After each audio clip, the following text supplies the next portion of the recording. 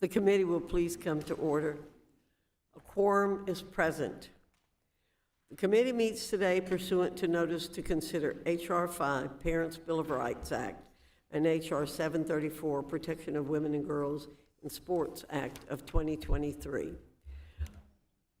The chair announces that requests for recorded votes as to amendments may be rolled pursuant to Clause 2 of Rule 11 of the Rules of the House of Representatives and Committee Rule 14B.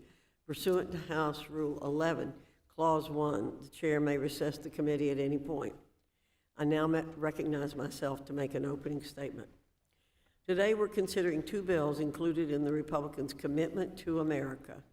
Passage of both will send a strong message. We're making good on our promises. In 1972, I was an educator at Appalachian State University. I was there when Title IX passed. Recently, I've watched it has been perverted to achieve the opposite of its intentions. It's now a tool used by the education bureaucracy to enforce inequality and unfairness. As a mother and past educator, I abhor the increasing prevalence of biological men competing in women's sports, enabled by the current interpretation of Title IX. The Biden administration's radical rewrite now denies equal opportunity to women, a group for whom Title IX was originally drafted. The science behind the issue is decided. It's uncontroversial, and frankly, it is a sad reflection on society that the federal government must step in to protect our nation's young women. Progressivism and the lies it espouses have devastated our public education system. The following should never be a radical statement. Men are not women. Women are not men. They certainly shouldn't compete against each other in any publicly funded arena. The Protection of Women and Girls in Sports Act of 2023 strengthens the law's existing protections for women, ensures a level playing field for female athletes, and protects the law from the Biden administration's radical regulatory scheme. Therefore, I encourage passage of H.R. 734. H.R. 5, the Parents' Bill of Rights Act, is the second measure before us today. The right to speak freely and publicly without threat of government retaliation is one of the most fundamental liberties enshrined in our Constitution. Our founding fathers enumerated in the First Amendment, definitively pronouncing it shall not be abridged. For the greatest stakeholders in our country's future, parents, that right is under attack. The education bureaucracy should no longer be allowed to censor moms' and dads' important voices. We heard their calls to reopen schools and make their children's well-being a priority during the lockdown. The government should have listened. Students experienced the largest average decline in reading since 1990 and the first ever decline in math. Additionally, according to the Centers for Disease Control and Prevention, 37% of students experienced poor mental health during the pandemic. Perhaps the only silver lining of these past 3 years is that America now realizes that parents will always put their children's interests first, and the teachers' unions that fought to prolong the lockdowns will not. Parents nurture our future engineers, pilots, electricians, full-time parents, and even public school employees. Unfortunately, their God-given right to make decisions for their children has been ignored and at times attacked. So Republicans are taking a stand and advancing H.R. 5. Parents have the right to know what schools are teaching. Parents have the right to protect their child's privacy. Parents have a right to be heard. Parents have a right to see the school budget and spending. Parents have the right to be updated on any violent activity in school. The Parents' Bill of Rights Act secures these constitutional rights for our parents, and I look forward to its passage. The chair now yields to the distinguished ranking member for an opening statement. Thank you. Thank you, Dr. Fox, and good morning. Madam Chair, we all agree that parental engagement is essential for student success and that Congress has a role in promoting students' participation in sports. Unfortunately, neither of the bills before us today addresses the real issue facing students, parents, and educators, and those are issues like declining math and science scores, achievement gaps, mental health services, and too few community centers that can provide wraparound services. Instead, the majority has chosen to use our first markup to advance a political agenda by politicizing students' education and scapegoating some of our most vulnerable students as a cause of inequity in athletics. H.R. 734, the so-called Protecting Women and Girls in Sports Act, is just one example of the extreme agenda. Transgender youth are a tiny fraction of youth population in this country, and even a smaller fraction of youth in athletics. In fact, there are only 34 documented instances of out trans athletes competing at the collegiate level. That's actually fewer than the number of members on this committee. It's ludicrous to suggest that such a handful of athletes who pose no evidentiary threat justifies national congressional action. School sports should be welcoming for all students and serve as an opportunity for student development. And as such, we should be doing everything we can to eliminate barriers students face in participating in school sports and address the real issues facing student athletics, including unequal pay, sexual abuse, and lack of resources. To that end, Democrats will introduce several amendments to ensure that every student who wants to play in sports has a fair and equal opportunity to do so. H.R. 5 is another example of Republicans' track record on putting politics over people. In fact, at the outset of the COVID-19 pandemic, Republican politicians sought to force schools to reopen classrooms for full-time, in-person instruction, regardless of whether or not it was safe. Then in 2021, despite the schools and institutions' clear need for additional funding, Republican lawmakers did nothing to meaningfully help them reopen safely or help students recover from the pandemic. Not a single congressional Republican voted for the American Rescue Plan, which Democrats passed anyway to provide funding to reopen the schools safely, keep them open safely, and to make up for lost learning. And now the House Republicans are advancing today's bills. First, let me be clear. The House Democrats believe parental engagement is central to student success. Parental engagement in schools is closely linked to better student behavior, higher academic achievement, and enhanced social skills. Unfortunately, H.R. 5 does not take any meaningful steps to increase or support parental engagement. In fact, the Cato Institute, a conservative think tank that supports policies to limit government, stated that H.R. 5, quote, suffers from a fundamental flaw. It is not constitutional. Even if constitutional, it would not give parents real power, unquote. If passed, the bill would also create unnecessary and burdensome reporting requirements on schools that would divert essential resources and personnel away from meeting families' real needs without actually creating any new rights.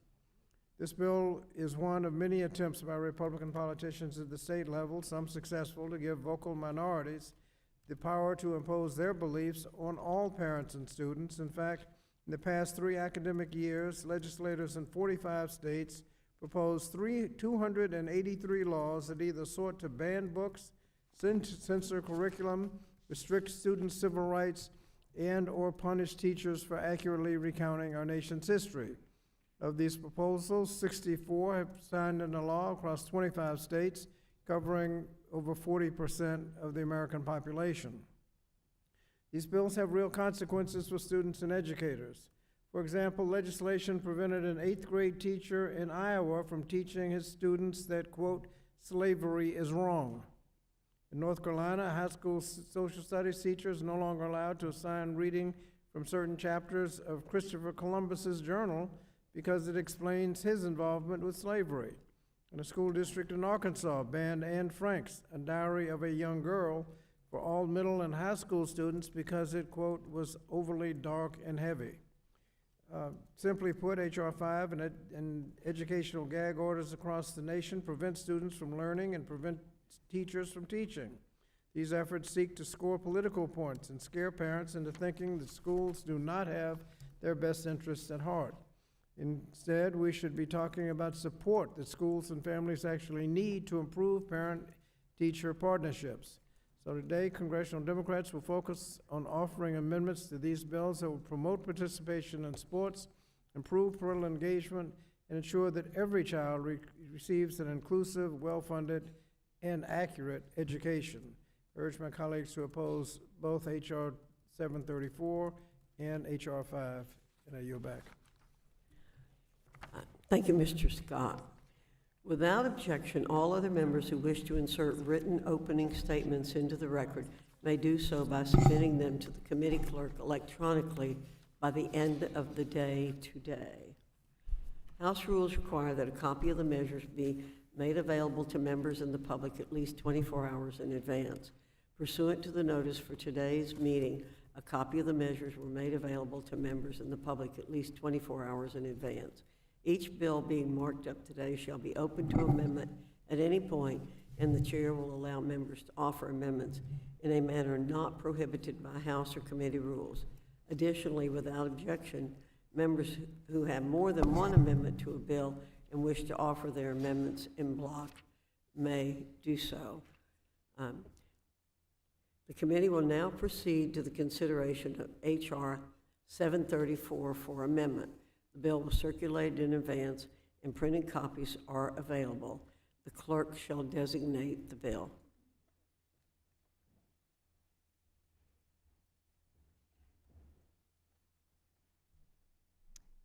HR 734, offered by Mr. Owens of Utah. Without objection, the first reading of the bill is dispensed with. Without objection, the bill will be considered as read and open for amendment at any point. I now recognize Mr. Owens to offer an amendment in the nature of a substitute. The clerk shall designate the amendment in the nature of a substitute. Thank you, Madam Speaker, Chairman.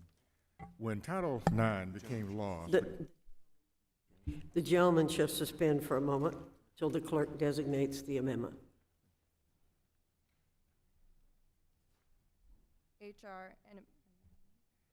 HR 734, offered by Mr. Owens of Utah. The gentleman is now recognized. thank you, Madam Excuse Chair. me. Without objection, the amendment shall be considered original text and open to amendment at any point. The amendment in the nature of a substitute has already been distributed. I now recognize Mr. Owens for 5 minutes to explain the amendment in the nature of a substitute. Thank you, Madam Chair. When Title IX became law, participation in women's sports was still rare, and scholarships for female athletes were virtually non-existent. Title IX changed everything. I welcome the changes brought by Title IX. I believe women should have the equal opportunity in every arena, but especially in education that includes sports.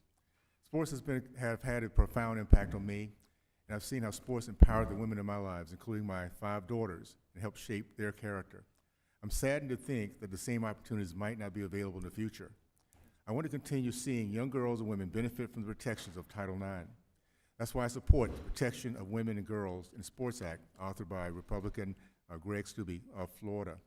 This legislation ensures that when it comes to institutions and programs receiving federal education dollars, biological females compete against other biological females in sports. Up until a few years ago, having women's only leagues was considered common sense. Allowing biological men to compete in women's sports not only eclipses women, but eventually erases them from the winner's circle altogether. Once again, those rascally words, common sense. Men and women have vastly different athletic abilities when it comes to muscle mass, lung capacity, height, and other physical characteristics. Pitting men, when, even if they identify themselves as female, against biological women in sports is patently unfair. This continues to be true even if biological male athletes suppress their testosterone levels with hormone therapy for a year. Research shows that once a biological male has gone through male puberty, his skeletal and muscular structures gives him a physical advantage over women in strength, speed, and endurance. This, my friends, is called science. This, by the way, is not just about a game. Many girls rely on athletic scholarships to get into college. We should not allow biological men to steal from women and girls their spot on the sports team, a medal they've worked hard to earn, or a record they've achieved. We need more people with old school courage to stand up and say as much. We can't let young girls continue to suffer just to stay on the safe side of political correctness. There are young female athletes who have spoken up in their schools, and it's shameful that adults in charge have bullied them. These girls have been told to be quiet or be canceled, that they'll be kicked off a team, prevented from going into grad school or finding a job. This kind of intimidation and bullying by the left is wrong. Bullying is something I learned to detest growing up in the Deep South. I detest it even more today. These girls deserve to be heard. They deserve to be able to work, to sacrifice, enter the arena of fair meritocracy, and pursue their dreams and to win. I urge my colleagues to support this substitute amendment and support the underlying bill, and I'll yield back. Thank you, Mr. Owens. Are there any members who wish to be recognized for further discussion on the amendment in the nature of a substitute?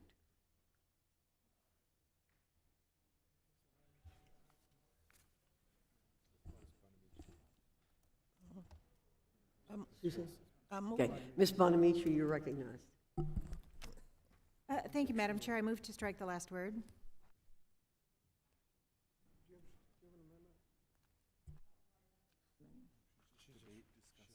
Are you asking for amendments? Oh. Are you asking for amendments?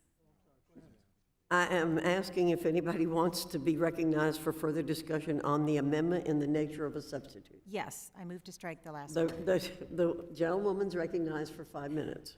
Thank you, Madam Chair. I'm disheartened and actually disappointed to see my colleagues on the other side of the aisle consider advancing a bill that is discriminatory, harmful, and openly exclusionary toward transgender students. Athletics are built on the fundamental tenets of inclusion and teamwork and healthy competition, and extracurricular activities like sports enhance and enrich students' education. They help students learn teamwork and collaboration, and they build relationships with each other and with their educators and coaches. Sports help students feel included by and connected with their school community, and they provide an opportunity to learn resilience and empathy. Equal access to extracurricular activities is a necessary part of each student receiving a well-rounded education, and a well-rounded education is critical to all students reaching their full potential.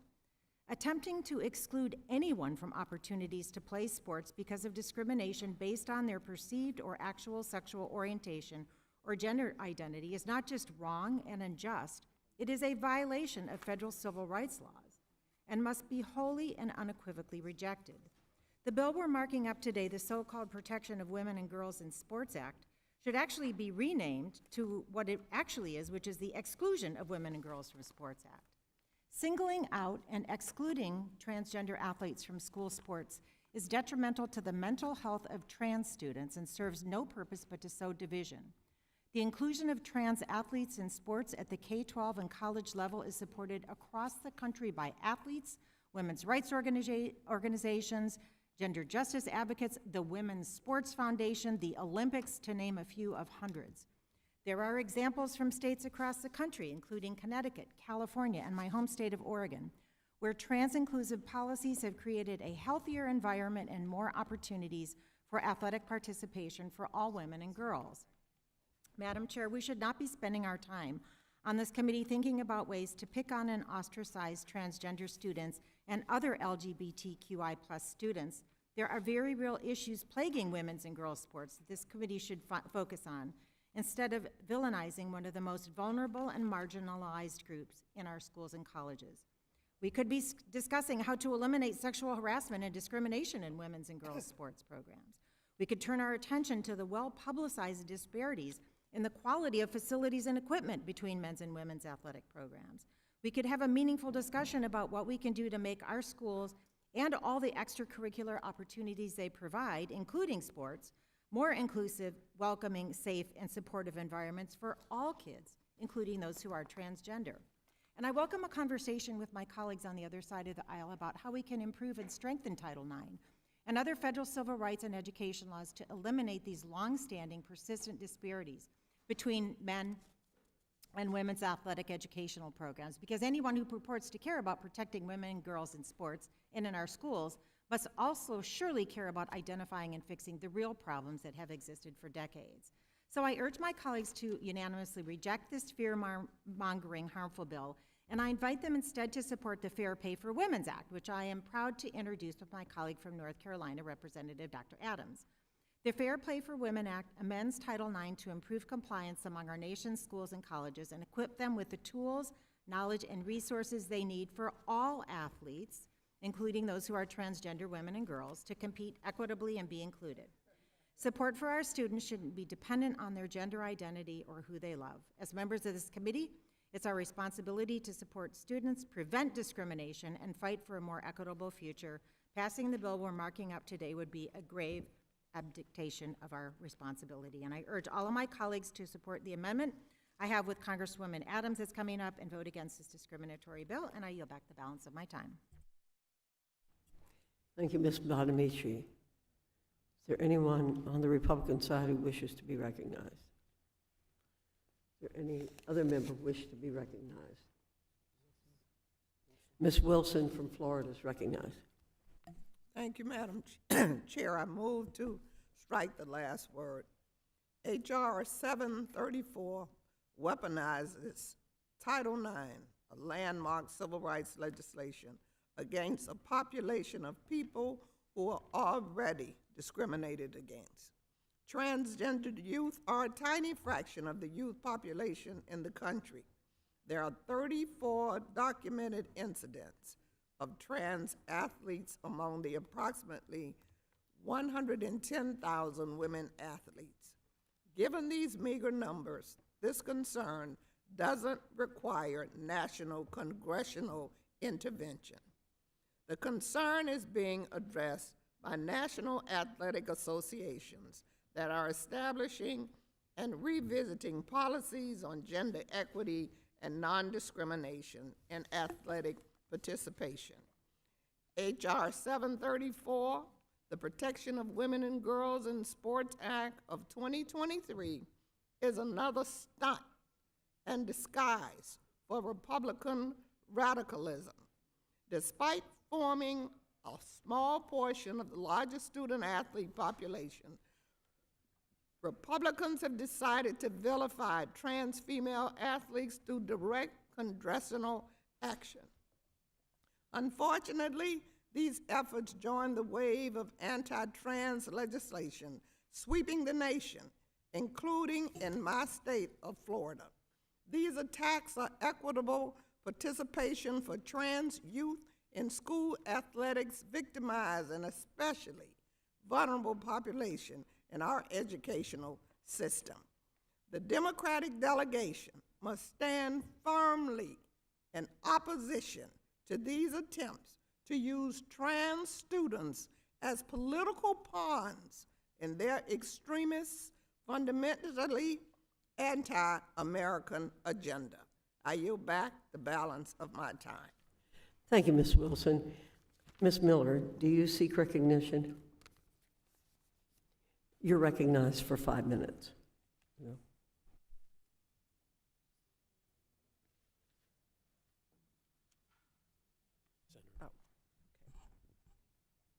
Madam Chairwoman, I support this important legislation to protect our girls, and I urge the committee to pass this bill. On his first day in office, President Biden signed an executive order to destroy Title IX and force young girls to share locker rooms with 18-year-old men. That is why the first bill I introduced in Congress was the Safety and Opportunity for Girls Act, to ensure that the term sex in Title IX is defined as biological sex and not some left-wing political ideology known as gender identity. This is an issue of fairness. Allowing biological males to compete in girls' sports puts women at a disadvantage. The whole point behind Title IX was to give more opportunities to our daughters, and ignoring the biological differences between men and women is a catastrophe for our girls and women. The Biden administration is erasing women to appease the most radical fringe of their political base. Men are not women, and men should not be competing against our daughters. I thank the chairwoman for making this one of the first bills we consider, and I yield back. Thank you very much, Ms. Miller. Mr. Takano, do you seek recognition? Let me say something. It's unfortunate that our electronic equipment was messed up due to a flood, and we're struggling with an alternative. So we're using the mics that are in front of you with the button, not the regular things that we use. So I'd ask people to be patient with working on this workaround that we have. Thank you, Mr. Takano. You're recognized for 5 minutes. Thank you, Madam Chair.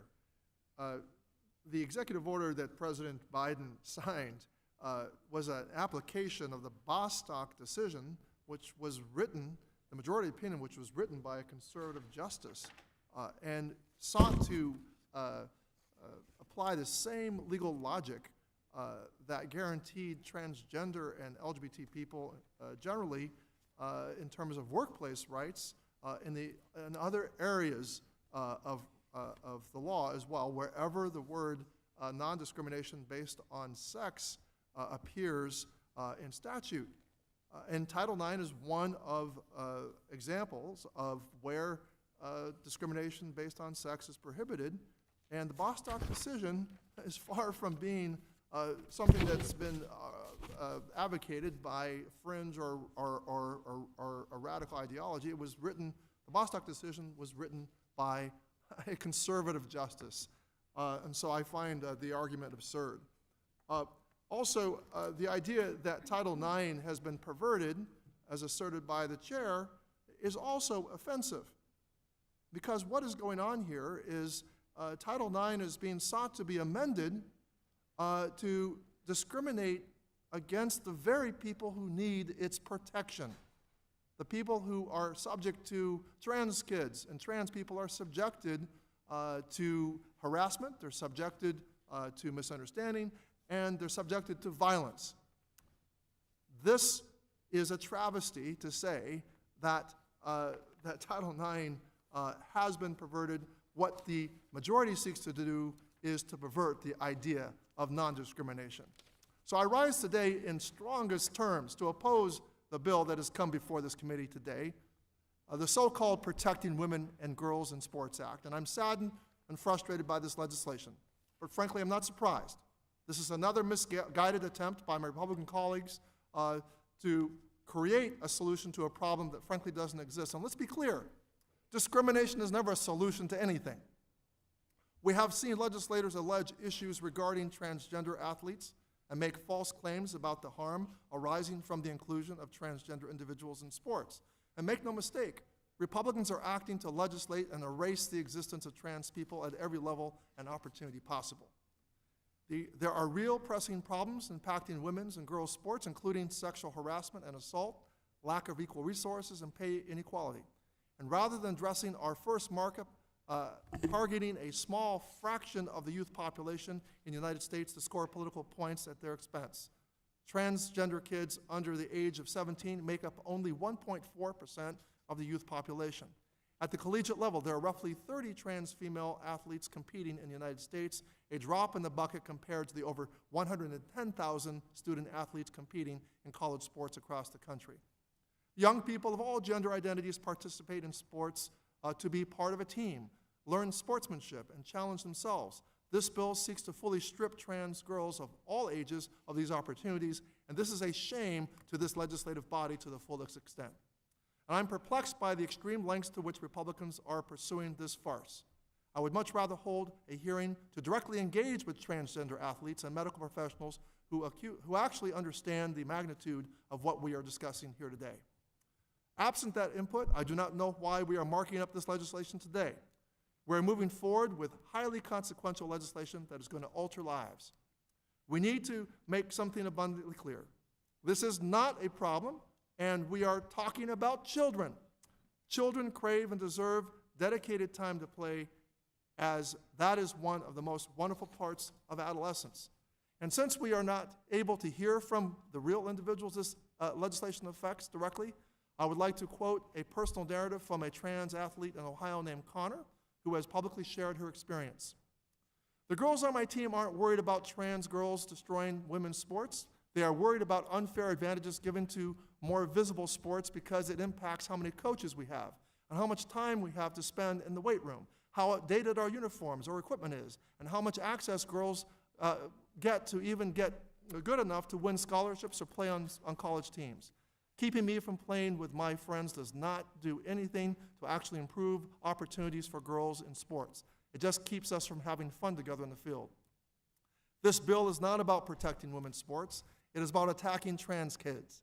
This bill doesn't adopt a single policy recommendation that the Women's Sports Foundation has identified to improve girls and women's sports. Madam Chair, I yield back. Thank you, Mr. Takano. Representative Good, I recognize you for 5 minutes. Thank you, Madam Chairman, and appreciate you leading us in this hearing today. Thank you for the yield of time there. It's, if anything illustrates where we are today, it's the fact that we have to discuss this issue, and that we as Republicans have to move to protect women, and to protect girls in our society, not just as it applies to athletics. I'm glad we're having this markup, though. I'm glad that the American people can see that the official position of the Democrat Party is that sex or gender is based on opinion or feeling. Democrats reject the God-created science of sex, the different chromosomes for male and female, and that literally all of the trillion or so cells that make up our being, our body, despite how they may be altered from a physical appearance standpoint, how we may alter our appearance, all trillion or so cells are literally male or female. We can never change that. Every part of our being is male or female, every one of our trillion or so cells. The fact is, God does not make mistakes. He creates us perfectly unique as individuals, and all of us are either immutably male or immutably female. But I'm also glad we're having this markup so the American people see that Democrats do not truly support women and girls, as evidenced by the discussion today. Why don't they care about the rights of privacy for women and girls? Why don't they care about the rights of opportunity for women and girls? And it's obvious to the vast majority of American people that men should not be able to compete in women's sports, that boys should not be able to compete in girls' sports. And the vast majority of American people recognize this because it's right, because it's moral, and because it's scientific. So I thank my friend Burgess Owens for being a leader on this issue, and I support the bill and the amendment as well. Thank you, Madam Chair. Thank you, Mr. Good. Ms. Hayes, you're recognized for 5 minutes. Thank you, Madam Chair. I move to strike the last word and to urge a no vote on H.R. 734. It is clear from the conversations here today that many on this dais do not understand or care to understand the journey of transgender youth.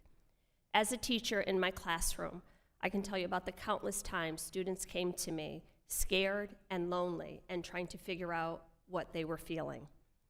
As a teacher in my classroom, I can tell you how many times students longed for inclusion.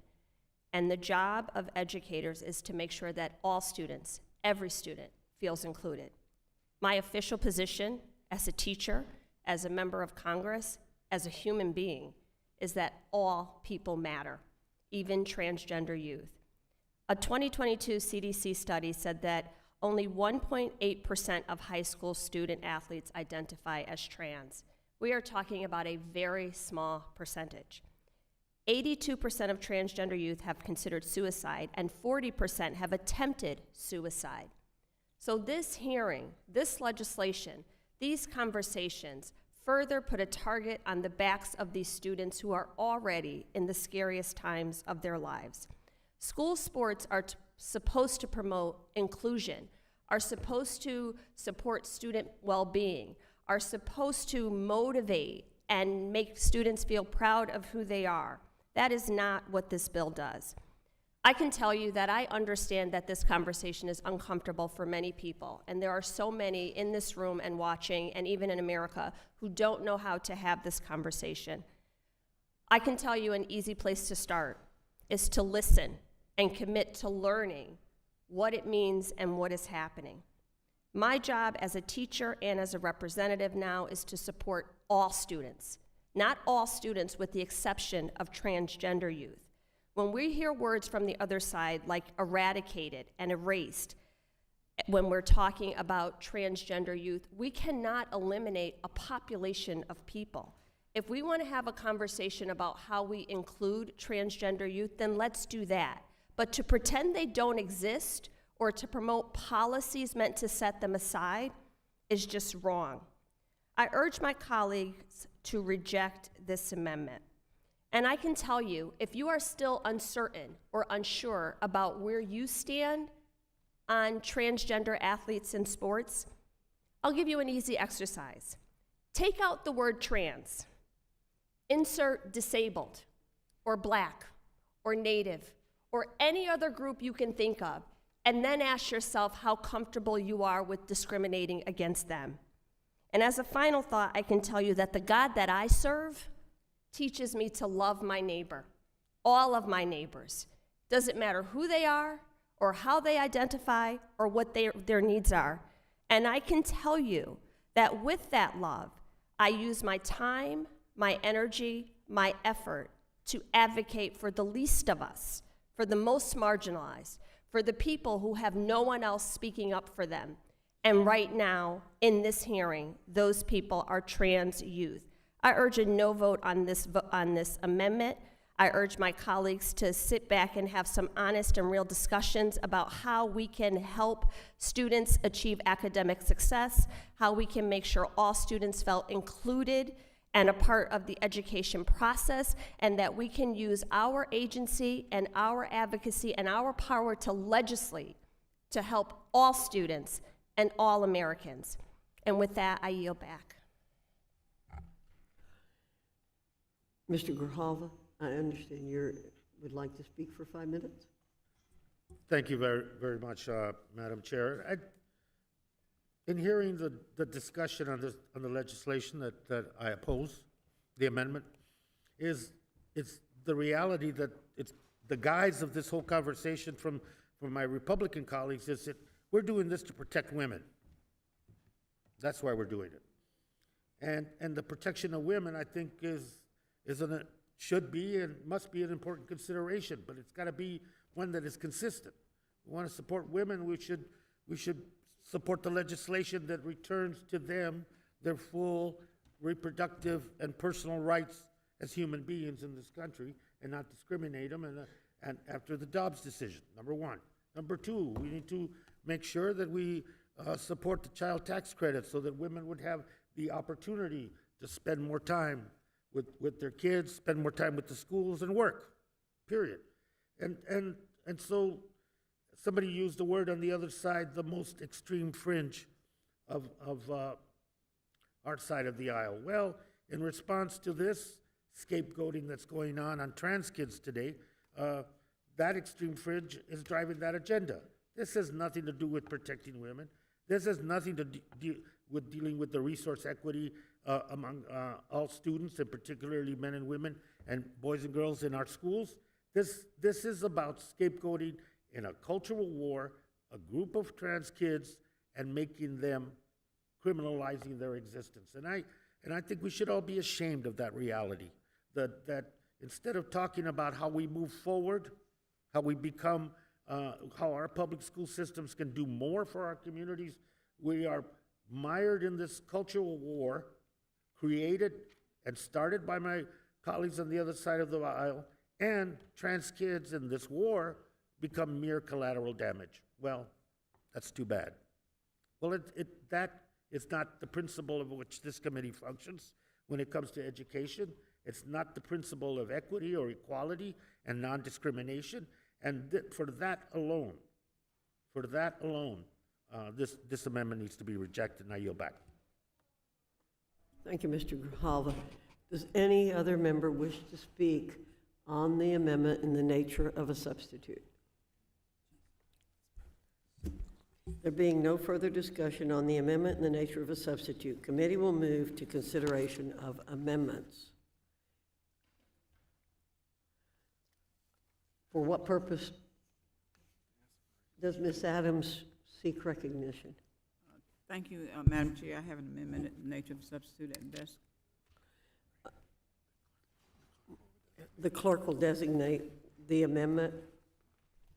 Substitute amendment to the amendment in the nature of a substitute to H.R. 734, offered by Ms. Adams of North Carolina, identifier H734 ANS-SUB_001.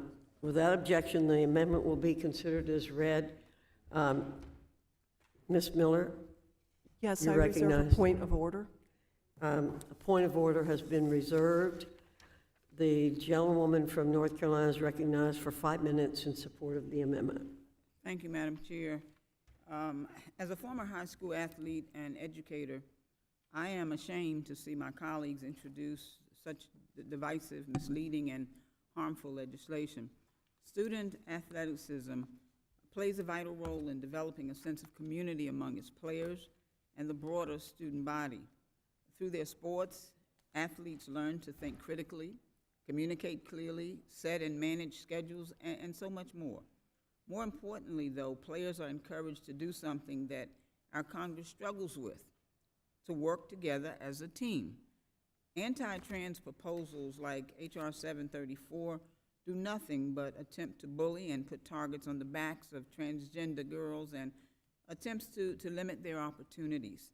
And let me make it clear, this barely one-page bill does absolutely nothing to advance, enrich, or uplift girls or women in sports. On the other hand, when advocates who do real work on behalf of girls and women athletes express their concern about equity for women and girls and athletes and athletics, they provided several policy recommendations which were ultimately included in the amendment in the nature of a substitute that I've introduced alongside Representative Bonamici, the Fair Play for Women Act. This legislation includes provisions that will strengthen Title IX and other federal civil rights laws to better address the root causes of disparities between men and women's sports. It prohibits discrimination in intercollegiate athletic associations, ensuring equitable membership opportunities and representation for every athlete. It includes provisions to ensure that students and their families know who in their schools and school districts to speak to when inequities or instances of discrimination arise. And importantly, it creates training opportunities for Title IX coordinators to ensure that they are equipped with the knowledge necessary to prevent and address inequities at the K-12 levels. In other words, this important legislation includes provisions that focus on ensuring safe and fair athletics opportunities for all athletes. I look forward to having a conversation with my colleagues that takes up these points, but I refuse to give credence to a conversation that will put already at-risk youth at greater risk of being ostracized or even harmed. And so I urge my colleagues to support my amendment in the nature of a substitute with Representative Bonamici and to vote against H.R. 734. With that, Madam Chair, I yield back. Thank you, Ms. Adams. Does any member wish to speak on the Adams amendment? Ms. Bonamici, you're recognized Thank for you. 5 minutes. Thank you, Madam Chair. I want to speak in support of the Fair Play for Women Act, the amendment offered by Dr. Adams and myself. And I want to also bring you a perspective from Lori Lindsay, who was an Olympic gold medalist, a former member of the U.S. women's national soccer team.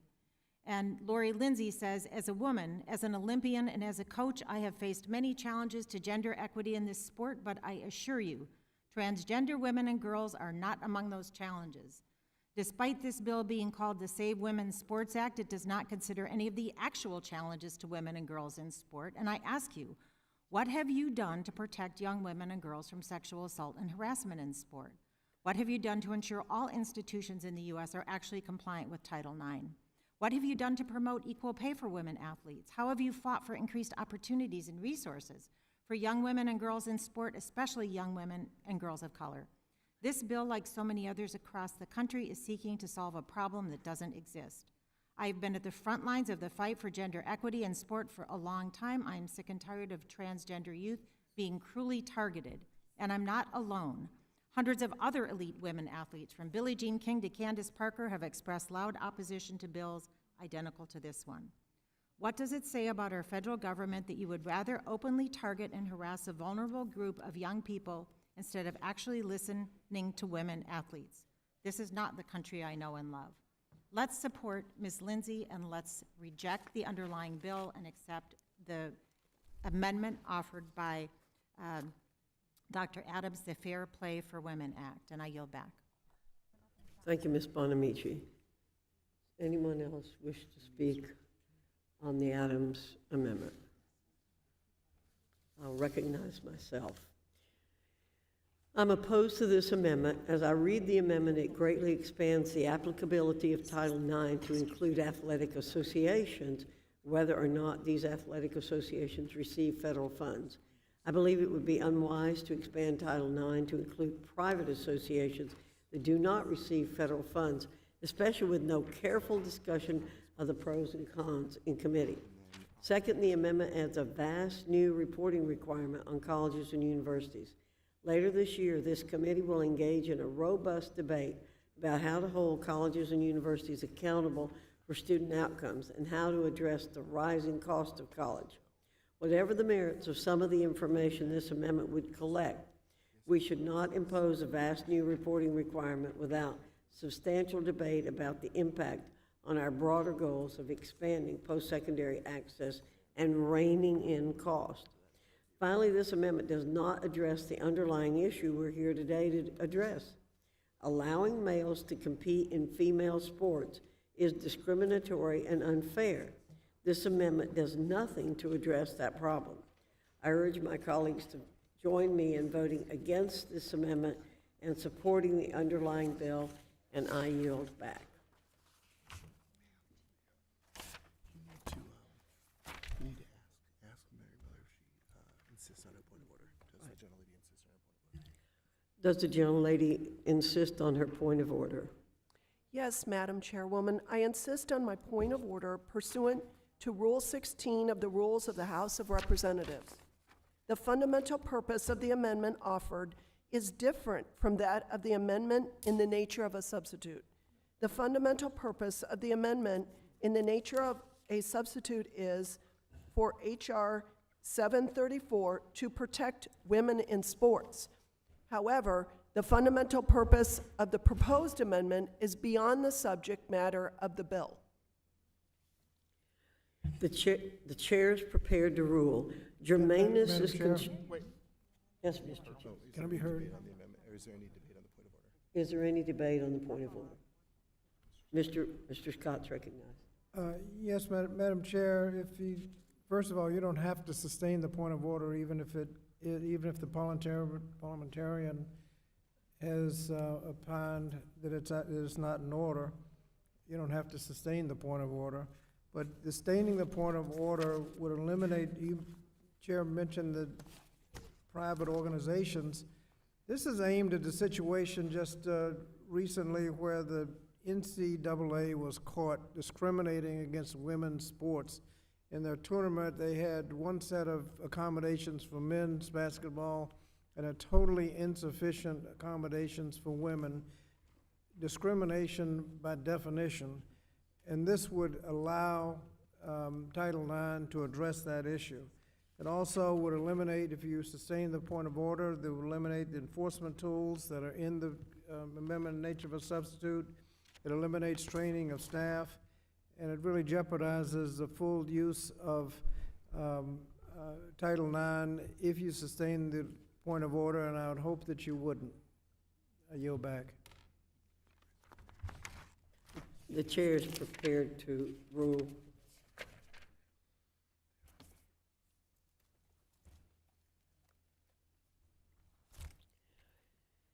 Germaneness is construed narrowly in order to support informed consideration of legislation. The chair finds the amendment is beyond the bill's subject matter. The amendment is a proposition on a subject different from that under consideration within the meaning of Clause 7 of Rule 16 of the House Rules. Therefore, the amendment is not germane. The point of order is sustained. Madam Chair, The can I ask, gentleman from Virginia is recognized. was that the opinion of the House parliamentarian? That is the opinion of the House parliamentarian.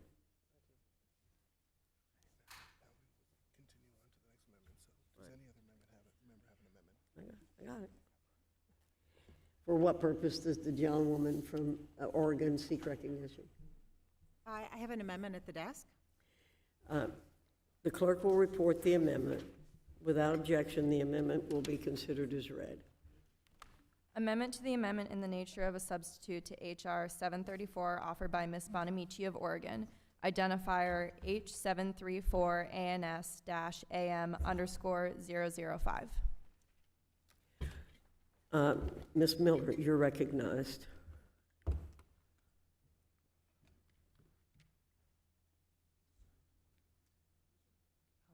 I reserve the point of order. A point of order is reserved. The gentlewoman from Oregon is recognized for 5 minutes in support of the amendment. Thank you, Madam Chair. And even though I don't support the underlying bill, I think we could all agree that student privacy should be of the utmost concern and importance to this committee. H.R. 734 could result in a gross invasion of students' privacy and could result in students feeling unsafe, unwelcome, and unsupported in places that should be safe havens and positive learning environments for them. Particularly concerning are recent proposals in states such as Florida that would blatantly invade students' rights to privacy and bodily autonomy. It is never okay to ask for unnecessary menstrual and reproductive information from women and girls as a basis for determining eligibility for sports. That would be a gross violation of Title IX. So my amendment would prohibit institutes of higher education from requiring an athlete to provide reproductive or sexual health information, including menstrual cycle information. This is a common sense amendment that would protect students' privacy, maintain the integrity and inclusive nature of athletics program, and uphold the spirit and letter of the law. I urge all my colleagues to support my amendment, and I yield back. Thank you, Ms. Bonamici. Does any other member wish to speak on Ms. Bonamici's amendment? I recognize myself. I'm opposed to this amendment. I believe a reasonable conversation could be had about how to protect women from the discrimination the Biden administration is imposing through its radical rewrite of Title IX, and at the same time protecting their privacy.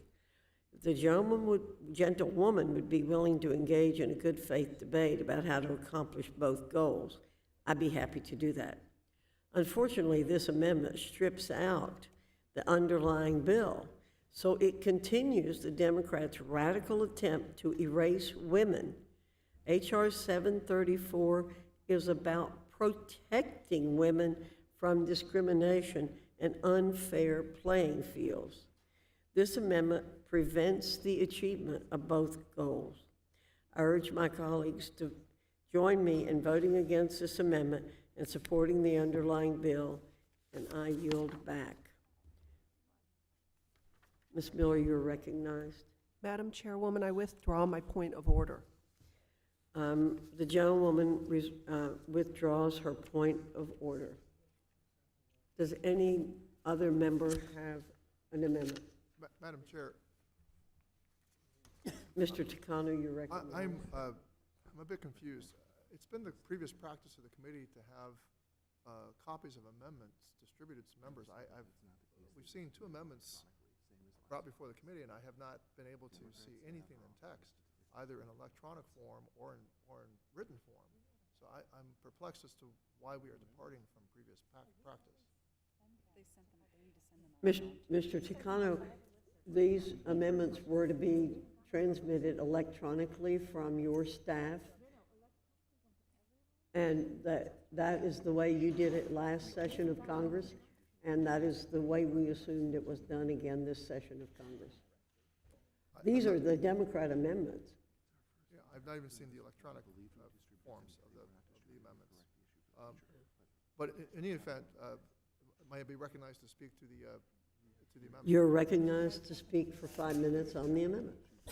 Again, the chairwoman uses the terms radical imposition of the president. Let's be clear that the executive order, again, merely applies the legal logic, the legal reasoning established by a conservative Supreme Court justice in the Bostock case, and applies it to the interpretation of non-discrimination on the basis of sex on Title IX.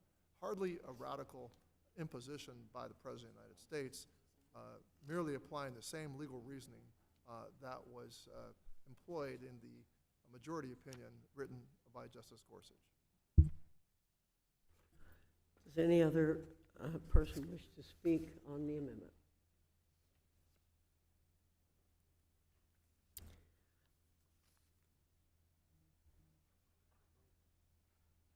All those in favor of the amendment say aye. Those opposed say no. No. In the opinion of the chair, the noes have it. Mr. Scott. Okay. A roll call is ordered pursuant to the chair's previous announcement. This vote will be postponed. Does anyone else have an amendment to offer? Mr. Takano.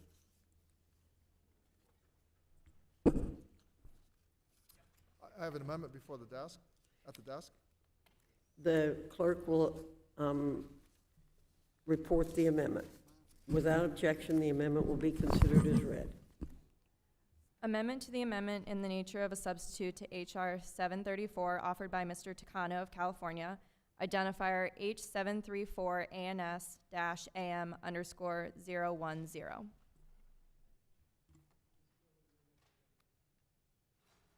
Chairwoman, I reserve a point of order. The point of order has been reserved. The gentleman from California, Mr. Takano, is recognized for 5 minutes in support of the amendment. Madam Chair, my amendment would ensure that the gains that female athletes have seen over the last 50 years of Title IX are not lost if an administration hostile to girls and women's sports comes into power. Under this amendment, long-standing regulations on gender parity in high school and college athletics would become law.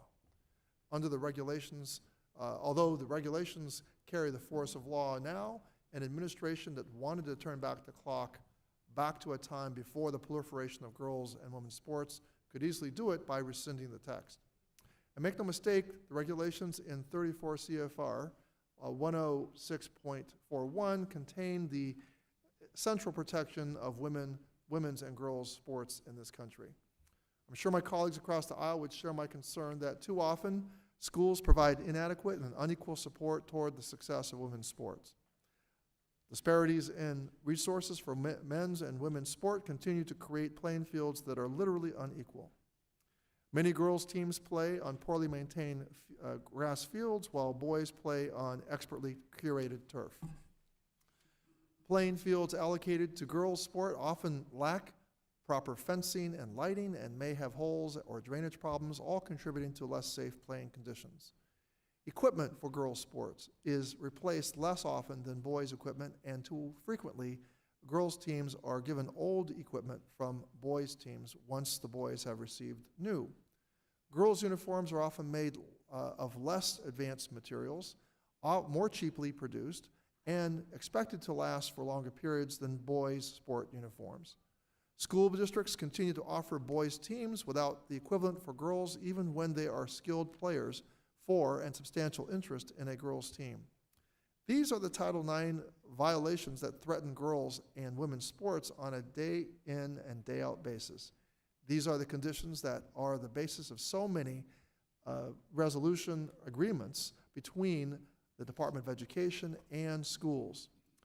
50 years after Title IX, these regulations have helped to make progress, help us make progress to equality in sports, but we have a long way to go. By codifying these regulations, we would signal to the world that you can't turn back the clock on women's sports. By cementing these protections in Title IX, we can build upon them to ensure that the next generation of female athletes have it better than those now. and we get closer to that point where all athletes are competing literally on even playing fields. And again, the threat to women's sports is not the handful of trans youth seeking to participate. It is the unequal conditions that persist today that renders us falling short of the full meaning of what Title IX could mean for the girls and women of our country. I urge my colleagues to accept this amendment, and I yield back the balance of my time. Thank you, Mr. Takano. Ms. Miller, do you insist on the point of order? Yes, Madam Chairwoman, I insist on my point of order pursuant to Rule 16 of the Rules of the House of Representatives. The fundamental purpose of the amendment offered is different from that of the amendment in the nature of the substitute. The fundamental purpose of the amendment in the nature of the substitute is for H.R. 734 to protect women in sports. However, the fundamental purpose of the proposed amendment is beyond the subject matter of the bill. Thank you, Ms. Miller. Does any Madam member Chair? wish to be heard on the point of order? Madam Chair, I was hoping to speak to the amendment. Did I lose an opportunity to do that? I'm sorry, I didn't realize there was someone else who wanted to speak on the amendment, Ms. Bonamici. Yes, I would like to speak in favor of Representative Takano's amendment. Do you wish to speak further? Yes, I do. Thank you. Okay. All right, so before I ask someone to speak on the point of order, you're recognized for 5 minutes. Thank you very much, Madam Chair. I want to support Representative Takano's amendment because it really addresses the real issue about girls and women in sports. But don't take my word for it. Listen to the words of Dr. Melissa McLaren. Dr. McLaren is the parent of a transgender girl and high school athlete. And she says, in Ohio, there have been less than 20 trans girls approved to play middle school or high school sports since 2015. None of these girls have won awards or scholarships. My daughter was often one of the slowest runners on her cross-country team and barely made it off the bench during field hockey season. These girls are not a threat to their cisgender peers. If legislators want to protect women in sports, I can think of far better ways to improve a girl's chance at getting scholarships for college, and it starts with improving equity across boys and girls in sports in schools. Girls' sports has a long way to go before they have equal coaching staff, equipment, training time, and budgets that would have a bigger impact on increasing their access to college-level teams. There are a handful of trans girls playing sports in each state across the country. They are not the threat to girls' sports, and attacking them attempts to create a problem instead of actually solving the problems that do exist. So let's solve the problems that do exist and accept Mr. Takano's amendment. Thank you, Madam Chair, and I yield back. Thank you, Ms. Bonamici. Now, does the gentleman from Virginia wish to speak on the point of order? Yes, Madam Chair. Madam Chair, all this does is codify existing law. I don't see how that can possibly be out of order. I yield back. The chair is prepared to rule. Germaneness is construed narrowly in order to support informed consideration of legislation. The chair finds the amendment is beyond the bill's subject matter. The amendment is a proposition on a subject different from that under consideration within the meaning of Clause 7 of Rule 16 of the House Rules. Therefore, the amendment is not germane.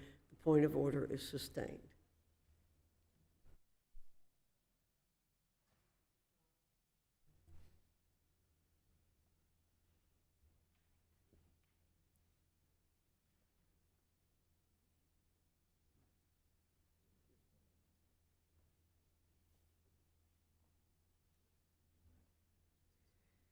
Does any other member wish to offer an amendment? Mr. Takano? I have an amendment before the desk. Ms. Miller, you're recognized. Yes, Madam Chairman, Chairwoman. I reserve a point of order. The gentlewoman reserves a point of order. The gentleman from California is recognized for 5 minutes. Thank you, Madam Chair.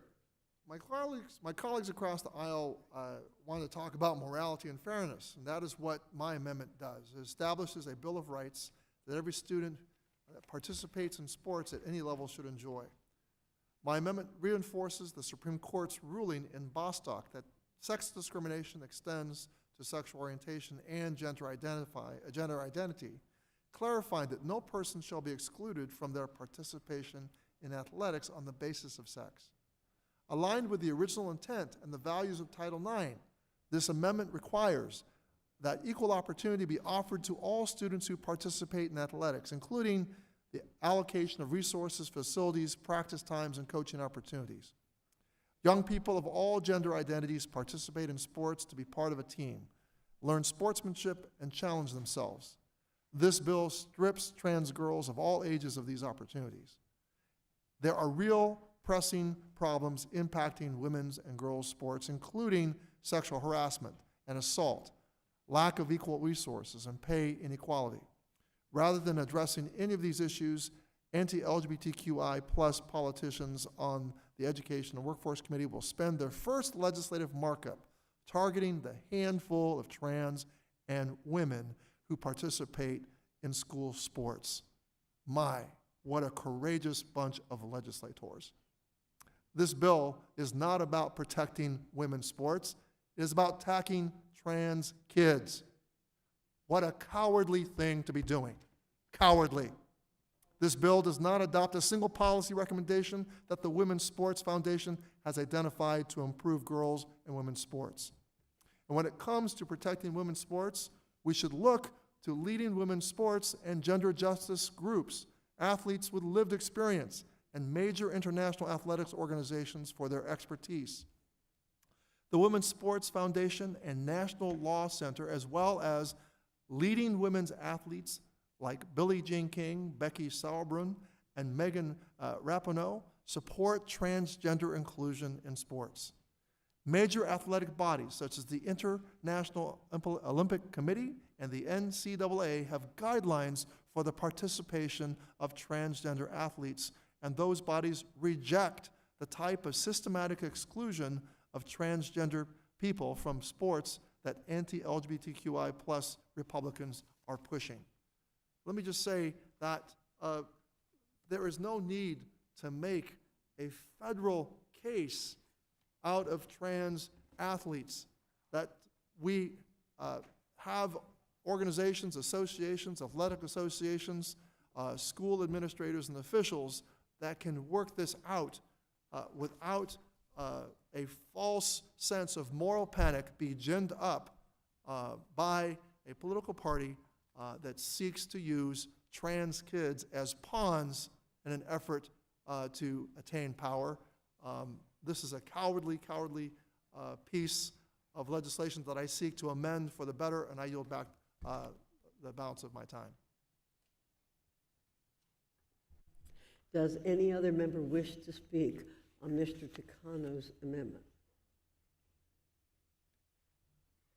Okay. Does the gentlewoman insist on her point of order? Yes, Madam Chairwoman, I insist on my point of order pursuant to Rule 16 of the Rules of the House of Representatives. The fundamental purpose of the amendment offered is different from that of the amendment in the nature of the substitute. The fundamental purpose of the amendment in the nature of the substitute is for H.R. 734 to protect women in sports. However, the fundamental purpose of the proposed amendment is beyond the subject matter of the bill. Thank you. Does any member wish to speak on the point of order? Mr. Scott, you recognize. Madam Chair, according to the logic that we're dealing with, the underlying bill deals with men playing in women's sports. And if you have an amendment that deals with all athletes, therefore it's non-germane and can't be considered. That seems like an absurd restriction, because if we interpret Title IX like it's supposed to be interpreted, like the rules apply to everybody, it's not germane. Only men and women's sports, not women in women's sports, men in men's sports, or any kind of discrimination can't be dealt with, and that's puts us in a ridiculous situation, and I don't know how you talk the parliamentarian into helping you on this, but you don't have to rule it out of order. We can consider the amendment on its merits, as we should, and I'd hope you would so rule. Well, Mr. Scott, I didn't try to talk the parliamentarian into agreeing with us. We simply submitted it, and the parliamentarian has ruled. In this case, we do agree. In this case, we agree with the parliamentarian. The chair is prepared to rule. Germaneness is construed narrowly in order to support informed consideration of legislation. The chair finds the amendment is beyond the bill's subject matter, in agreement with the parliamentarian. The amendment is a proposition on a subject different from that under consideration within the meaning of Clause 7 of Rule 16 of the House Rules. Therefore, the amendment is not germane. The point of order is sustained.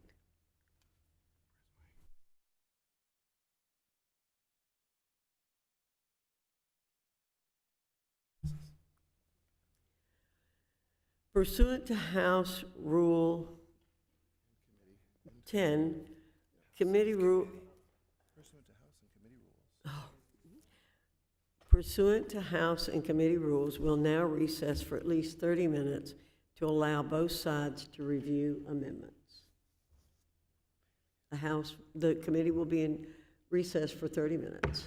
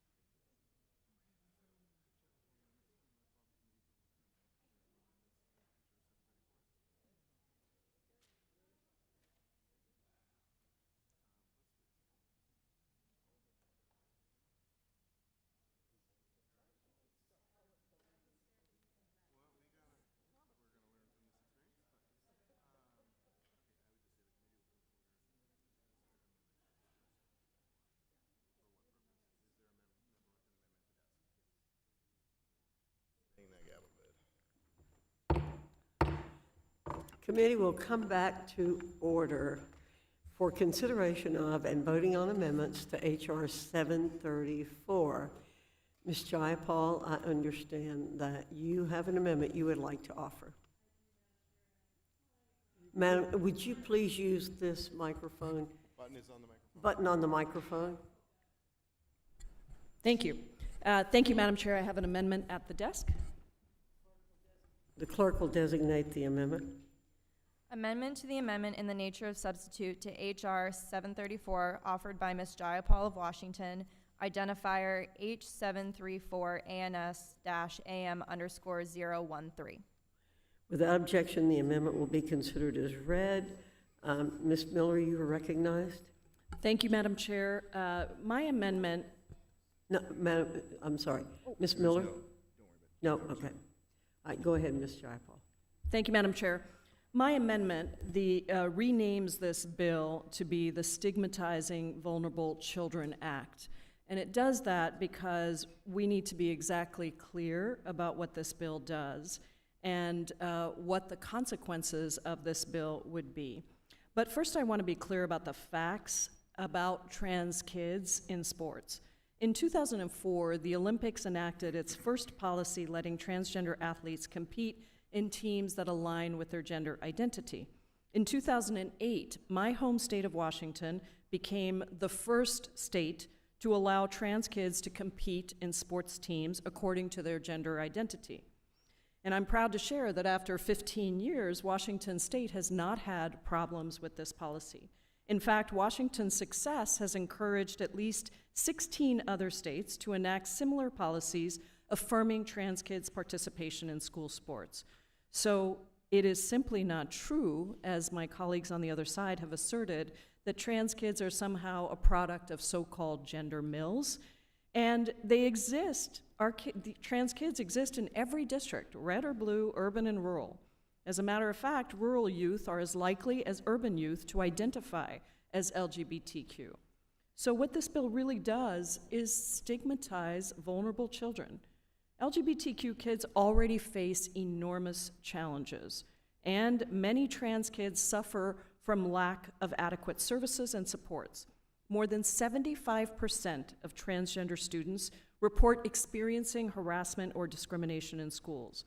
Neglecting these harms follows them into adulthood, where 77% of transgender individuals grew up to have mental health issues. A survey found that more than half of transgender and non-binary youth have seriously considered suicide. Suicide. And 1 in 5 have attempted suicide. The Journal of American Medical Association Pediatrics has clearly outlined the benefits of sports to young people. Still, these kids are afraid of participating because of the stigma that this bill reinforces. 71% of transgender youth and non-binary youth have reported experiencing discrimination solely because of their identity. 83% of trans kids are worried about even participating because, in part, due to this discrimination. So this proposal does nothing to address those very real harms that trans kids are dealing with. Instead, if enacted, trans kids would effectively be banned from joining a team and forced to give up their favorite sport under this bill. I've also heard a lot from my colleagues on the other side about the need to defend women. But there is a real hypocrisy here that should be named. The first markup of this committee's majority is during Women's History Month, but it does nothing for women experiencing actual harms. Here are real, measurable harms for women. Women make 82 cents of every dollar by men. When House Democrats advanced the Paycheck Fairness Act to combat gender-based wage discrimination and end the gender pay gap, it did so with just one Republican voting in favor. Reproductive health care is banned in 13 states. No Republicans voted for the Women's Health Protection Act as states passed those draconian restrictive laws criminalizing women for seeking an abortion. And childcare is increasingly expensive for 63% of families.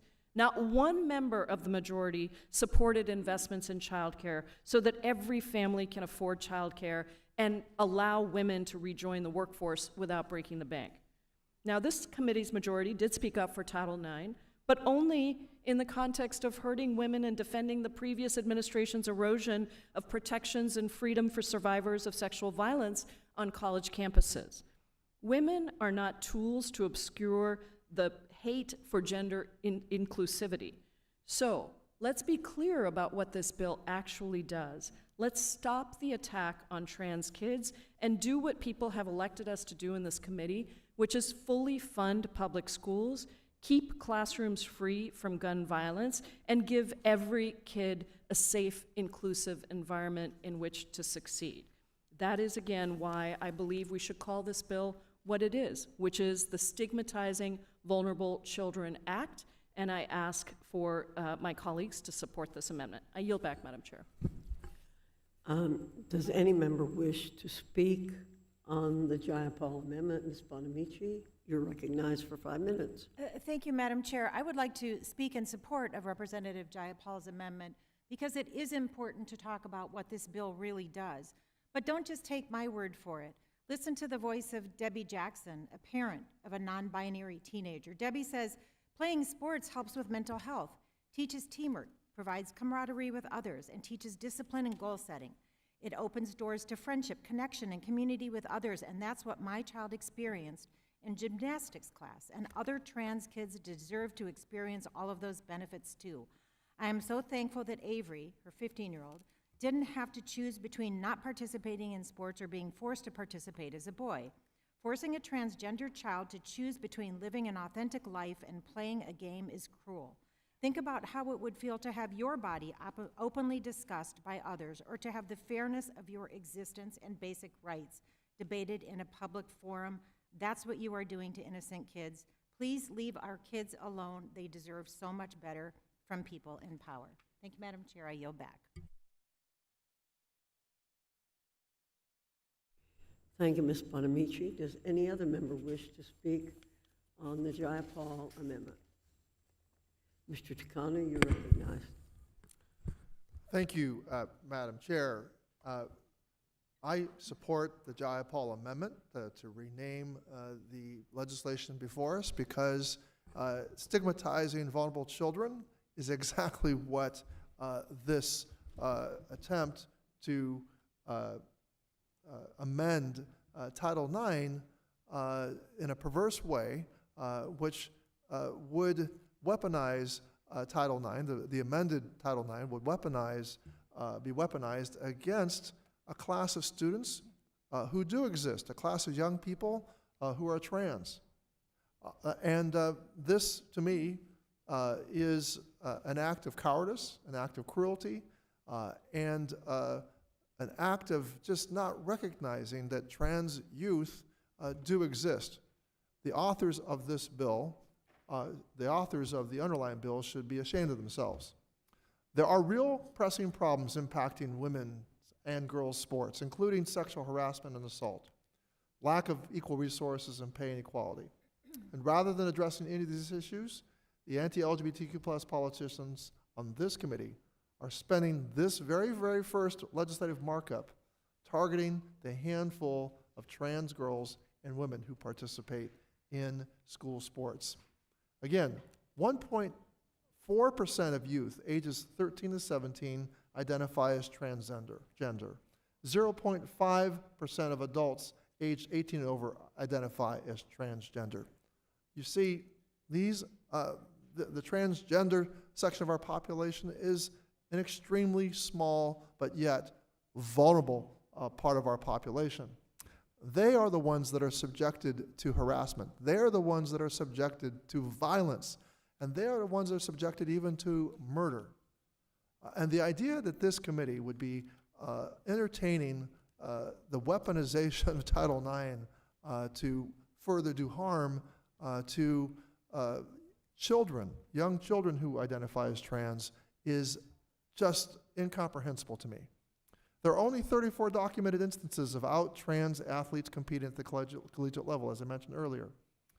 And again, there are approximately 110,000 women athletes that compete yearly in sports. That equates to about 0.03% of all women athletes involved in college athletics.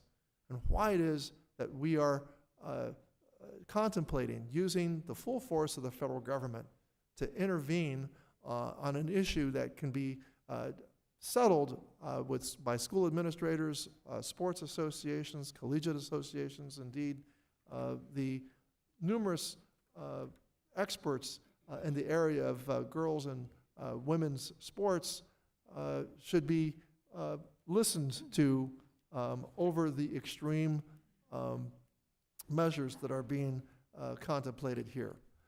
With that, I again reiterate that this is not about protecting women and girls in sports. This is about stigmatizing a vulnerable section of the population. And I'll yield to my friend Ms. Jayapal to speak further. Thank you so much, Mr. Takano, for yielding. Madam Chair, I wanted to ask unanimous consent to enter into the record 2 documents, and I want to read from one. One is a statement from the American Medical Association opposing mandatory gender-based treatments for athletes. And the second that I want to read from is an article from the Scientific American written by an expert in adolescent psychiatry at the Stanford University School of Medicine. Dr. Turbin writes, quote, "These bills would cause further emotional damage to transgender youth. While we haven't seen an epidemic of transgender girls dominating sports leagues, what we have seen is high rates of anxiety, depression, and suicide attempts. Research highlights that a major driver of these mental health problems is rejection of someone's gender identity. Forcing trans youth to play on sports teams that don't match their identity will only worsen these disparities. It is a classic form of transgender conversion therapy, a discredited practice of trying to force transgender people to be cisgender and gender conforming." I'll just say, Madam Chair, that I am the proud mom of a trans kid, and it hurts me every single day to watch these attacks on trans youth who are simply trying to make it through life and be who they fully are. And I know that when my daughter came out, it was not an easy process, but when she came out and I was completely supportive of her, what she continues to see around her and from politicians, unfortunately, is a condemning of who she is. We cannot allow that to happen. Thank you, Madam Chair. I yield back. Without objection, the material will be inserted. Does any other person wish to speak on the Jayapal amendment? Madam Chair, I'd like to strike the last word. Thank you, Mr. Bowman. You're recognized. I'd like to speak in support of Ms. Jayapal's amendment. And I just want to ask a simple question. Why can't we leave trans people alone? Let them be who they are. Let them live their lives. Let's stop discriminating against them simply because they are different from who we are and different than what we understand. Just because we don't understand it doesn't mean we shouldn't support the transgender community and love them in the same way we should love all human beings. They're not bothering anyone. They want to go to school. They want to play sports. They want to hang out with their friends. They want to live their lives. Let them live their lives. We have an ugly history of discriminating against people who are different than we are throughout our time in this country. Whether they are Black, Latino, Asian, LGBTQ, poor, people with disabilities, women. We have an ugly history of discrimination in this country, and now the trans community is the target. All they want to do is live their lives. Why are Republicans so uncomfortable with this? Let them be who they are. That's it. They're not bothering you. They're not taking your lunch money. They're not criminalizing your communities. They're not engaging in gun violence. They just want to live and be happy like everyone else. And they are contributing members to society, whether it's through education, sports, the economy, or anything else.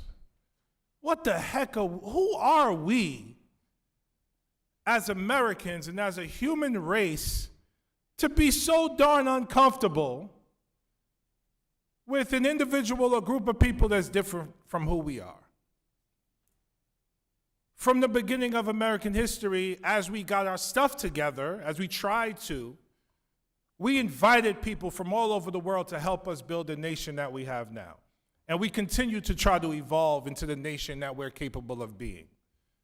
And no one should be left out of that, especially not the trans community, which is the most vulnerable community right now in our country. Ms. Jayapal already shared some of the data, as did Ms. Bonamici, and as did Mr. Takano. I just want my Republican colleagues to just take a breath, stop, relax. The trans community isn't bothering you. Let them live. Just like you want your friends and family to live and have freedom and have rights and have choice, let the trans community have the same thing. Thank you, and I yield back. The gentleman yields back. Does anyone else wish to speak? Ms. Hayes, you're recognized. I move to strike the last word. And just add just a final footnote to this. Something that Ms. Jayapal said reminded me of this.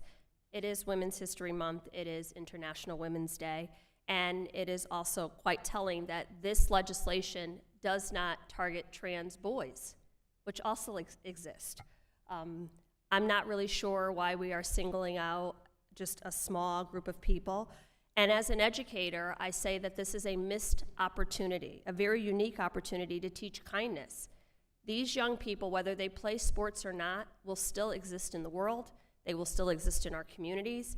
And we have the opportunity to introduce texts and resources to lower the temperature and send our children into the world better informed, understanding, so that they do not fall to the peril of our generation who just is unwilling or unable to understand. We could be using this as a very unique opportunity to say, how do we make sure that our education, our sports, our athletics, everything is more inclusive and not less. Yet instead, we have found an even more creative way to discriminate against women. With that, I yield back. Thank you, Ms. Hayes. Anyone else wish to speak on the Jayapal amendment? If not, the question is on the amendment by the gentlewoman from Washington, Ms. Jayapal. All in favor say aye. Aye. All opposed, no. No. The noes have it. In the opinion of the chair, the noes have it, and the amendment is not agreed to. The gentlewoman requests a recorded vote. Pursuant to the chair's previous announcement, this vote will be postponed.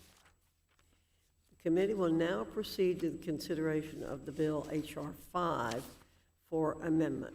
The bill was circulated in advance, and printed copies are available.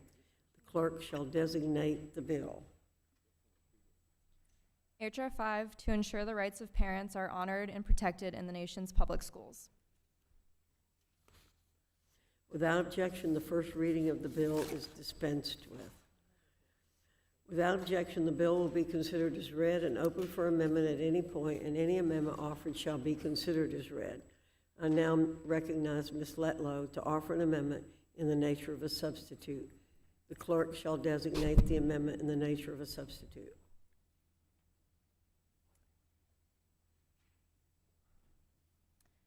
Amendment in the nature of substitute to H.R. 5 offered by Ms. Letlow of Louisiana, identifier ANS_01. Without objection, the amendment shall be considered original text and open to amendment at any point. The amendment in the nature of a substitute has already been distributed. I now recognize Ms. Letlow for 5 minutes to explain the amendment in the nature of a substitute. Thank you, Madam Chair. This substitute amendment that adds language to the Title I Parents' Right to Know provisions to ensure that parents have the right to inspect books and other reading materials in school libraries. This amendment also makes one technical change. I welcome the conversations that we've had here today as this committee takes up H.R. 5. Having first introduced this bill nearly a year and a half ago, I'm grateful for the opportunity for this legislation to be debated and discussed. H.R. 5 is not a bill that is designed to be complex and complicated, nor is its intention to be partisan or polarizing. This bill is about one simple and fundamental principle. Parents should always have a seat at the table when it comes to their child's education. In my home state of Louisiana, we have a Parents' Bill of Rights that passed in 2014 with broad bipartisan support, and we see it work every single day.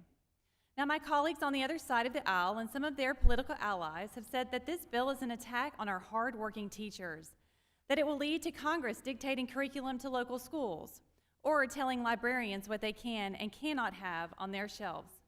But in that argument, it's very clear that their underlying message is that they don't want schools to have to be accountable to parents. They don't believe that transparency is a good thing. Rather than opening the doors to welcome parents as partners, they would rather slam them shut and have government bureaucrats make all the decisions.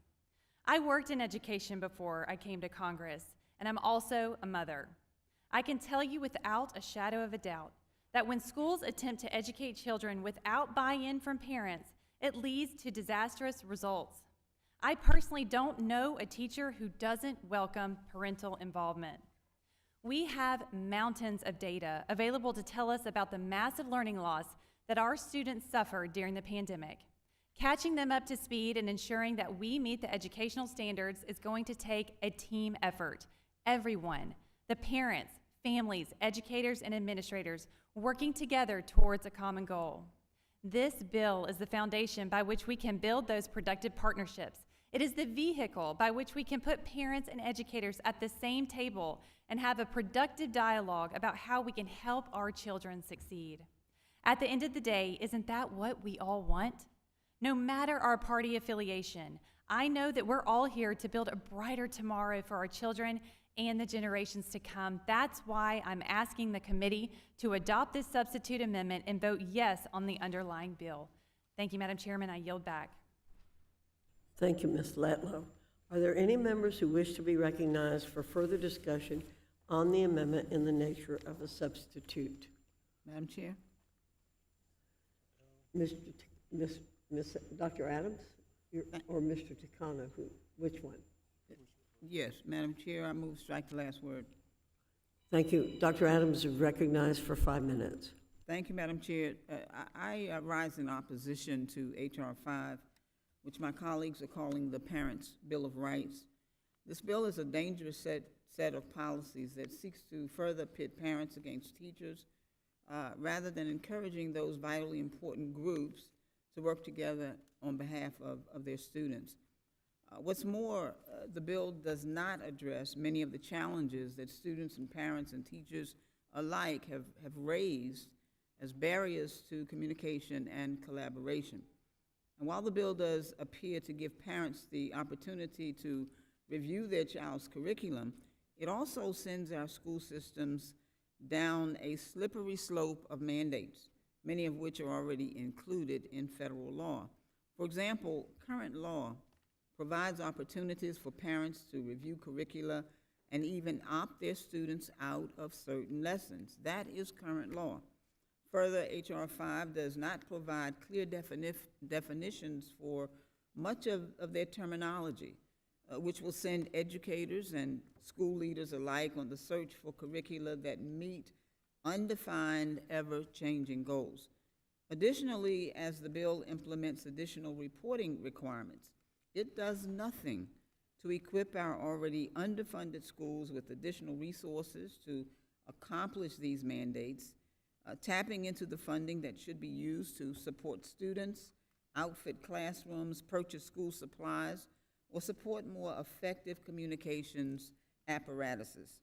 For years, our teachers and parents have come to Capitol Hill to speak directly about how the federal government can best support student-teacher engagement.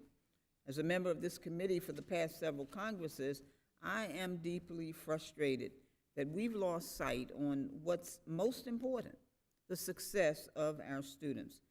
I look forward to having a conversation with my colleagues about giving our parents and teachers the support that they need to have meaningful exchanges, but I'm disappointed that this conversation is not taking place today.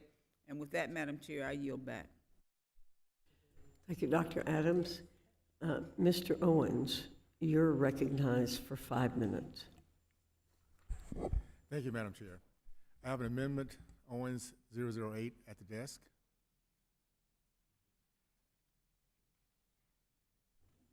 Mr. Owens? Okay. I'm sorry.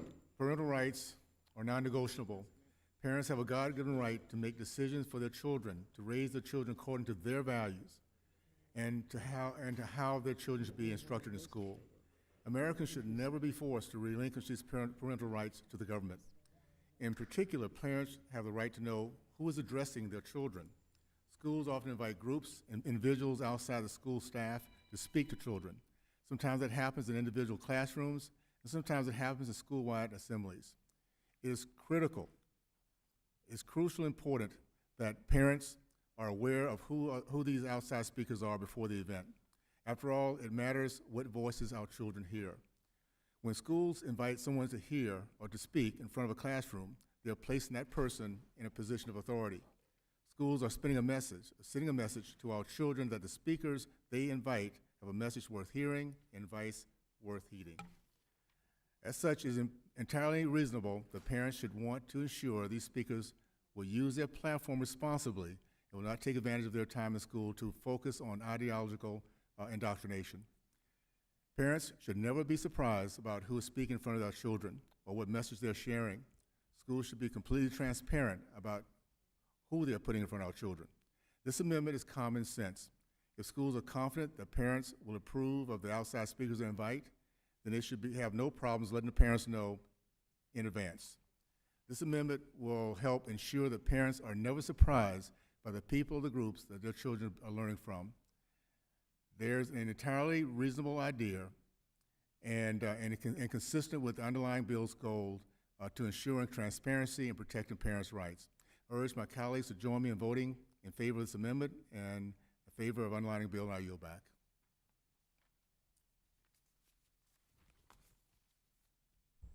Thank you, Mr. Owens.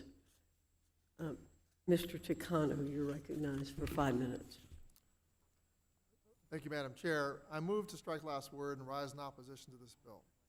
We are moving forward with marking up legislation that does not take necessary steps to address the real and pervasive issues confronting our teachers, students, and parents both in and outside the classroom.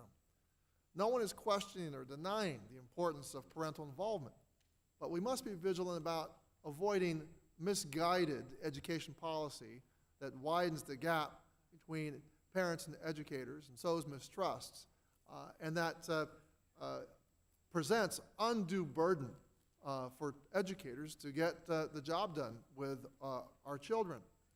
And further, there are elements of this bill that I believe put children in true danger. So let's look back at how we got here.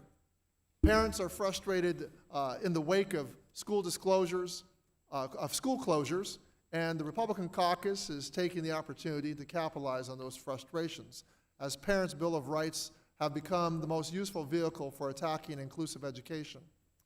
This misnomer, parental rights, is being wielded to turn the classroom into a political arena. Right-wing culture war attacks are distracting us from the real issues at hand. In a moment, when we're facing a severe teacher workforce shortage and schools are struggling to equip their students with adequate materials, Republicans have decided to introduce a bill that is simultaneously burdensome to educators while also being vague on the details of its execution. And although its purported goals are to give all parents more autonomy, this bill panders to only a slim fraction of parents. This is a transparent effort on the part of Republicans to excite a small subsection of their base and to score cheap political gains. Out of the provisions included in this bill, I'm particularly troubled by the extent to which provisions would invade the privacy of students involved. Let's remember that students and young people also need to be protected. They also need to have rights, including sometimes the first bullies may often be a child's own parent. The language under Title II of this bill states that, quote, an educational agency or its institution shall upon request from a parent or a student, disclose to such parent the identity of any individual or entity with whom information is shared from the education record of the student or any response of the student to a survey, end quote. Although this is meant to protect the privacy of student data, this has dangerous implications for LGBTQI+ youth who may face shaming, rejection, or even violence at home if outed by a survey they were unaware was available to their family. Yes, there is, because of the vagueness of this language, the danger of LGBTQI+ children being outed to an unsupportive home. The reality is that due to the vagueness of this language, we are endangering LGBTQI children. And during my time as an educator, I vividly recall an instance regarding an LGBTQI+ student who was outed to his father by an administrator at the school. The student was subsequently attacked by his father, to the extent to which the student had to leave the school and move to a different part of the country. We all should be concerned about the implications this poses to such a vulnerable group of children, and I reiterate, we are talking about children here. And if there's any morality to be had here, it is about protecting the vulnerable children the GOP is attempting to turn into the scapegoats for the sake of winning elections. The moral outrage to be had here is against this legislation.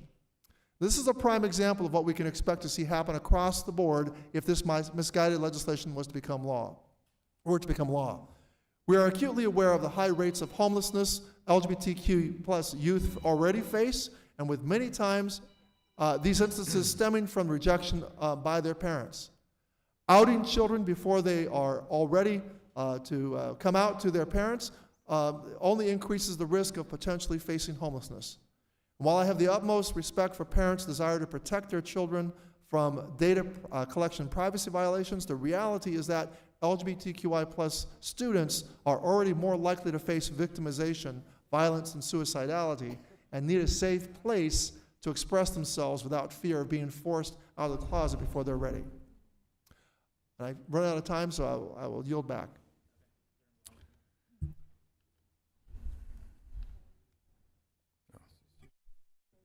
The gentleman's time has expired. He yields back. I now recognize the gentlelady from Illinois, Ms. Miller. Thank you. My constituents strongly support H.R. 5, the Parents' Bill of Rights Act, and I urge the committee to pass this bill. The Biden administration, Democrat governors, and teachers' unions have all attempted to silence parents and replace them as the decision makers for their child.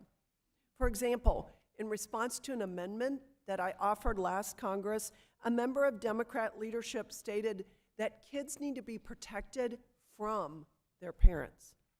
The Biden administration even used the FBI, the most powerful law enforcement agency in the world, to silence and intimidate parents for showing up at school board meetings to oppose Biden's radical agenda.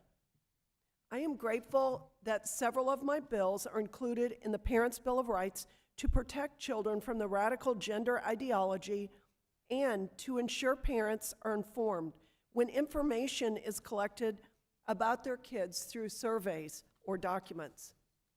Parents have the right to know what's being taught to their child and the right to protect their child's privacy. Parents, not radical left-wing activists, are the decision makers for their children. Parents, not radical left-wing unions, are in charge of their child's education. I urge my colleagues to support the Parents' Bill of Rights, and I yield back. I thank the gentlelady, and I recognize the gentlelady from Florida, Ms. Wilson. Thank you, Mr. Chair. I move to strike the last word. As an educator, I have worked with parents for years to support the educational success of their children. I know parental input is fundamental to children's achievement, and all educators know that. However, much of what H.R. 5 poses has already been addressed through previous state and local legislation. But this bill fosters a toxic relationship between educators and their parents and continues the foolish, misguided games we've seen playing out in school board meetings across the country. I wholeheartedly believe parent voices should be honored in schools, but we all know that this bill is not about that. Thus, I cannot support H.R. 5. In 2020, COVID-19 brought the world to its knees, but not teaching and learning. If not for schools, have you considered what would have happened to our children? In the face of a global pandemic, our highly trained, underpaid teachers' workforce jumped into action. They taught virtually, controlled, and disciplined our children right before our eyes as we bit our fingernails, nervously saying, "I don't know how these teachers do it every day. These 2 children I have at home right now are driving me crazy." Chairman Scott and I had virtual roundtables with teachers across the country. Some had broadband and computers and proceeded after a crash course in virtual schooling. We talked to others, like in Alabama, where there was no universal broadband. There, teachers donned protective gear and went door to door daily, delivering classwork and lunches to thousands of children. Sacrificial lambs. Teachers kept millions of children grounded, engaged, and safe, and they kept parents sane. And you are crafting a ludicrous, fake waste of time, a bunch of bull that you call a parent's Bill of Rights to monitor the most dedicated, sacrificial workforce in our nation with some cheap stunt, pretending that you really care. Where in the Bill of Rights does it say children have guaranteed access to broadband and must be issued a computer? Where does it say working parents should receive before care and after care for their minor children? Where does it say to parents we guarantee a free hot breakfast, a nutritional lunch, and a take-home snack for all children? Where does it say parents we have a registered nurse in every school for asthma, pink eye, diabetes, impetigo, and migraines? Where does it say we provide eyeglasses for those who need them and dental preventive care for all? Does it give children the right to universal pre-K, free community college, and free trade school? Does it offer parents the right to improve their own education and job skills? Stop wasting our time and come back with a Bill of Rights that will help American families survive and live out the American dream. Put our children and families over politics and deliver what they really need. Guarantee that their teachers will make a minimum wage of $60,000 a year. Make sure that every child that comes to school has a warm, safe house to return to after school. Provide intensive counseling for troubled children to interrupt the school shooting crisis.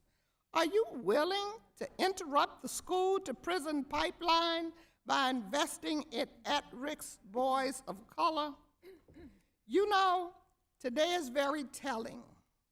It affirms that most of you have not been in a school since you graduated, and it shows by this shameful bill, which amounts to nothing more than pushing a shameful, extreme MAGA agenda that will hurt children, Democrats and Republicans. Parents leave their precious children with a group of people in what we call a school for, in some instances, 10 hours a day. Wow. They sleep 8 hours at night. They leave and that only leaves 6 hours for family.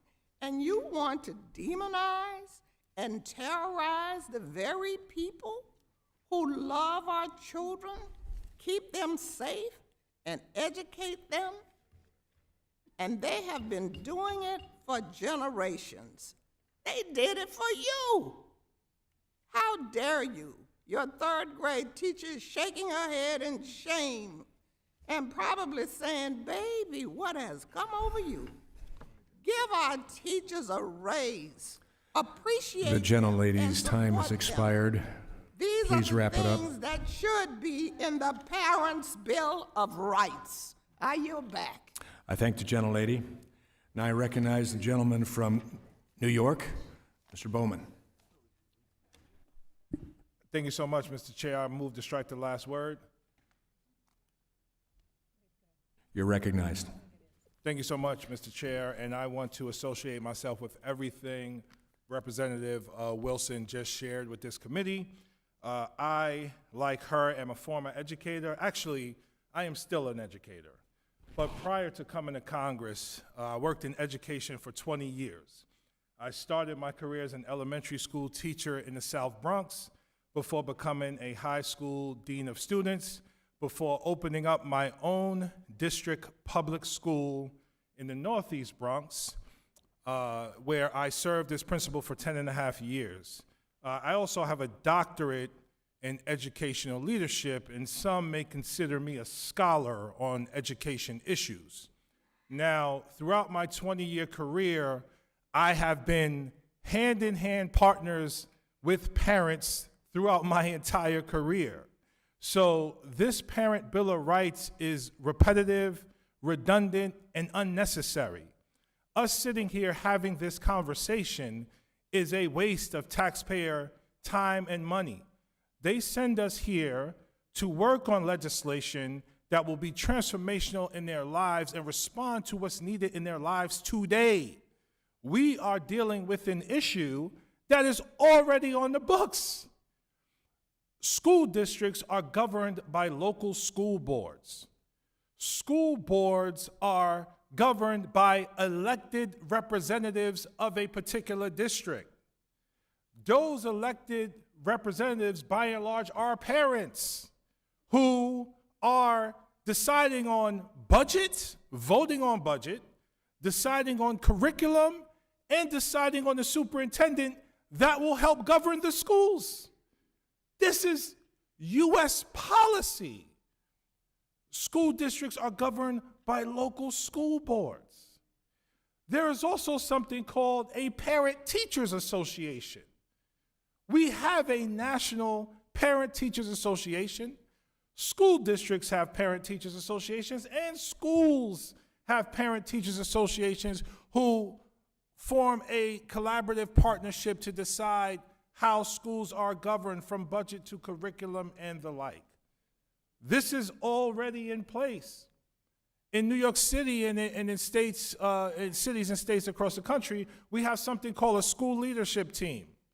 The school leadership team meets monthly, where students, parents, and teachers discuss what's happening in the school, discuss curriculum, discuss budget, and then make decisions on how to move forward as a school. So this bill is unnecessary.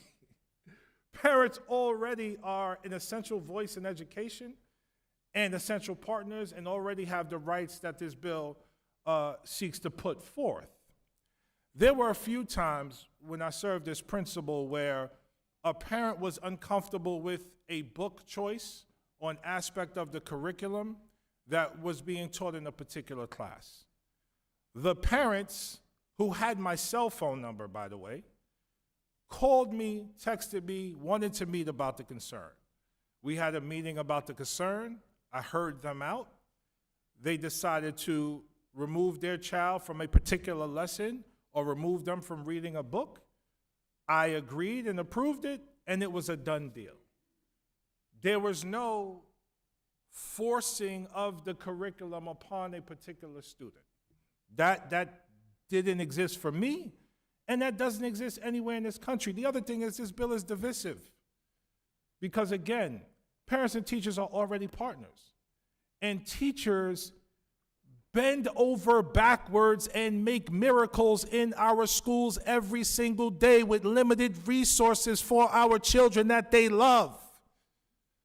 So when they supported the closing of schools during a global pandemic, the first in over 100 years, they were looking to save the lives of children. What are we talking about here? And to underscore Ms. Wilson's point once again, it's like my colleagues have spent little to no time in an actual public school. And we know historically the Republican Party has demonized teachers and demonized public schools and has looked to close and shut down the U.S. Department of Education because of the stretching of, because they support local control of schools. So let's be honest with what this is. This is another attempt to attack our public school infrastructure in support of a privatization agenda. Thank you, and I yield back. Gentleman's time has expired. I now recognize the gentlelady from Oregon, Ms. Matabenici. Thank you, Mr. Chair. I move to strike the last word and speak in opposition to the amendment in the nature of the substitute. I'm very grateful that we're discussing parental involvement. That's something I'm very familiar with. In fact, when I had kids, I left my law firm. I took a 15-year career break, and much of that was spent as an involved parent. And I was very involved. I volunteered in classrooms. I chaired the parent-teacher organization. I served on district-wide committees studying various academic issues. I served on an education foundation to raise and grant funding for enhancement activities. And although I did not serve on a school board, I attended many school board meetings. And I experienced firsthand how important it is as a parent to meaningfully engage with educators and school leaders. I agree there should be more opportunities for families to be involved, especially those who are traditionally left behind because of their job or their socioeconomic status, their race or ethnicity, language spoken, or sexual orientation or gender identity. What I don't agree with is the approach my colleagues on the other side of the aisle are taking. When I heard we're marking up this bill today, I realized that the only hearing this committee has had so far, this Congress, was titled American Education in Crisis. And although I appreciate the importance of parental involvement, as I mentioned, I do not see anything in this legislation that is even close to sufficient to get our country to the point where we have a public education system that prepares every student, regardless of who they are or where they're from, for the future. I don't see anything in this bill that makes parent and family engagement more accessible, authentic, and meaningful for students, educators, and parents. In fact, there are many things we could be doing and should be doing to address the needs in our public education system. We could be discussing the implementation of the Every Student Succeeds Act and the previous administration's failure to implement that law with fidelity. We could be discussing fully funding Title I to help meet the needs of schools with higher populations of low-income students, and Title II for better professional development for educators. We could be working on the importance of well-rounded education that includes the arts, humanities, and technology by fully funding Title IV-A, and fewer, better quality assessments that give us the data we need about student outcomes while reducing student burnout from overtesting. That's something we should be able to agree on. The Every Student Succeeds Act also emphasizes local control, which this bill seems to ignore.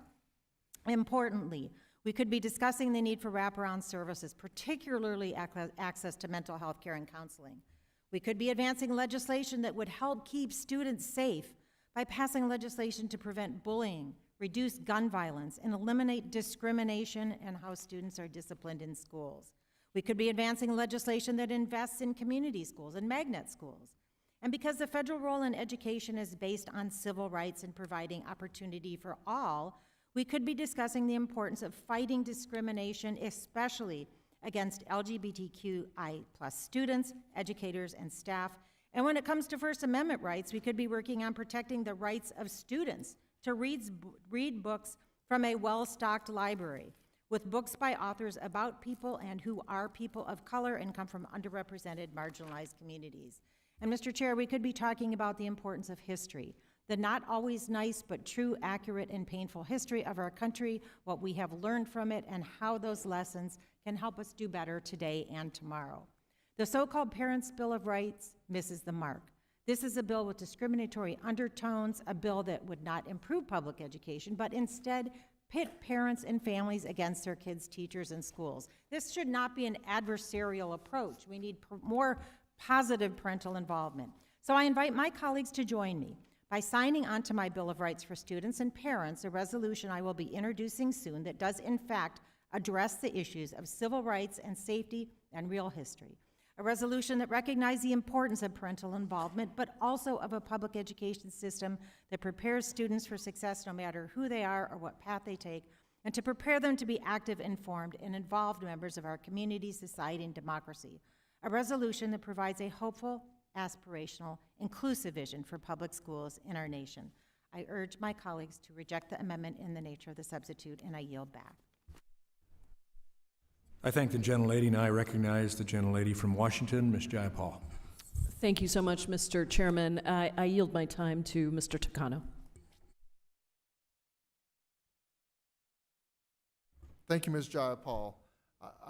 In addition to my concerns over the vagueness of the student data portion of this bill, which would potentially out LGBTQI people, youth, to unsupportive homes and subject them to potential emotional and psychological harm, as well as outright violence, and even ejecting them from their homes to join the 40% of homeless youth who are LGBTQI.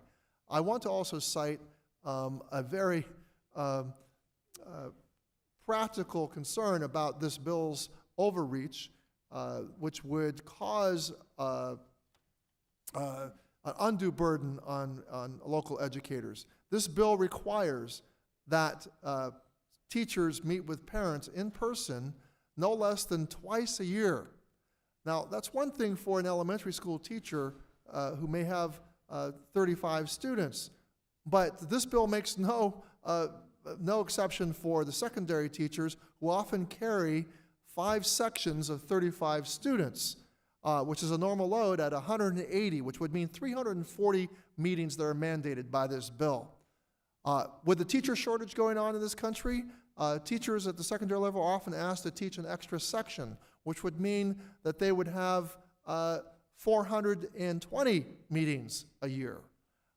This is a perfect example of this bill's undue burden on local school systems who are plagued with teacher shortages and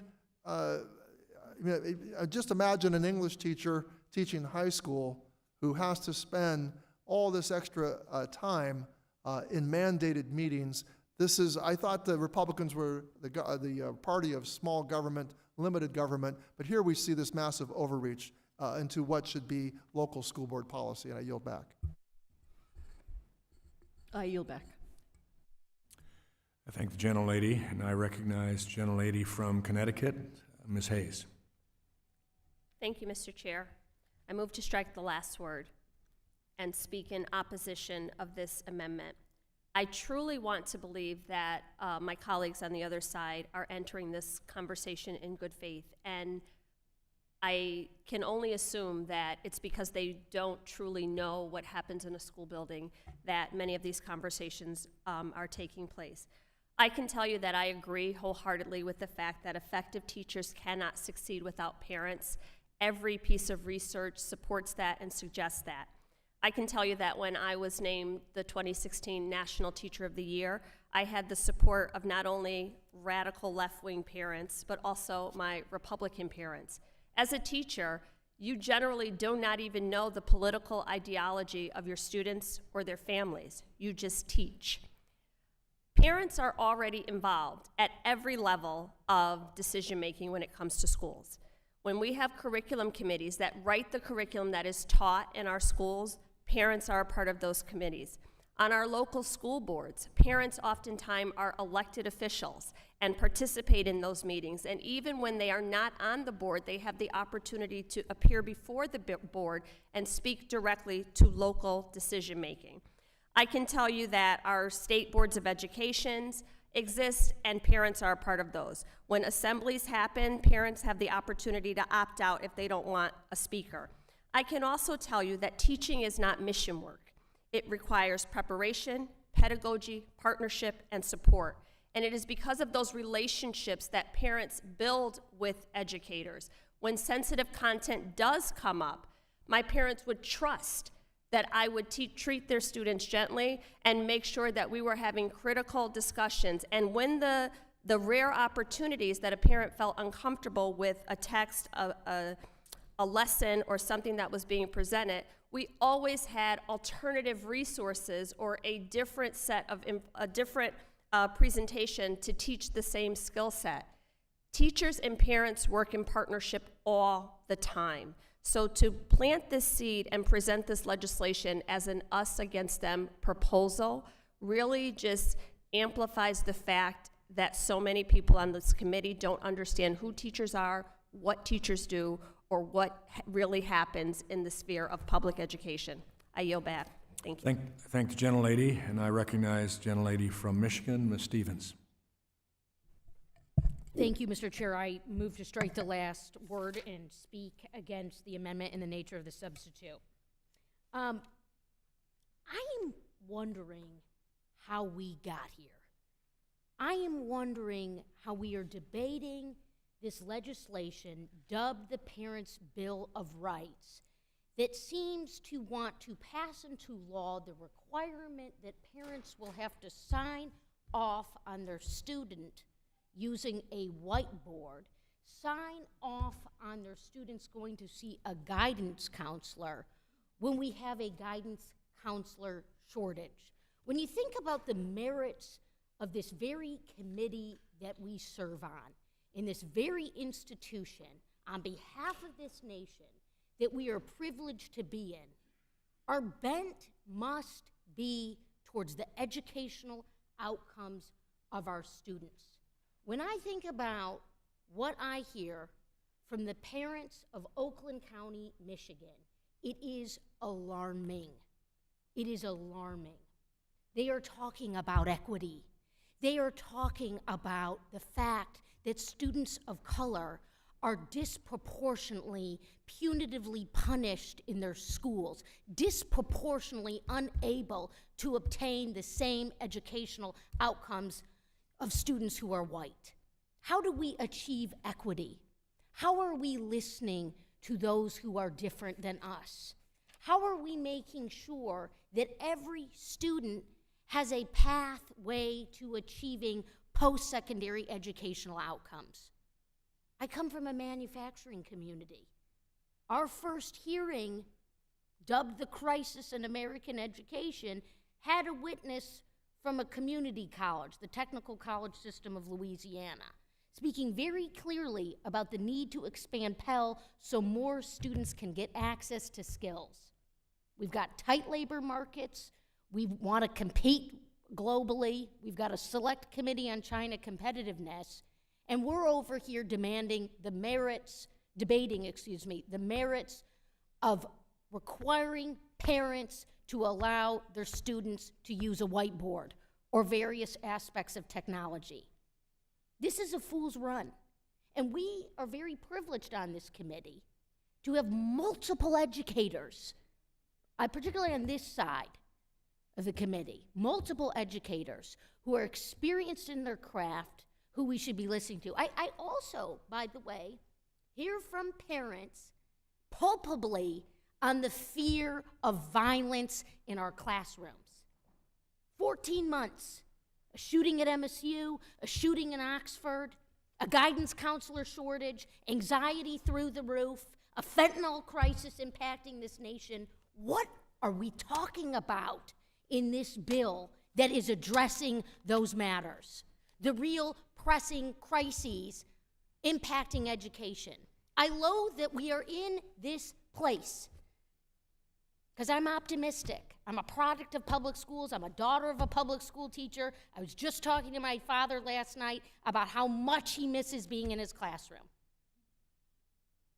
And how when he taught inner city Detroit, 3 meals a day, feeding our students, making sure that we have access to free and reduced lunch across the board. We salute Governor Whitmer in Michigan for getting that on the table so that our students don't have to worry about being hungry.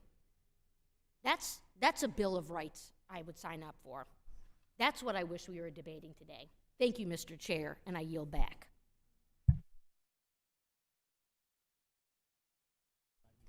I thank the gentlelady.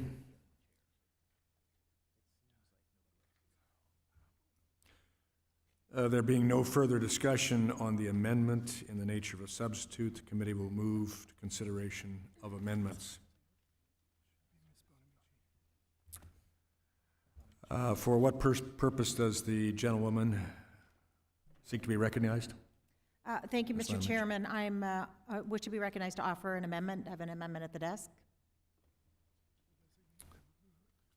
The clerk will report the amendment. Substitute for the amendment in the nature of substitute to HR 5 offered by Ms. Bonamici of Oregon, identifier SUB_01.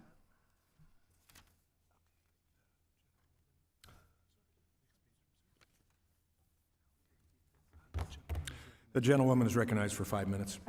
Thank you, Mr. Chair. Today I'm offering a substitute for the amendment in the nature of a substitute to HR 5, the Parents' Bill of Rights Act. As I have said earlier in this markup, I am very familiar with parental involvement in public schools. It's the main reason why I became a policymaker. I'm eager to have a discussion with my colleagues on the other side of the aisle about how we can best support frequent, meaningful, and collaborative parental involvement and engagement in public schools. The so-called Parents' Bill of Rights we're marking up today is unfortunately not the right vehicle to further that discussion. So I'm pleased to introduce this substitute because it is clear that the bill offered by my Republican colleagues, the amendment in the nature of the substitute, does nothing to address the real issues affecting our students and their parents. The so-called Parents' Bill of Rights is not a productive piece of legislation because it will not help make parental involvement more accessible or collaborative. It encourages parental micromanagement and sets the tone to create hostile and adversarial relationships between parents and educators. The Parents' Bill of Rights Act is not a productive piece of legislation because the additional onerous requirements it places on school districts and educators will disproportionately hurt Title I schools and require school districts to comply with even more federal mandates. If this troubling bill passes, for example, funds at Title I schools that could and should otherwise be spent on supporting students from low-income families will go instead to needless tasks such as compiling and disseminating a comprehensive list of library books and reading materials, when instead that funding could be actually used to help students get reading at grade level. Parents, families, students, educators, and community members are all key stakeholders in the public education system, and the input and perspectives of each of these stakeholders is vital to building and sustaining high-quality public schools. My amendment encourages all stakeholders in the education system to work together because when collaboration is a defining feature of our public schools, students do better academically, socially, and emotionally. My amendment also highlights the benefits of inclusive educational opportunities in a diversity of settings and describes the critical role of the U.S. Department of Education in overseeing and strengthening our nation's public schools in collaboration with states, school districts, parents, and educators. Importantly, my amendment provides a clear rationale for why the Parents' Bill of Rights is unnecessary. It simply reiterates many existing rights parents can and do already exercise in the public education system, such as the right to inspect instructional materials included in a curriculum and the right to address a local school board, while conveniently ignoring others, including many of the opportunities for parent and family engagement available in Titles I and IV of the Elementary and Secondary Education Act. Now, out of consideration for my colleagues on the other side of the aisle, in my amendment in the nature of a substitute, my substitute amendment, I provide a comprehensive list of parental rights available under federal law. I encourage my colleagues to review those rights, especially as they consider the seriousness and utility of the legislation, or lack thereof, before this committee today.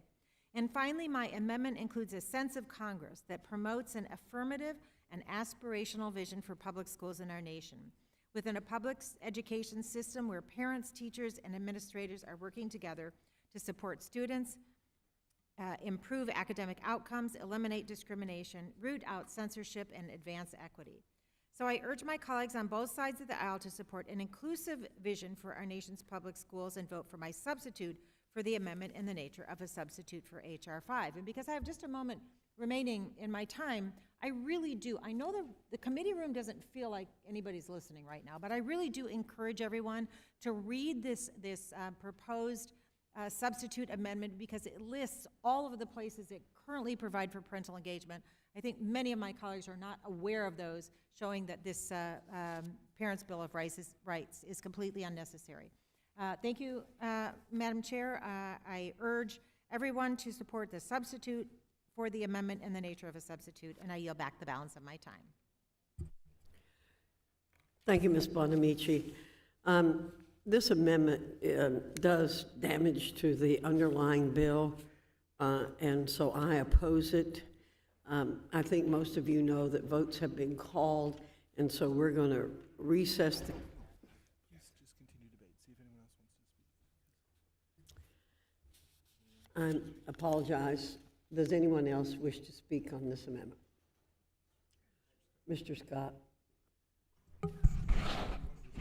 Thank you, Madam Chair. Madam Chair, I think anything that positions parents as overseeing the teachers causes conflict instead of unity, and also instead of collaborating with the teachers. We need to have partnerships with teachers, not the kind of conflict that this bill suggests. It's clear that this bill is very much duplicative of present law. Specifically, it requires extra reports, like updating the list of books in the library every time you buy a new book, but it doesn't have any new rights except the right to be heard at a school board meeting, which you already have. You already have a right to meet with teachers, so it doesn't really add anything significant. The American Rescue Plan, which actually had funding that can make schools better, was opposed by every Republican on this committee. And the reasons that I like this amendment is that it lists the provisions that are already part of present law, because suggesting in the bill that this is a new right suggests that you don't have the rights already. We already have most of the rights, and just listing them as this amendment does is very helpful, but it also eliminates a lot of repetitive, unnecessary, and burdensome reports. I would hope that we would adopt this amendment in nature of a substitute, and I yield back. Thank you, Mr. Scott. Does anyone else wish to speak on the amendment?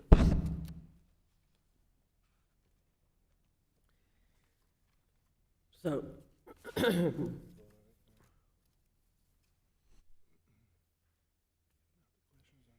if not, the question is on the amendment by the gentlewoman from Oregon. All in favor say aye. Aye. All opposed say no. No. In the opinion of the chair, the noes have it. The no has it. The no has it. The ranking member requests a recorded vote. A recorded vote will be rolled to later in the evening. The committee will recess until 5 minutes after the last vote begins. Votes have already been called. Committee's in recess.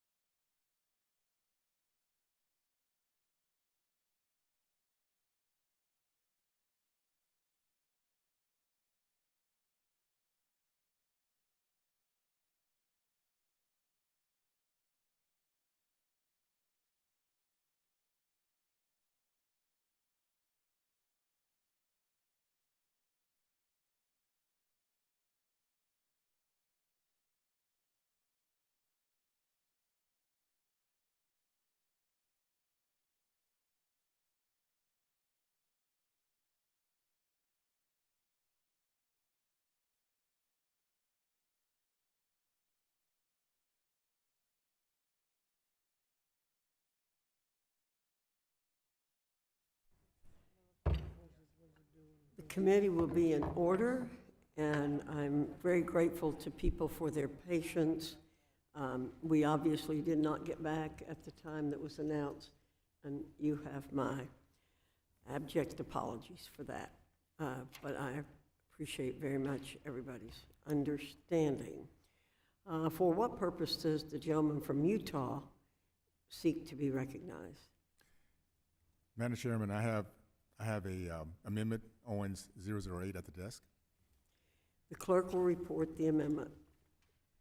Amendment to the amendment in the nature of a substitute to H.R. 5 offered by Mr. Owens of Utah, identifier OWENUT_008.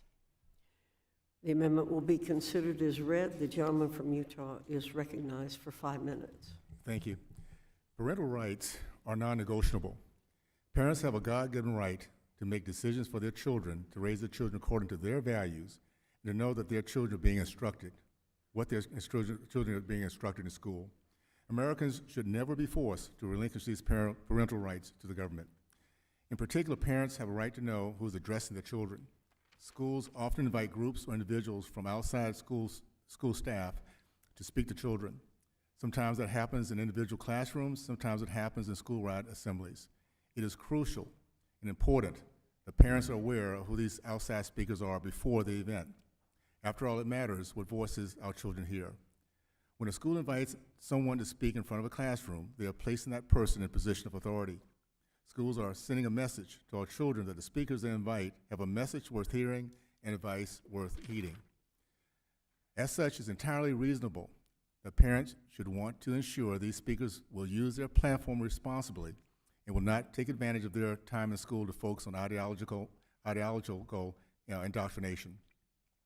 Parents should never be surprised about who speaks to their children or what the message they might be sharing. Schools should be completely transparent about who they are putting in front of their children. It starts with the premise that parents and not school employees are charged by God to raise their own children. This amendment is common sense. If schools are confident that parents will approve of the outside speakers they invite, then they should have no problems letting parents know about them in advance. There should be nothing to hide. This amendment will help ensure that parents are never surprised by the people or groups that children are learning from. That's an entirely reasonable idea, and it is consistent with the underlying bill's goal to ensure transparency and protect parents' rights. I urge my colleagues to join me in voting in favor of this amendment and in favor of the underlying bill. I yield back.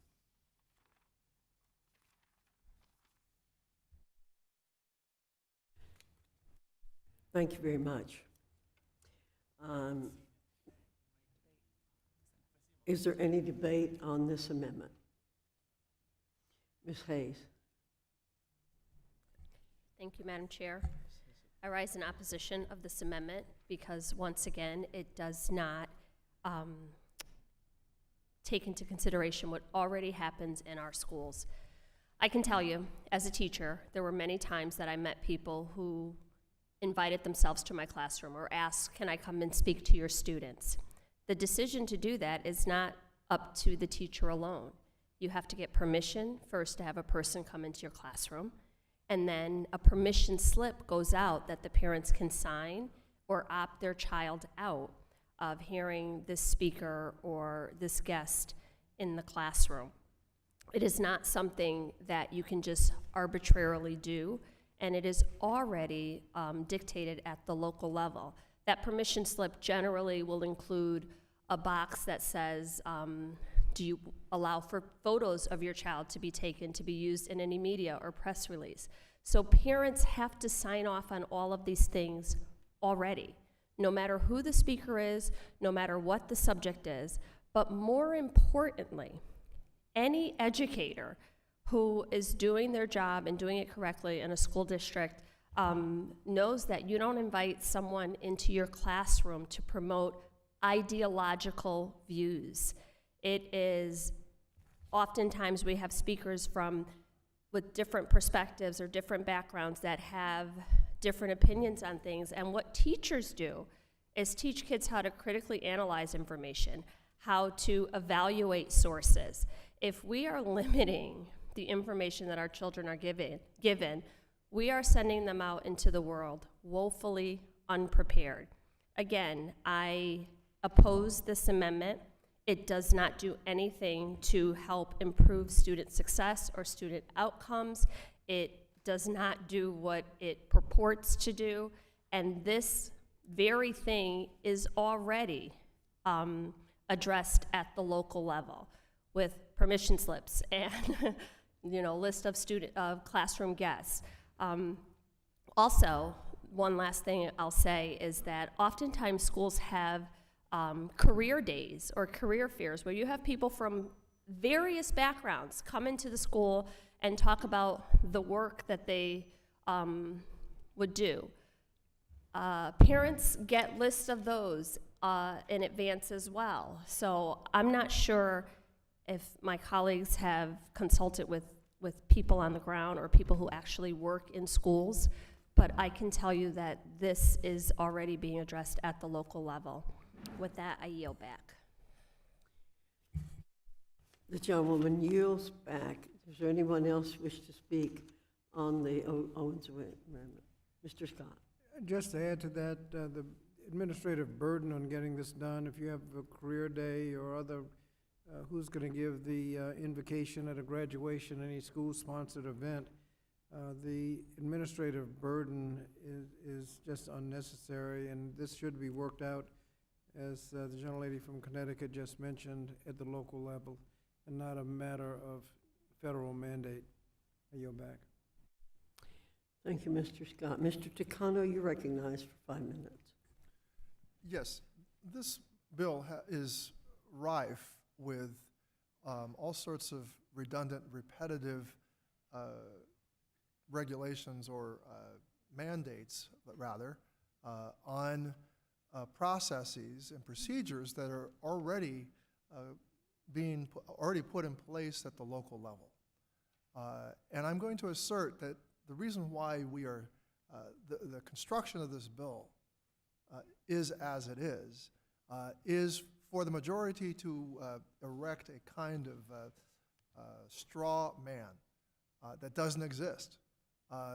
In the rhetoric that I've heard enunciated by the majority of members, the rhetoric accuses Democrats, teachers' unions, and the public school ecosystem of not paying attention to parents or blocking parents or not informing parents or keeping information from parents and not empowering parents to be a part of their children's education. This is not true, and filling a bill full of redundant or repetitive kinds of mandates that are already in place at the local level. As Ms. Hayes mentioned, she as a former teacher observed a whole procedure that involves permission slips, announcing who is coming to class. You can't just bring anybody into class or into the school as a school speaker. There's a whole internal procedure within schools and school districts at the local level. Why we're spending time on promulgating a federal law with these mandates, and the question I have is who then is going to be empowered to enforce these? Is the Secretary of Education?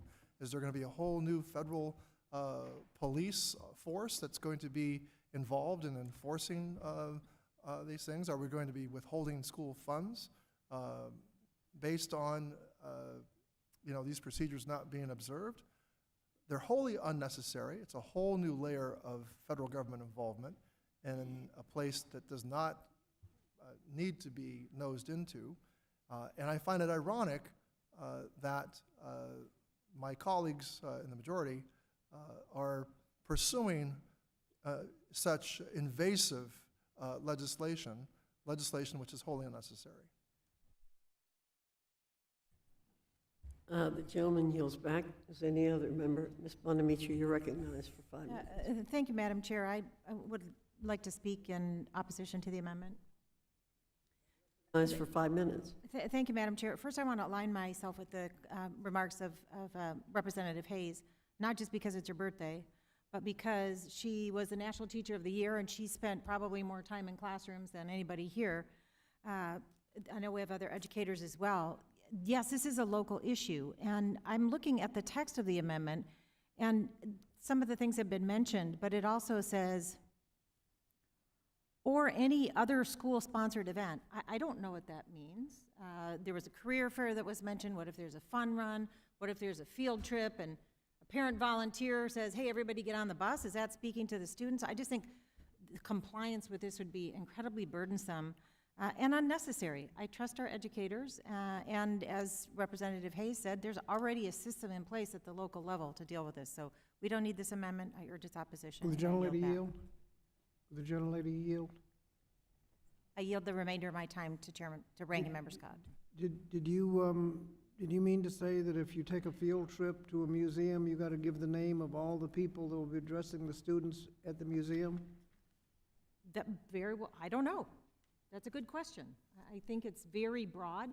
I don't know what other school-sponsored event means, and I think people in compliance for the district would have a real challenge figuring out what had to be done under this burdensome requirement. Thank you, Mr. Chair, Ranking Member. Gentleman yields back. Does any other member wish to speak on Mr. Burgess, Mr. Owens' amendment?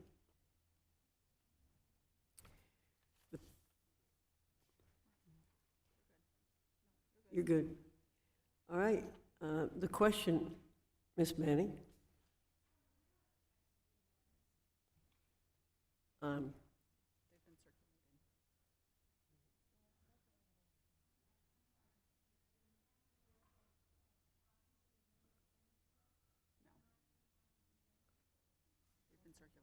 They've been circulated electronically.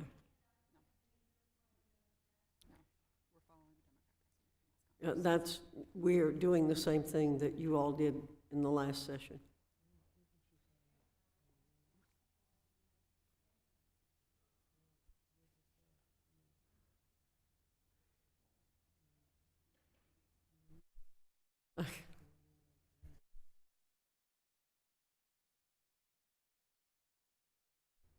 There being no further debate on the amendment, then the question is on the amendment by the gentleman from Utah, Mr. Owens. All in favor say aye. Aye. All opposed say no. No. In the opinion of the chair, the ayes have it, and the amendment is agreed to. Mr. Scott requests a recorded vote. That roll call is ordered pursuant to the chair's previous announcement. This vote will be postponed. The next amendment is the amendment by Ms. Hayes. You're recognized for 5 minutes.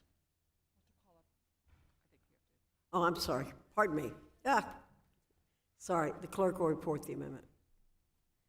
Amendment to the amendment in the nature of a substitute to H.R. 5 offered by Ms. Hayes of Connecticut, identifier AMD_08. Now, I recognize Ms. Hayes for 5 minutes to explain the amendment. Thank you. I rise to introduce an amendment which would allocate $117 million to improve the quality and effectiveness of teachers and invest in preparation, training, recruitment of teachers, and to improve overall academic achievement. I'm excited by the presence of so many on this committee here today who profess to truly want to improve educational outcomes for students, and this amendment will help to do that. A June 2022 Government Accountability Report on Pandemic Learning estimated that public education lost about 7% of its total teaching population, or roughly 233,000 educators between 2019 and 2021. Today, more than 3/4 of U.S. states are experiencing a teacher shortage. Weeks before classes began at home in Connecticut, we had over 1,000 vacancies, with shortages concentrated mostly in urban areas.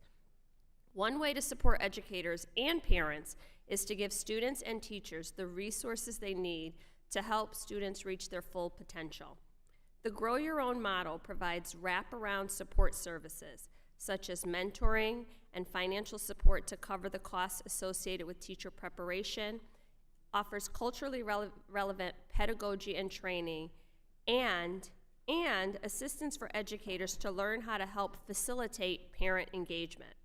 This funding would be especially beneficial for schools with high concentrations of low-income and minority students who often receive fewer instructional resources. We've heard all day today about the importance of parent engagement. Let's work with teachers and parents to do this. The science proves that it works. Parent engagement in schools is closely linked to better student behavior, higher academic achievement, and enhanced social skills. Effective teachers cannot succeed without parent engagement. We should focus on expanding resources for teachers and strengthening the relationship between teachers and parents, not on a bill that opens the door to censorship in classrooms and libraries. If we truly care about this issue, we must invest in our teachers. I believe this is a bipartisan issue, and I hope my colleagues will consider supporting this amendment. We've all seen and we know what the data says. We've lost so many educators. And as we are trying to recruit and attract more people to this profession and put the most highly qualified, highly trained individuals in front of our children, we have to make sure that we are providing the resources to support them. I urge my colleagues to vote yes on this amendment, and with that, I yield back. The gentlewoman yields back. I yield myself such time as I make in, 5 minutes. We certainly want teachers to have appropriate preparation for being successful in the classroom, but multiple studies have shown us that professional development underperforms on its promises and often fails to make teachers more effective at what they do. Before allocating even more funds for professional development, we should make sure that these funds are used wisely and well. The amendment offers no guarantee these funds will produce better results than we've seen in the past. Furthermore, this amendment misses the point of the underlying bill. The problem we're addressing today is not teacher professional development. It's that parents have too often been kept in the dark about what their schools are teaching. We need to be empowering parents. I yield back. Anyone else wish to speak on this? Ms. Bonamici, you're recognized for 5 minutes. Thank you, Madam Chair. I move to strike the last word and speak in favor of Ms. Hayes' amendment. Next to salary, planning time is a critical factor that educators weigh in choosing to stay in their jobs or moving to different schools. Planning time is used by educators to prepare lessons, to communicate with parents, hence relevant to this bill, grade student work, collaborate with other educators, and participate in professional learning communities. One way of improving communication between parents and educators is to increase teacher planning time. Out of an average workday, the most common amount of planning time is provided to educators is 45 minutes, which is not enough to accomplish grading, preparing lessons, and communicating with parents, especially when you consider the additional requirements of this underlying legislation. Because teachers do not have enough prep time, they're often spending additional unpaid hours grading, prepping school lessons, and giving students individualized help. It's important that we consider this reality as we consider this bill and use our platform to support teachers, give them the professional development opportunities and time they deserve. Thank you, Madam Chair.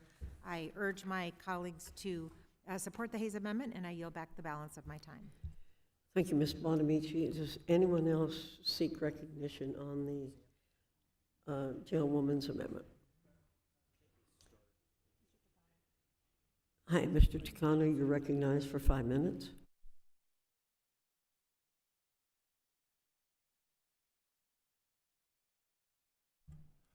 Thank you. Madam Chair, I take issue with the claim that funding to improve teaching, to improve the quality and effectiveness of teachers and ongoing training of teachers has no value or has not shown to have value. In fact, our educators need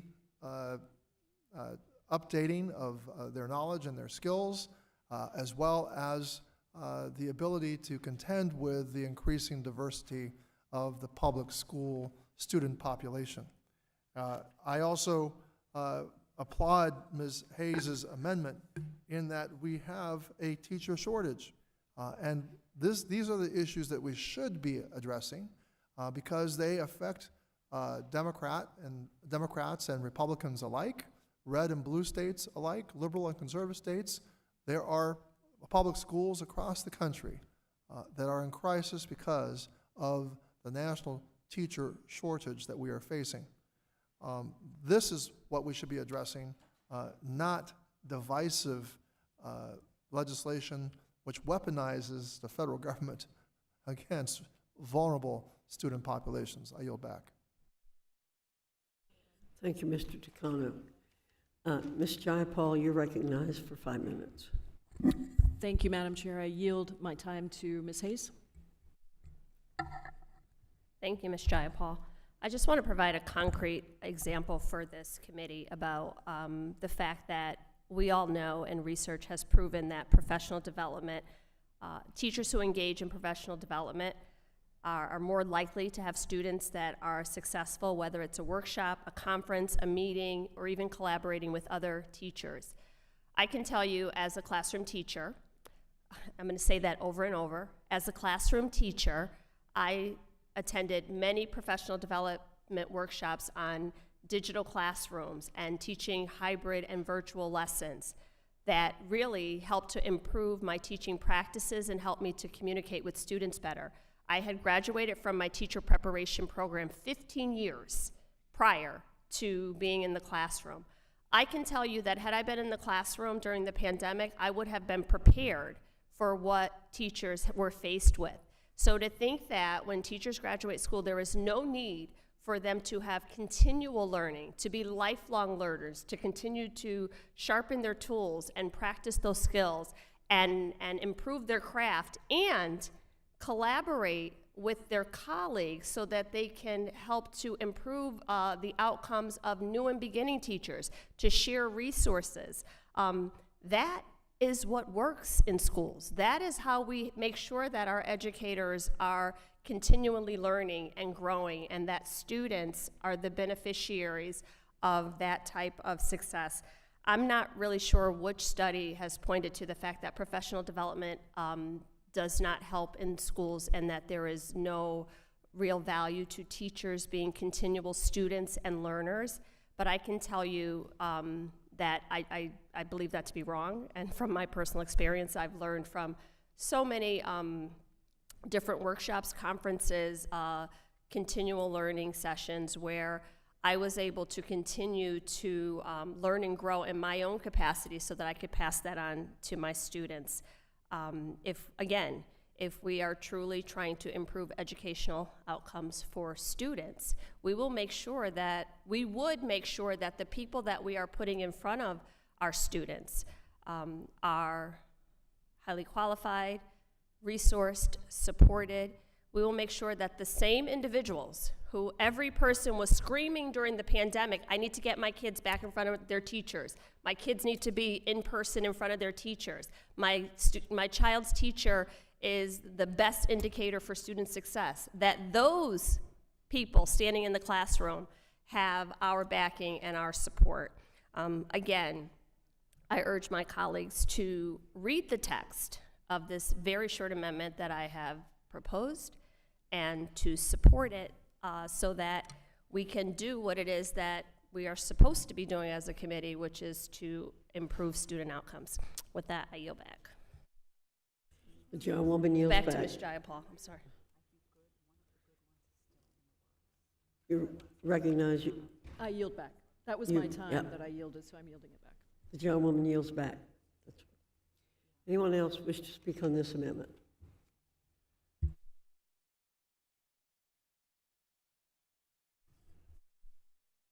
No further debate on the amendment. Then the question on the amendment, then we want to vote. The question is on the amendment by the gentlewoman. All in favor say aye. All opposed say no. No. In the opinion of the chair, the noes have it. Madam And Chair? Ms. Hayes requests a I recorded vote. request a recorded vote. Okay, a roll call vote is ordered. Pursuant to the chair's previous announcement, this vote will be postponed.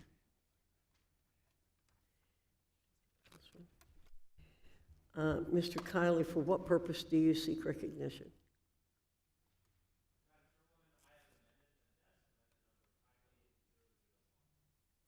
The clerk will report the amendment. Amendment to the amendment in the nature of a substitute to H.R. 5 offered by Mr. Kiley of California, identifier Kiley _001.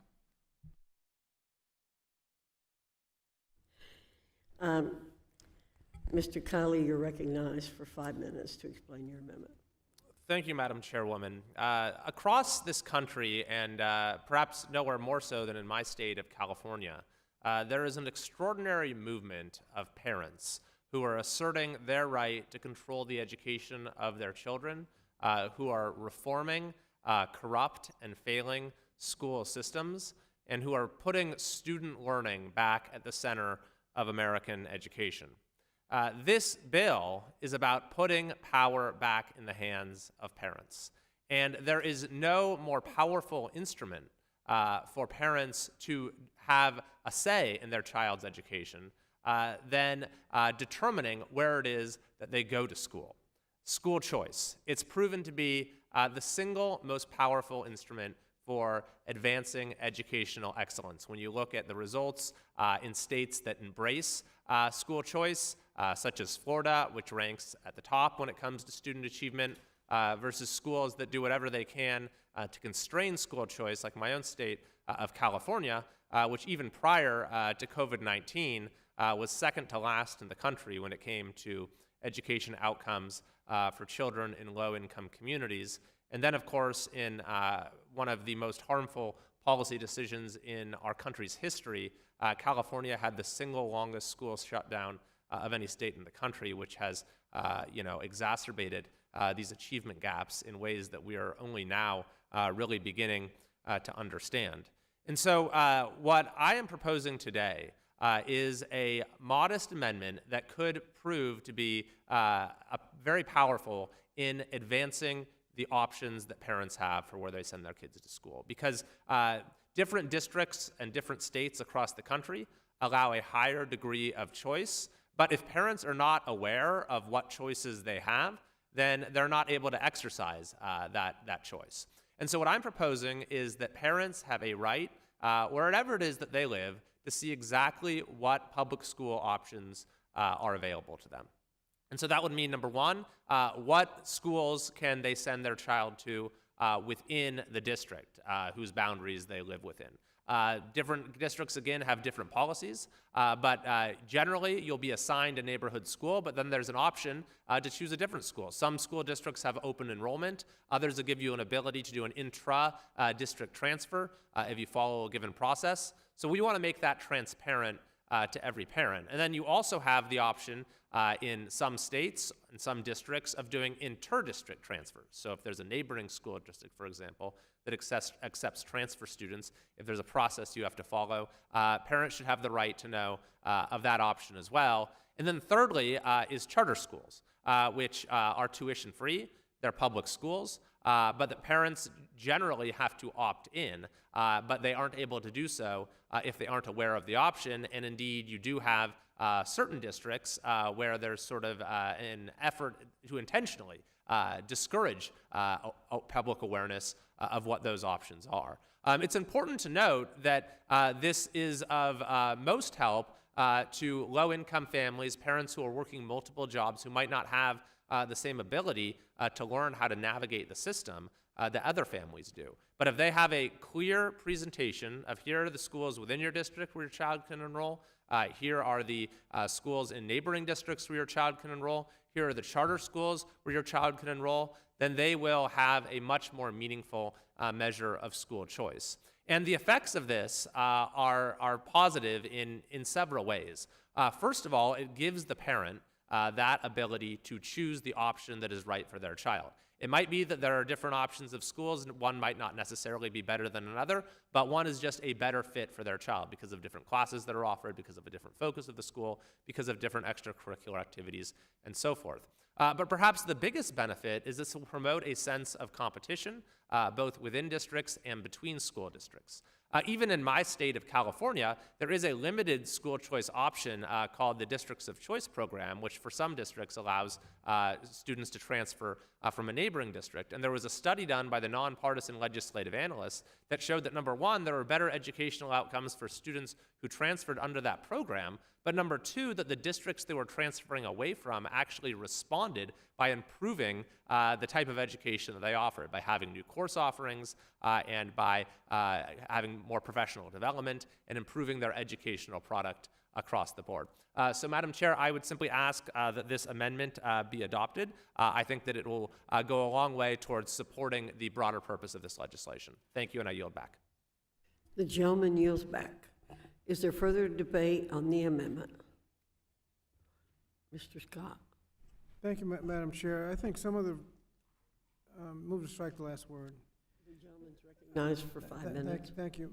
Madam Chair, I think some of the comments made by the gentleman are not reflected in the actual language of the bill. I mean, he says that you get all this information and everybody can make an informed choice. Well, if the information shows that there's one good school in the district, everybody's going to choose that school. There's not enough room in the school, and so you don't get your choice. And then what happens to those that are stuck at the bad school? In fact, probably in most cases like this, 90% of those are going to be stuck at the bad school. And the language here is you've got to have information of all the schools served by the local education, charter schools, apparently all over the world, and schools served by different local educational agency in the state. Number two is not limited by any jurisdiction, so you got any charter school they could possibly enroll in, you got to give them information. This does not improve, this amendment does not improve anything except for the privileged few that get the first choice, and everybody else, when the school fills up, and it's probably full to begin with, get nothing. And a worse school because all of the political pressure to actually improve the school took care of themselves and got away. I think this amendment promises a lot that is not based in reality. I'll yield to the gentleman. Thank you. I think it's important to understand what the ranking member has just said. He says, well, what if there's only one good school in the district, then everyone's going to want to go there. So his solution is that we should keep everyone else trapped in their failing schools. And that, unfortunately, is the mentality that prevails in far too much of public education in this country, is you get one choice for where to go to school, and if that school isn't teaching your child to read, isn't teaching them to add and subtract, tough luck. You shouldn't have any other option.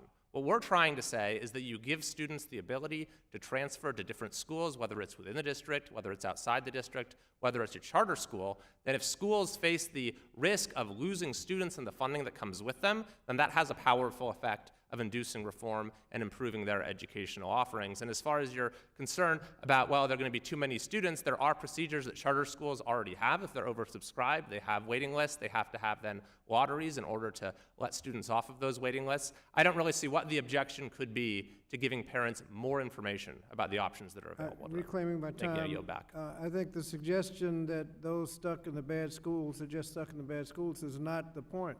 Point is that the solution to that ought to be not let a privileged few escape, but to improve all of the schools in the area so people are not stuck in bad schools. The solution could be let the privileged few who are making the most noise get away. Everybody else, probably upwards of 90%, are going to be stuck behind, and no emphasis, no pressure to improve the school where they're left behind. I just can't imagine if you've got schools and disparities, the solution isn't let everybody try to sneak into the good schools. The solution ought to be to improve the good school, to improve all of the schools so no one is stuck behind. Does the gentleman yield? I yield. This idea of a privileged few being able to leave, that's what happens right now. You look at people like the president, the vice president, the governor of my state, California. generally opposed to school choice, opposed to charter schools. They send their own kids to private schools. So they embrace school choice for their own families. Wherever you live in this country, if you have means, then you do have school choice available to you. You can go to a private school, you can move to a district that has high-quality public schools. What we're trying to do is expand that choice that everyone seems to embrace for themselves to the entire population, so it's not just a privileged few like the president, the vice president, the governor of California, who have that ability to exercise school choice. Reclaiming my time, a few will be able to pay for their own education and take care of that. What I'm saying is that you do not improve the schools by letting a few try to get into the good schools in the district. The challenge ought to be to improve all of the schools in the district so everybody has a good school to go to.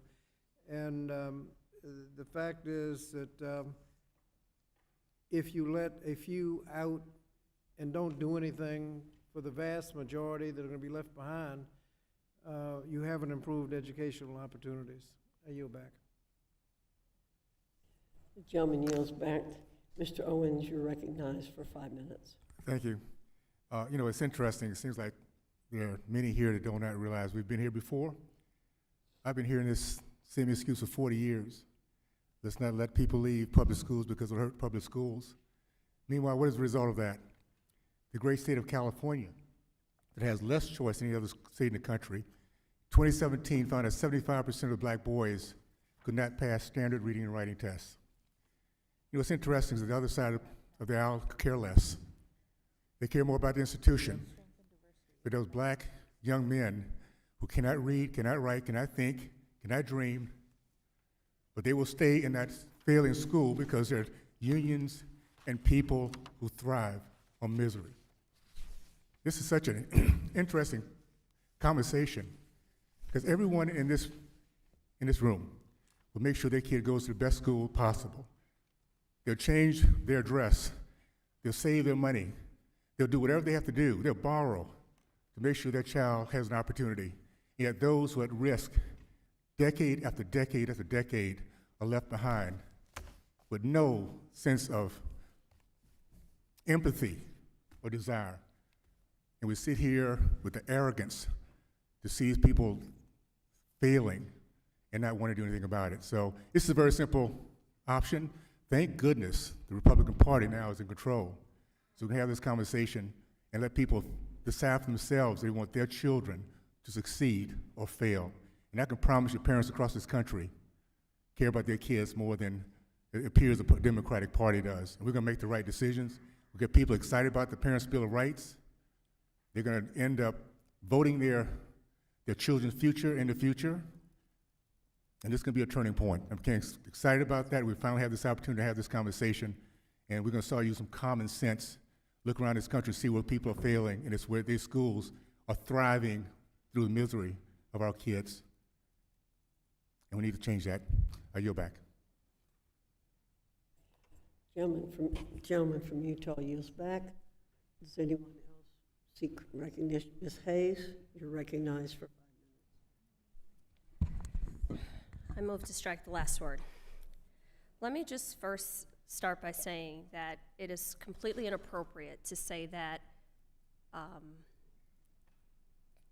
Democrats don't care about kids and education. That's just completely inappropriate. But also that this bill fails to recognize that there are other activities that contribute to student success. Fewer resources at home to complete homework or opportunities to study or engage in outside activities also contribute to students' academic success. Many of our low-income neighborhoods and community schools in most districts pull from municipal funding. So the highest income earners live in well-resourced communities that have strong public schools. I feel like our job as a committee is to make sure that every school can thrive, so that if a parent is making a choice to send their child to a different school, it's not because the school across the street is underfunded, it has poor academic performance, it's because it is truly a choice. So before we can get to the point where it is you pick the school that is best for your child or teaches a specific curriculum that would work best for you or your family, that should not be done out of a desperate need to flee a school district. So instead of picking and choosing winners and losers, we should be trying to make sure that every school in every community and every neighborhood is the best quality school that it can be.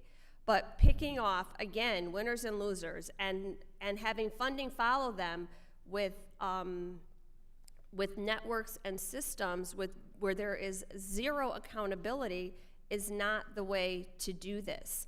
I agree with the gentleman that parents should be able to choose. If you have a child who's interested in STEM or in the arts, and there's a different educational option or alternative, then you absolutely should have that right, but it should not be to the peril of the kids who are left behind. And then finally, the last thing I'll say is, again, as a classroom teacher, I can tell you that not every kid who shows up in school has an adult who knows how to advocate on their behalf.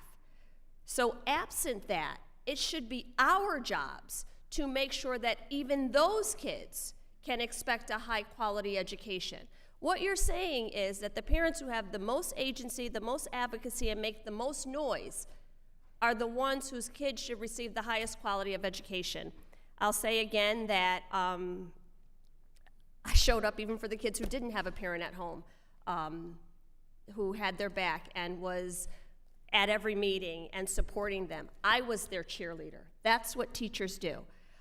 So again, I want to believe that the intention behind this is pure, and it really is an effort to help kids, but it is, I don't believe that the outcome is what the gentleman would be trying to achieve. I urge a no vote on this amendment, and I yield back. The gentlewoman yields back. Does anyone else seek recognition? Mr. Takano, you're recognized for 5 minutes. Yep. So this injection into our debate on the bill at hand is a huge distraction from the fact that the underlying bill is largely structured to mimic the kinds of attacks that we see on public education occurring in different parts of our country. Efforts to pit teachers against parents and to create a straw man argument that Democrats do not care, Democrats or teachers do not care about the input of parents or the engagement of parents, which is false. What the gentleman seeks to do with this amendment is to divert our conversation toward very cliched market ideas about how we improve the schools, public schools. I will cite some absurdities in terms of what do you do in rural states where the public schools and the amount of public school choices are very much limited to the public system. You have no choice but to support the public system. And in California, we have a history and legacy of different communities at different wealth levels being able to fund their schools in proportion to the wealth of those communities. Beverly Hills is going to have far more resources than some of the schools in my area of the Inland Empire.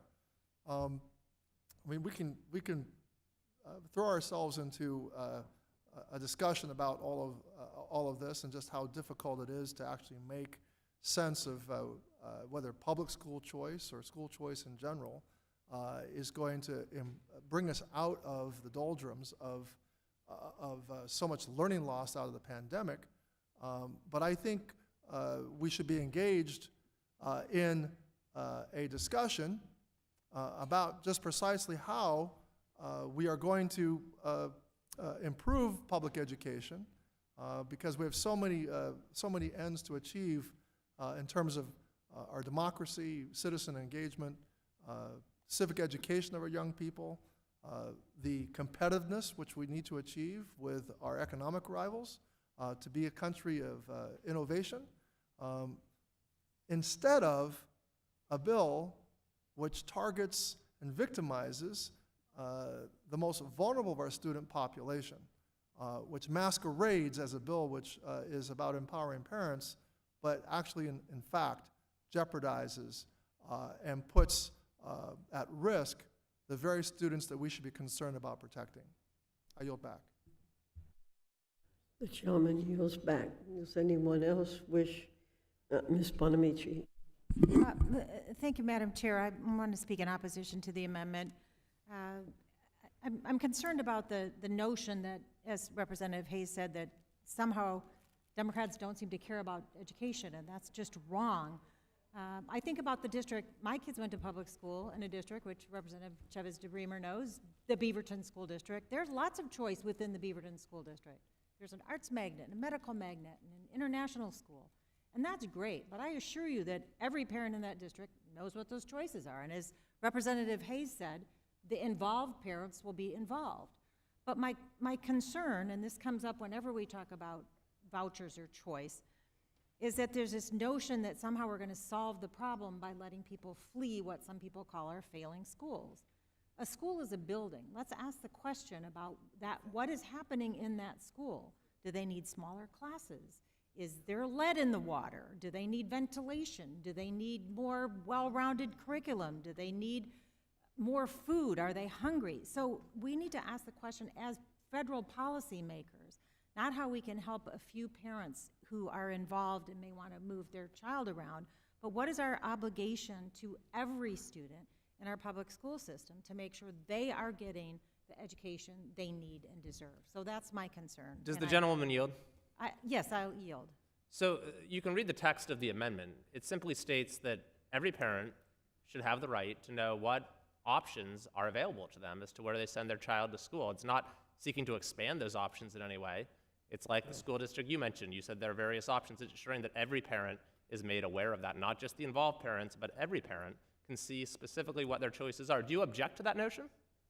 I certainly don't object to that notion. And I hope every district does it, just like the district I live in. And I still urge opposition to the amendment. It does not need to be a federal law. It's a local issue, and I yield back. The gentlewoman yields back. Does anyone else seek recognition on the Kiley amendment?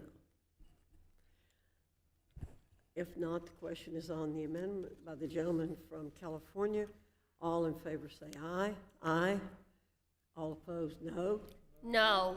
In the opinion of the chair, the ayes have it. The ayes have it. The ranking member has requested a roll call vote. Pursuant to the chair's previous announcement, this vote will be postponed.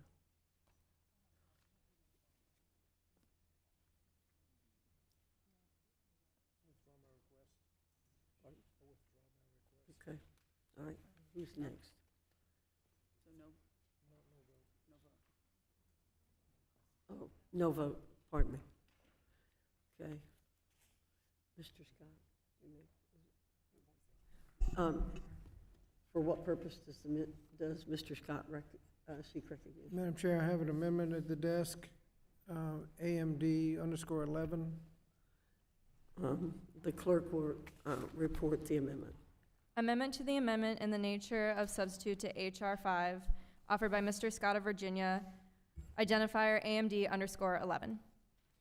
Distinguished ranking member is recognized for 5 minutes to explain his amendment. Thank you, Madam Chair. Madam Chair, this adds a new Title III at the end of the bill, Strength and Diversity Act, which is a grant program to help school districts that want to voluntarily desegregate their schools.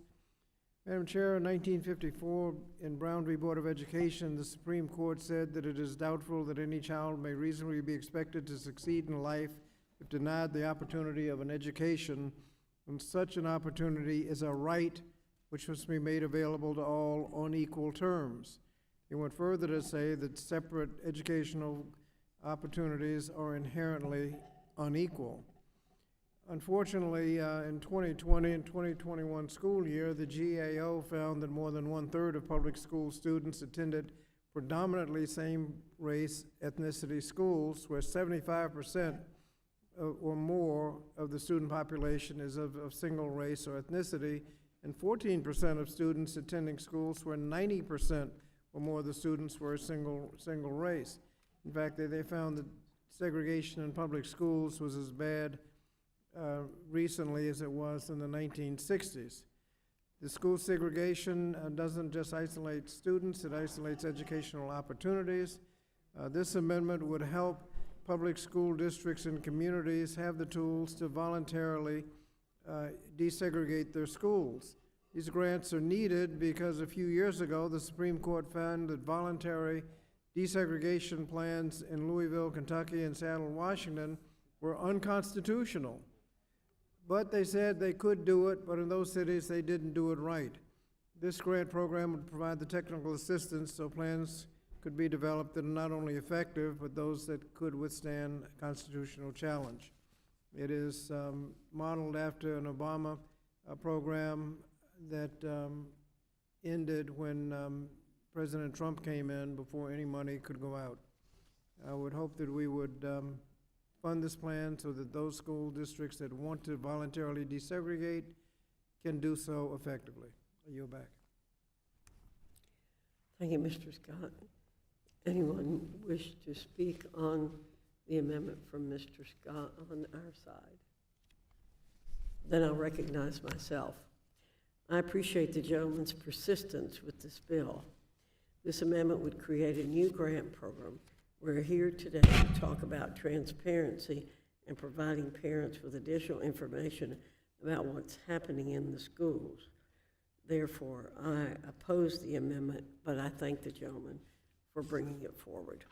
And I yield back. Ms. Bonamici, you're recognized for 5 minutes. Thank you, Madam Chair. I support the amendment offered by Ranking Member Scott. Diverse schools are high-quality schools, and high-quality schools help students learn and thrive. In almost 70 years since Brown versus Board of Education, we've seen some progress in improving racial and socioeconomic diversity in our nation's public schools in many places, but there is still a lot of work left to achieve true racial and socioeconomic integration in our schools. De facto segregation persists. Higher proportion of Black, Latino, and low-income students attending schools where at least 90% of classmates are also Black, Latino, or come from other low-income families. Many of these schools are also consistently the most underfunded. They have trouble recruiting and retaining educators and creating safe, inclusive, and supporting learning environments for students. These issues are glaring reminders of our school's segregated past, and the fact that they persist, even after 7 decades, is unacceptable. We must support schools with additional resources and be intentional about increasing diversity because all students benefit from policies that support voluntary integration efforts. We should be investing in proven solutions such as revising school boundaries, reducing barriers to attend high-quality, diverse public schools such as magnet schools. I'm proud to support this amendment, and I urge all my colleagues on both sides of the aisle to join me and recognize the importance of this diversity and directing federal resources toward supporting voluntary integration in public schools. And I yield back the balance of my time. Thank you, Ms. Bonamici.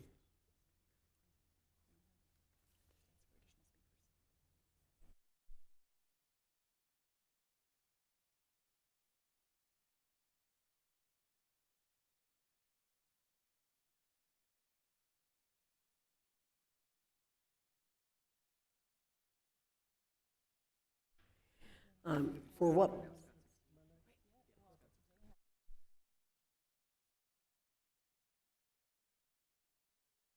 Is there further debate on the amendment? If not, the question is on the amendment by the gentleman from Virginia.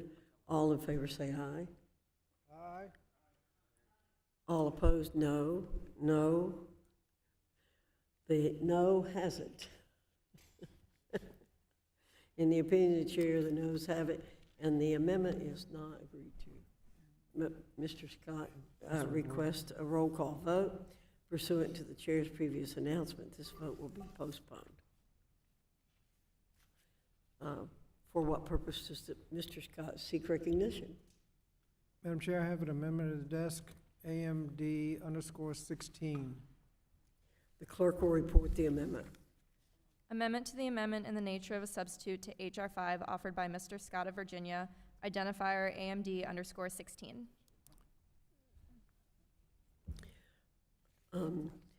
The gentleman is recognized for 5 minutes to explain his amendment.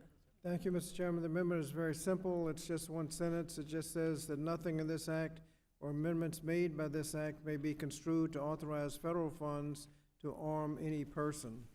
Madam Chair, when we're talking about safety in school, one way is to keep firearms out of schools. There are a lot of programs that want to arm teachers, but some studies suggest that armed officers in the school are actually counterproductive, creating more problems than they solve. Moreover, law enforcement experts and school administrators have testified that arming teachers run a greater risk to school safety due to a lack of tactical training. More schools on school grounds also presents greater opportunity for a gun to get in the hands of the wrong person. If the firearm is going to be useful, it has to be accessible. And if it's accessible to the teacher, it's accessible to anybody else, and that's where the problems occur. Parents want their children safe in school, and arming teachers will not keep students safe. For these reasons, I urge my colleagues to support the amendment to increase school safety, and I yield back the balance of my time. I recognize myself for 5 minutes. This amendment is really superfluous. This bill has nothing to do with using federal funds for guns. Nothing. We oppose the amendment, and I yield back.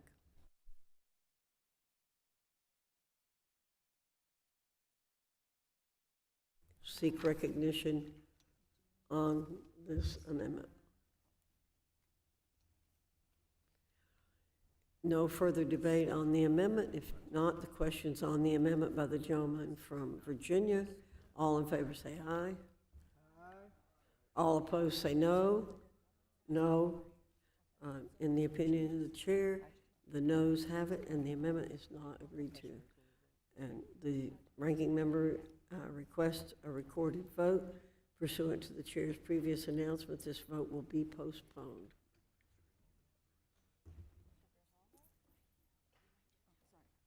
For what?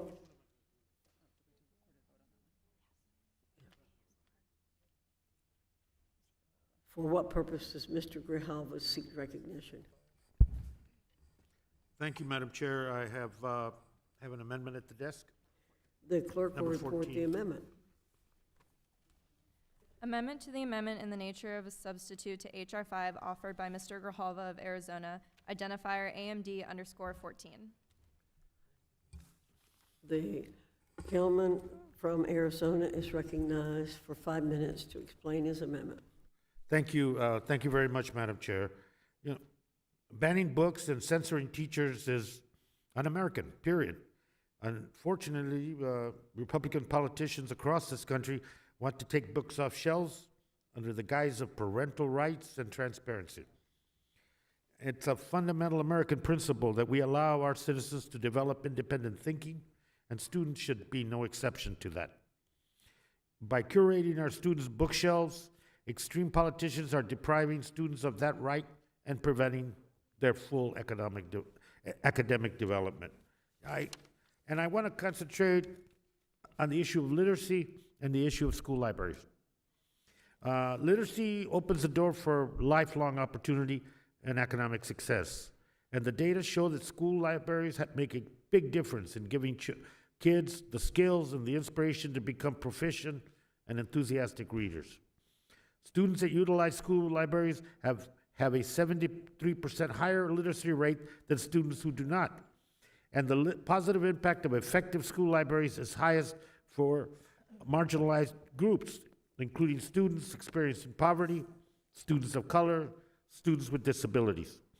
And while school libraries are the most effective when they offer resources that connect and engage and empower students and that align with their First Amendment rights, 32 states have enacted bans on books that disproportionately limit access to titles with LGBTQ+ characters and characters of color.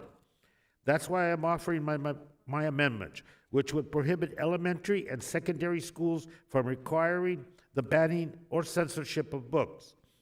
The book bans and censoring of library collections that my Republican colleagues have supported attack not only student rights, but restrict a very basic access to information on the part of students. My colleagues on the other side will say this bill does not censor book.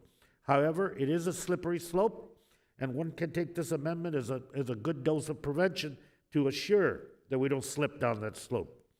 The bill would expand federal involvement in what is normally a local decision and will do so in a way that essentially invites more and more attempts to censor information and to ban books. For this reason, I urge my colleagues to support the amendment and ensure that this bill would not inadvertently create more and more attempts of censorship. And, you know, we just have to look at recent history and what's going on.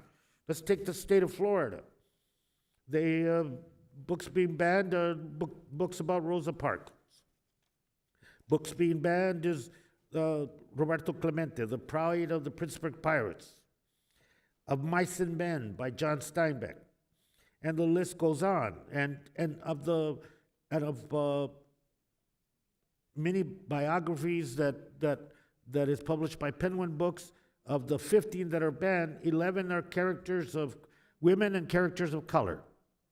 So my point being that if we don't want to go down that slippery slope, we don't want to create the impetus that we see in front of school board meetings to take books out, to ban certain discussions, to limit access to literature, to change the curriculum, then we have got to put in this legislation, which in its present form I do not support, something that prevents that. And my amendment is a preventive tool, it's a safeguard, it's a guardrail, so that we assure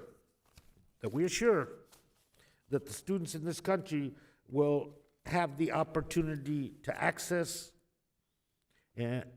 literature, to access information, and within their public libraries and their school libraries to continue to access the books as they choose. You know, no one should choose a book that I'm going to read, and we shouldn't be putting ourselves in a position where we are demanding and mandating what students can and cannot read. With that, I yield back, Madam Chairman. Thank you. Thank you, Mr. Grijalva. Is there anyone on our side of the aisle who wishes to speak on the amendment? I yield myself 5 minutes. This amendment is based on a false and misleading premise designed to distract from the issue we're here to advance, and that is the right of parents to be involved in the education of their children. There's nothing in this bill about banning of books, period. This bill is about transparency and ensuring parents have the opportunity to see the educational materials in their children's school. We've heard from parents the concern that their children are being given inappropriate materials at school. Parents have a right to know about this so they can engage in conversation with educators and school leaders at the local level regarding what is age appropriate. I strongly oppose this misleading amendment and urge my colleagues to oppose it. Anyone? Ms. Bonamici, you're recognized for 5 minutes. Thank you, Madam Chair.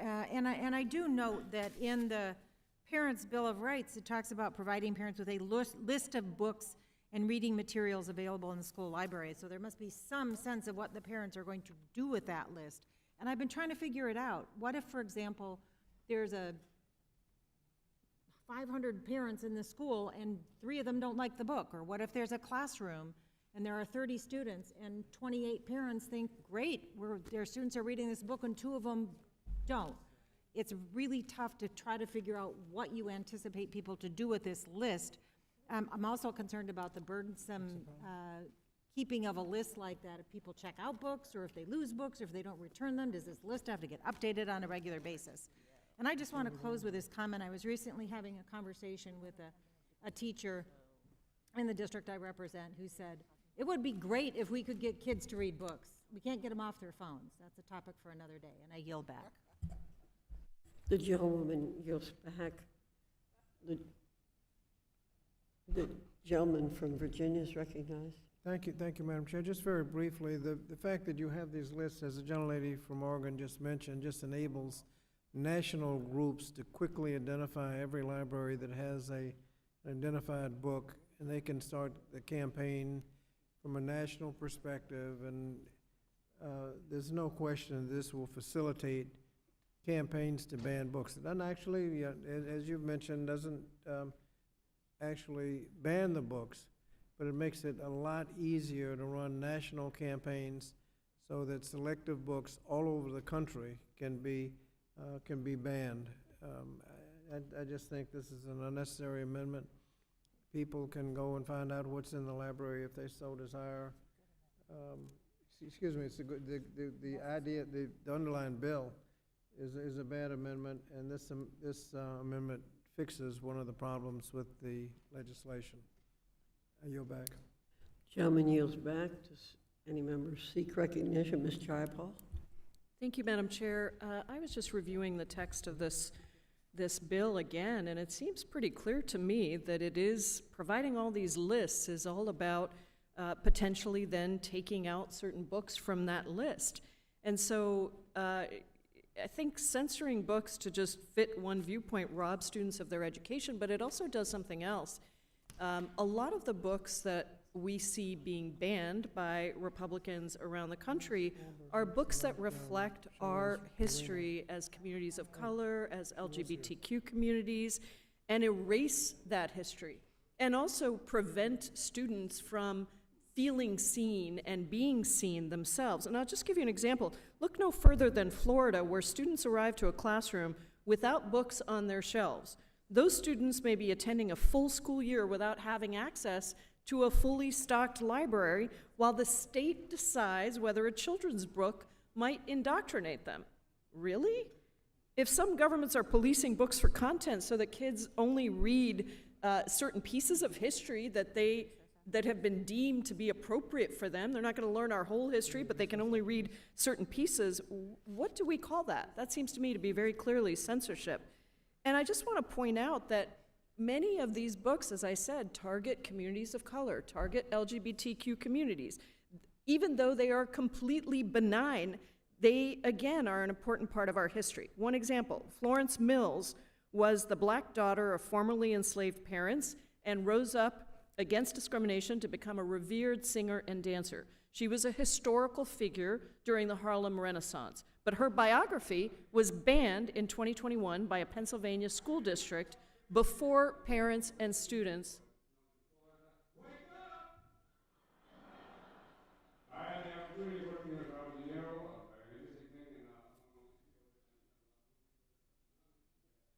Is that somebody on the, I hope that's not somebody on the majority staff side having fun with Florida. Great. Let me go back and repeat the example, because it seems to me that we might have lost some of that. And I know that the chairwoman is very fair. She'll give me some additional time to make up for that. Florence Mills was the black daughter of formerly enslaved parents and rose up against discrimination to become a revered singer and dancer. She was a historical figure during the Harlem Renaissance, but her biography was banned in 2021 by a Pennsylvania school district before parents and students fought back. Dumpling Soup is a 30-page picture book about a girl helping her family make their traditional New Year's Eve meal. The book was first published in 1993. It took Duval County, Florida, 30 years to suddenly begin the process of censoring it. When the Emperor Was Divine is about the incarceration of Japanese Americans during World War II.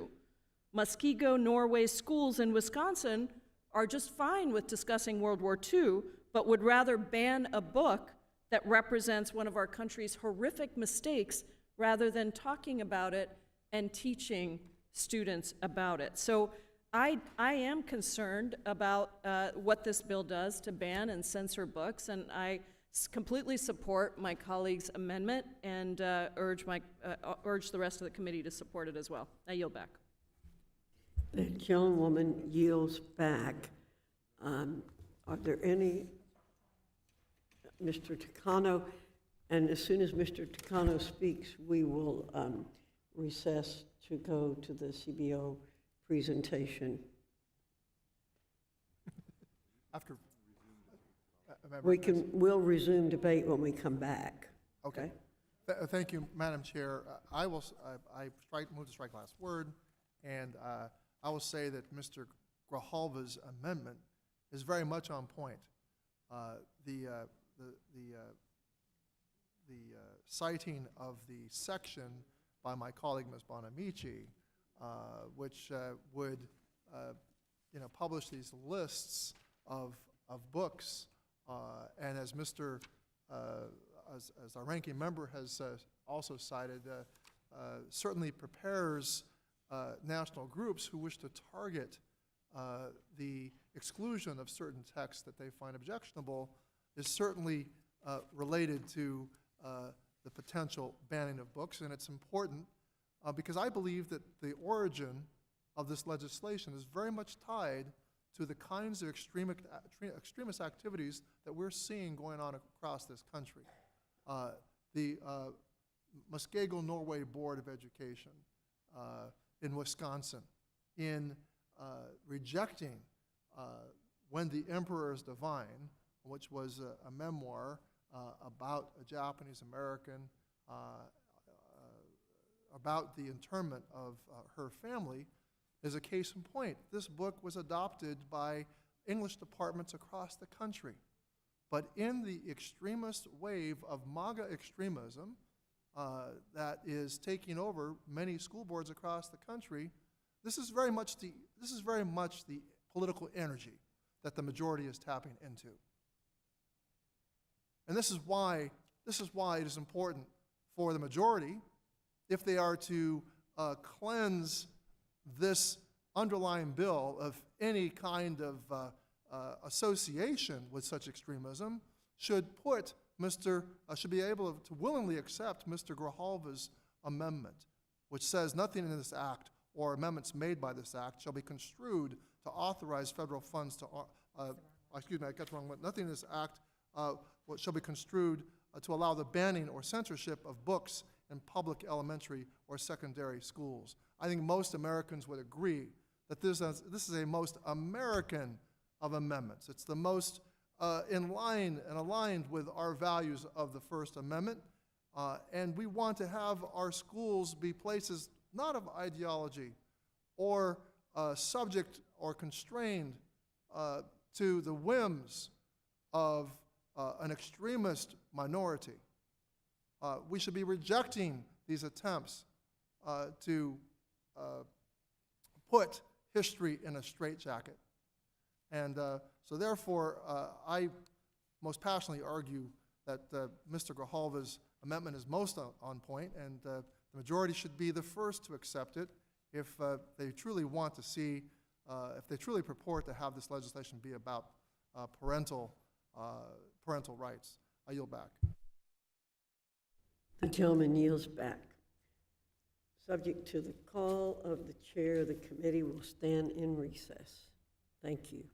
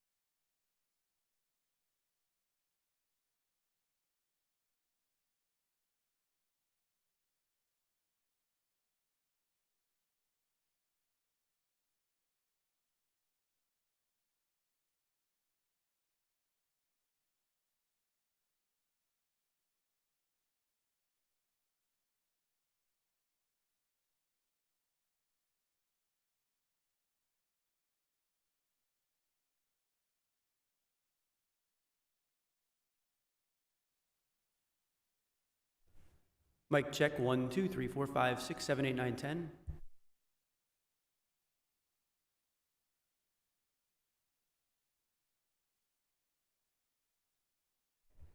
Mic check 1, 2, 3, 4, 5, 6, 7, 8, 9, 10. Mic check 1, 2, 3, 4. Got it. Check 1, 2. Check 1, 2, 3, 4, 5, 6, 7, 8, 9, 10.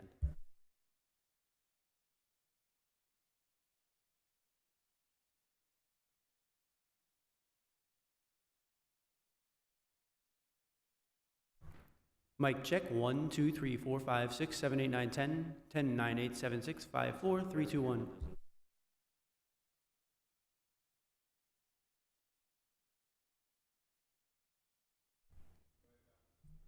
Mic check. 1, 2, 3, 4, 5, 6, 7, 8, 9, 10.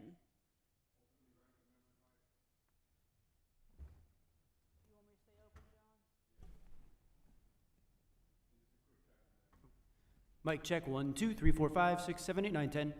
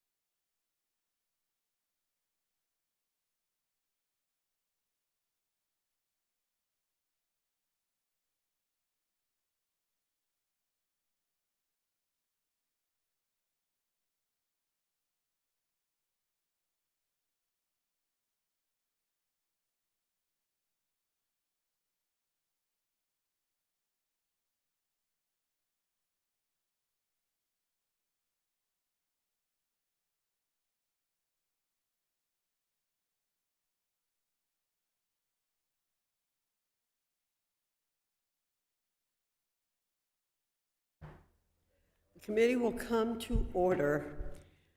I really apologize that we've had such a harried kind of day today. No, I hate wasting time more than anybody in the world, but we don't have control over our fate. We do have a little control over our fate the rest of this meeting. We can either be here till midnight or sometime in the middle of the morning, depending on how many people remember the Boehner rule. Okay, I believe, Ms. Hayes, you were waiting to be recognized on the Grijalva amendment. I recognize you for 5 minutes. Thank you.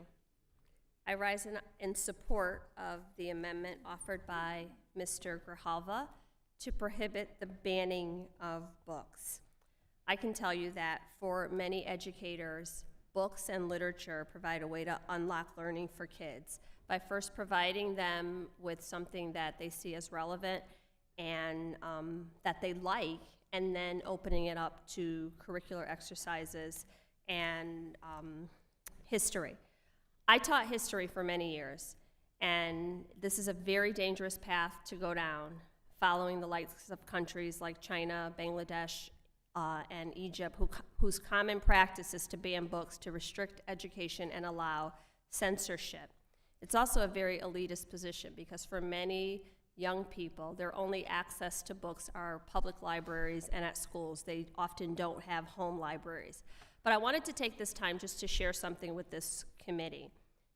I taught African American history at the high school level for many years, and while many of my students in this majority-minority school came in angry and disgruntled, at the point where I was able to facilitate a discussion in historical context and have respectful dialogue and teach them how to critically analyze and just read, it opened so many doors for them and really brought down the temperature in my classroom and gave my students a better understanding of what was happening at that time in this country.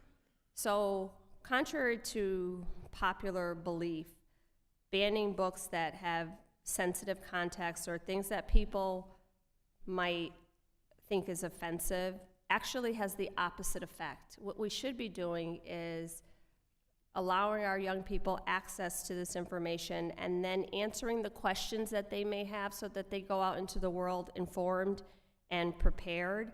And I will just end by noting that if you look at the books that are being banned, 40% of the books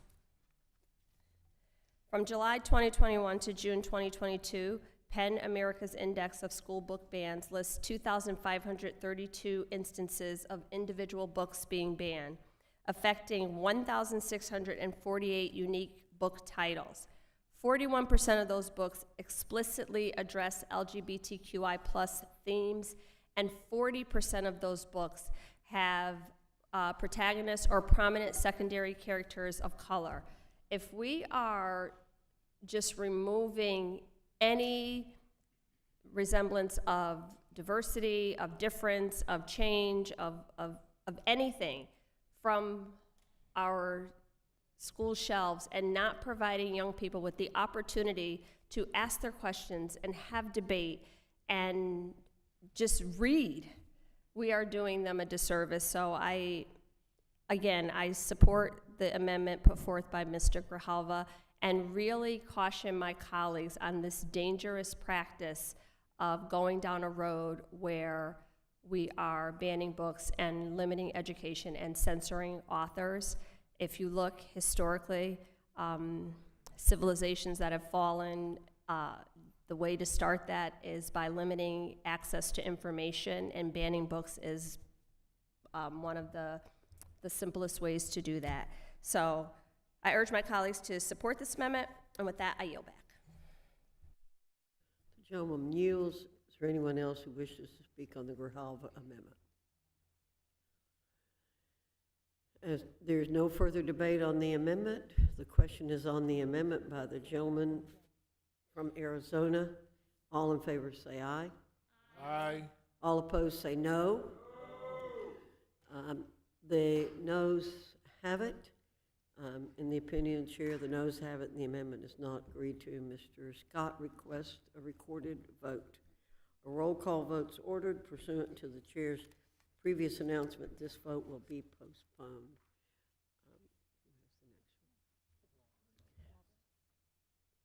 Mr. Wahlberg, I believe you have an amendment. Madam Chair, I have an amendment at the desk.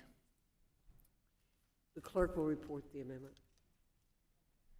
An amendment in the nature of substitute to the amendment offered by Mr. Wahlberg of Michigan, identifier WALBER_001.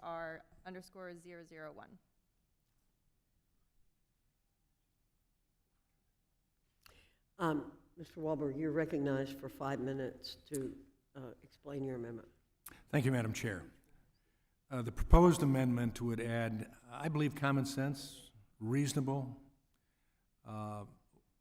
language from my legislation, which is H.R. 736, the Parental Rights Over Education and Care of Their Kids Act, or Protect Kids Act.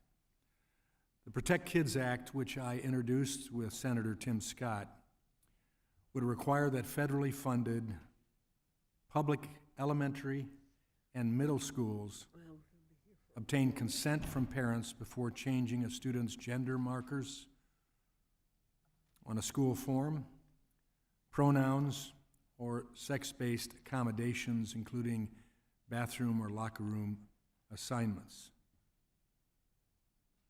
Now, I want to make it clear, I don't want things to be misconstrued. The amendment would not mandate that schools can't allow students to make these type of changes, just that they must receive consent of the child's parent. I also want to emphasize that the language only applies to elementary and middle school children as young as 5. Seems to me this is an age where we ought to be fostering the family and fostering parental involvement and encouraging that. This week, a story broke about a middle school principal in Arizona distributing a list of preferred pronouns for students with the express instructions not to share with parents. It's important to protect student privacy, but for minors, teachers and school administrators should not and cannot withhold this critical information from their parents or guardians.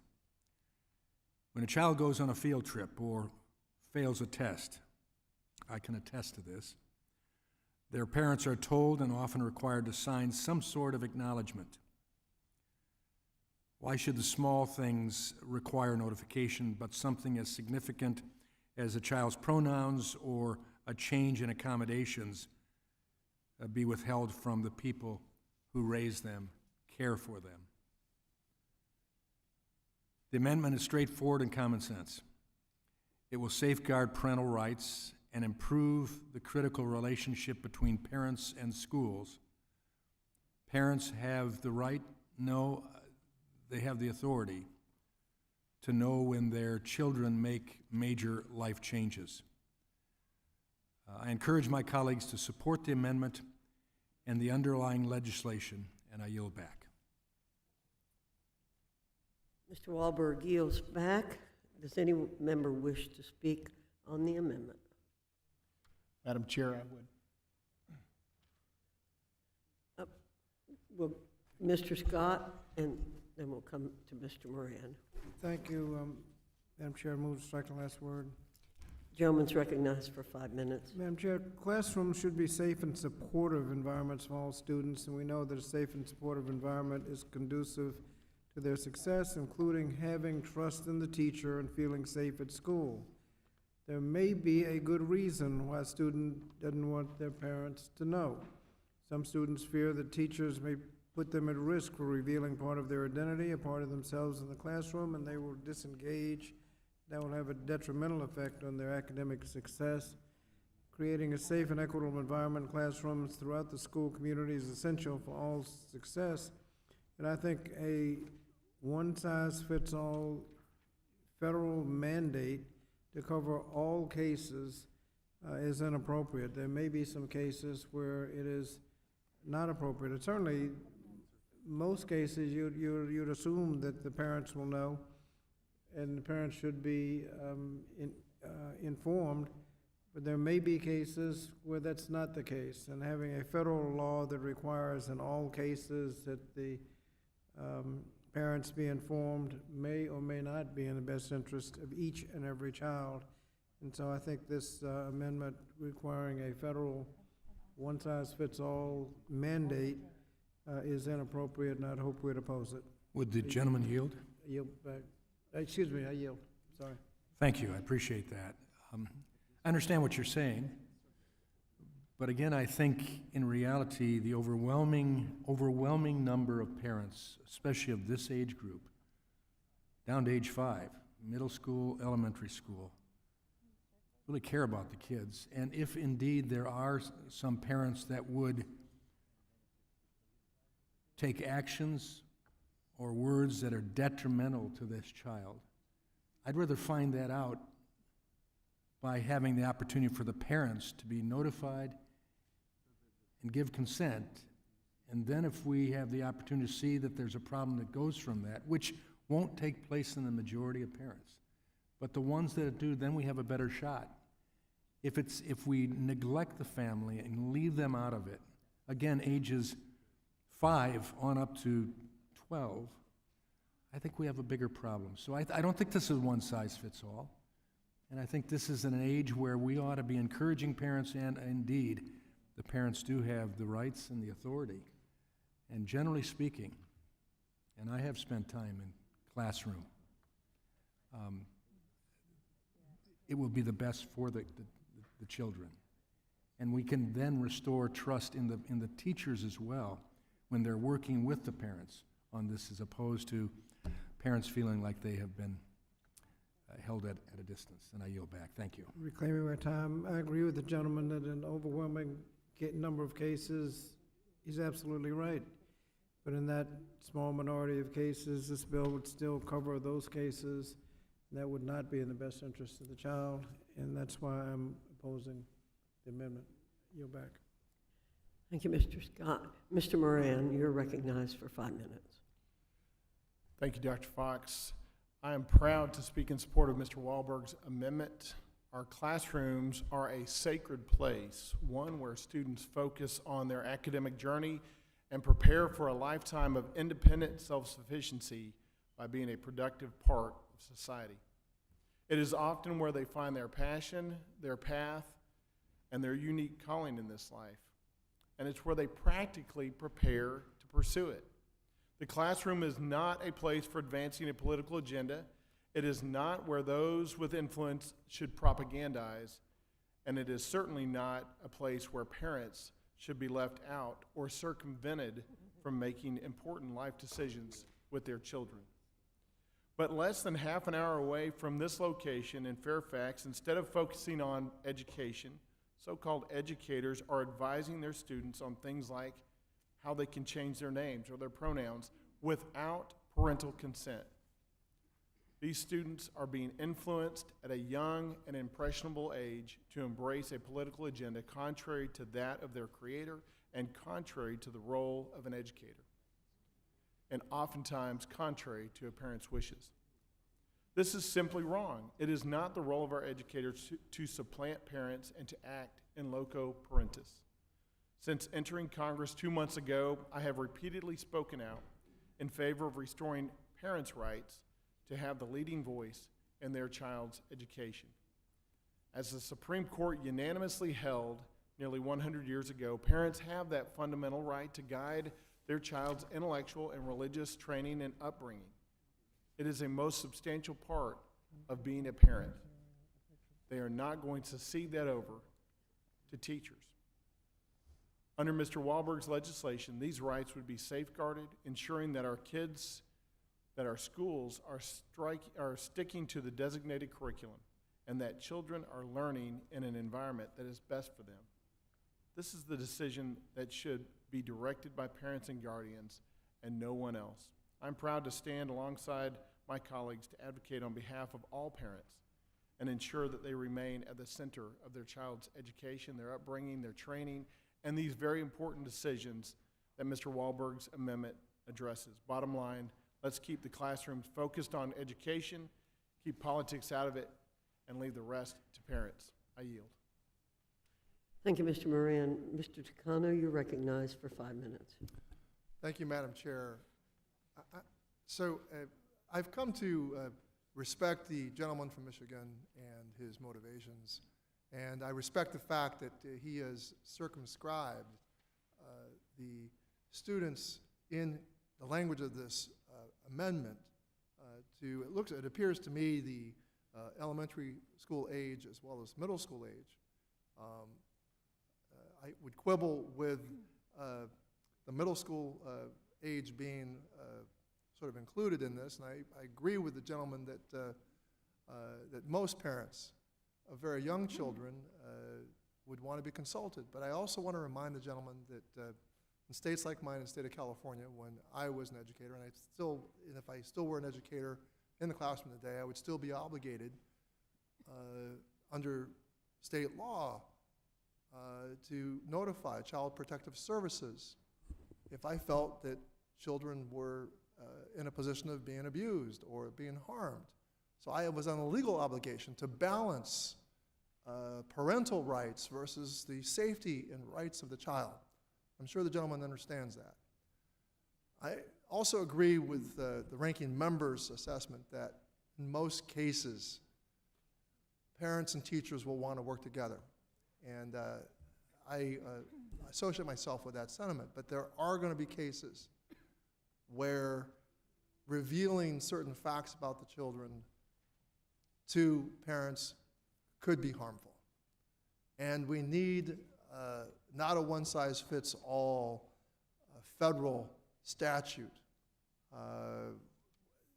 with the, being enforced with the power of federal funding. So I object to this amendment based on that inflexibility. But I do not quibble with the notion that teachers and parents need to work together on such sensitive issues. Now, I must object to some of the rhetoric by the previous speaker, the gentleman from Texas.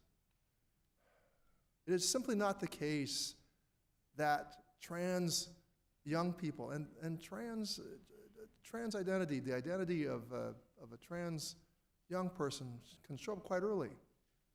It shows up. This is not something that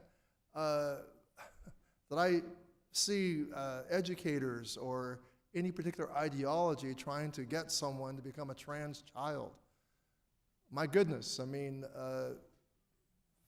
think about the enormous social consequences of a young person coming to know themselves and courageously beginning to reveal themselves. This is not about indoctrination, inculcation, ideological agendas. This is about compassionate, caring teachers who worry about the safety of their students. And such rhetoric does not move us toward understanding. Such rhetoric moves us toward ostracization, stigmatization, and more misunderstanding. So I would plead with the gentleman to refrain from characterizing what happens in schools with teachers who care as indoctrination or some sort of ideological agenda. Trans youth, trans individuals, the trans experience does exist, it's real. It's recognized by mental health professionals, by the medical profession. There's widespread agreement among such professionals. And it's time that we, as lawmakers, reflect on that consensus and also have compassion and respect for trans youth and make sure that we keep them safe. I yield back.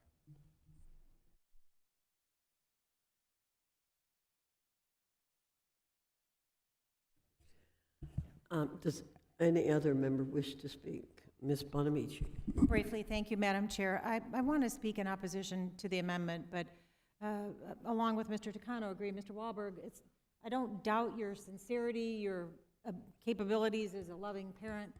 The problem is that about 40% of homeless youth are LGBTQ because they are not from a supportive family. And I recall when I had the honor of chairing the Subcommittee on Civil Rights and Human Services in this committee, and we had a hearing on the Equality Act. And there was a mother, Kimberly, who testified. Kimberly described herself as a Fox News watching conservative Republican from Texas.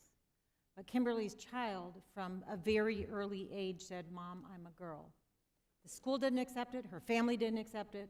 They tried conversion therapy, which then they later regretted. They finally moved to another town where Kimberly's daughter, Kai, was getting support and doing very well in school. That was a supportive family. Not all trans kids come from families like that, and it is about their safety and making sure that they can be safe and supported that concerns me about this amendment. Not questioning your intention, but just really concerned about those students who do not have supportive families and are afraid. I just read a story about a trans student who was outed by a teacher who said her home became from unsupportive to a battlefield. We can't be doing that to trans students. They're already vulnerable. Let's support them and vote no on the amendment. I yield back. Gentlewoman yields back. Is there another member that seeks recognition on this amendment?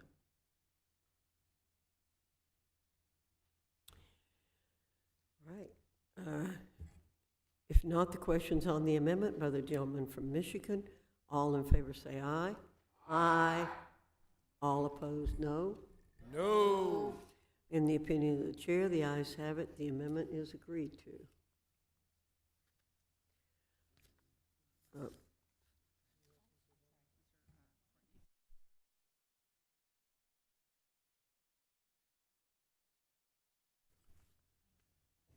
You're recognized for an amendment. Thank you, Madam Chairwoman. The clerk has an amendment at the desk, number 12, I believe. Amendment to the amendment in the nature of a substitute to HR 5 offered by Mr. Courtney from Connecticut, identifier AMD_12. You're recognized, Mr. Courtney, for 5 minutes. Great, thank you, Madam Chairwoman. This is a one-sentence amendment which states very clearly, nothing in this act shall be construed to authorize any department, agency, officer, or employee of the United States to exercise any direction, supervision, or control over the curriculum, program of instruction, administration, or personnel of any educational institution, school, or school system. For people who are students of federal education law, this is should be very familiar to you. It is black letter law that goes back over 50 years when ESEA was being enacted that put some very sharp restrictions in terms of federal control of local and state educational institutions, even those that are receiving Title I funds. This law has been reenacted numerous times with reauthorizations of the Elementary and Secondary Education Act, and most recently with ESSA, which we passed, a number of us were here for that, which again reasserted that we are not a Board of Education. The Secretary of Education is not the superintendent of schools for the entire United States, and that, again, we are really limited to just providing support based on the formula that was created in ESEA and has been reauthorized numerous times. There's two reasons for this. Number one, because there was a concern that there would be unfunded mandates if we started issuing policy provisions as a Congress in terms of how local school districts are supposed to operate. And the second is really just respecting that local government, which is closest to the people, is better aligned in terms of designing administration of schools, curriculum of schools, operation of schools, And those two principles really have stood the test of time. Ironically, well, not, I think worth noting is that on April 26, 2017, President Donald Trump issued an executive order on enforcing statutory prohibitions on federal control of education, which again walked through as an executive order precisely what I've cited already, which is that, again, the Congress has a long history of making sure that we are not crossing the line in terms of running school districts as part of federal education law. And Madam Chair, I would ask that I could introduce a copy of President Trump's executive order. Without objection. Thank you, Madam Chair. So again, this is a straightforward amendment, which I do think, raises serious questions about the scope of this bill, particularly in terms of administration of school districts. Just for example, the provision that mandates that schools provide a list of books and materials available to students in school library and also send that to parents. So that task of compiling, cataloging, and disseminating to parents on a rolling basis, because libraries are not static, they change their offerings. That is intruding, I think everyone has to concede in terms of the administration of schools. I mean, we are telling schools basically how to run their libraries, and that sort of impact, which this law, or this proposed bill, would create in terms of local school districts, again, runs completely afoul of the long-standing provision that we are going to respect local decision-making in terms of public education. Again, I hope this is something that all of us can support, and with that, I would yield. I recognize myself for 5 minutes. We've been told by the other side that this bill is unnecessary, or this amendment's unnecessary because these rights are already in the law. Well, this amendment is clearly in the law, but if the other side wants this included again, we can accept it. I yield back.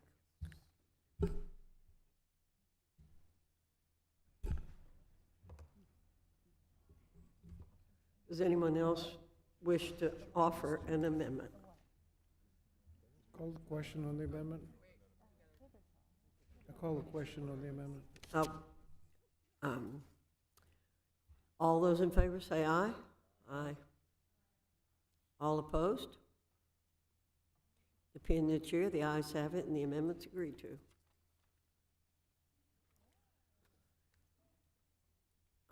Okay, Mr. Good.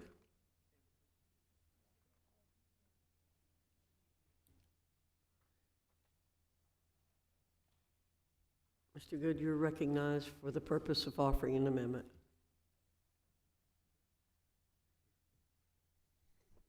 Thank you, Madam Chair. I have an amendment at the desk. Amendment to the amendment in the nature of a substitute to H.R. 5 offered by Mr. Good of Virginia, identifier Good_005. Mr. Good, you're recognized for 5 minutes to offer an amendment. Thank you, Madam Chairman. My amendment will ensure that schools cannot charge parents fees for reviewing curriculum.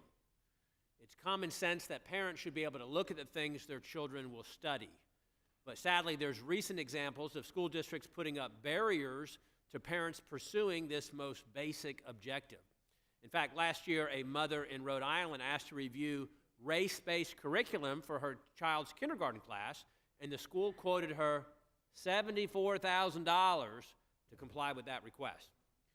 According to a report by the Wisconsin Institute for Law and Liberty, when a request was made to the Madison Metropolitan School District in Wisconsin, the district requested payment of more than $5,000.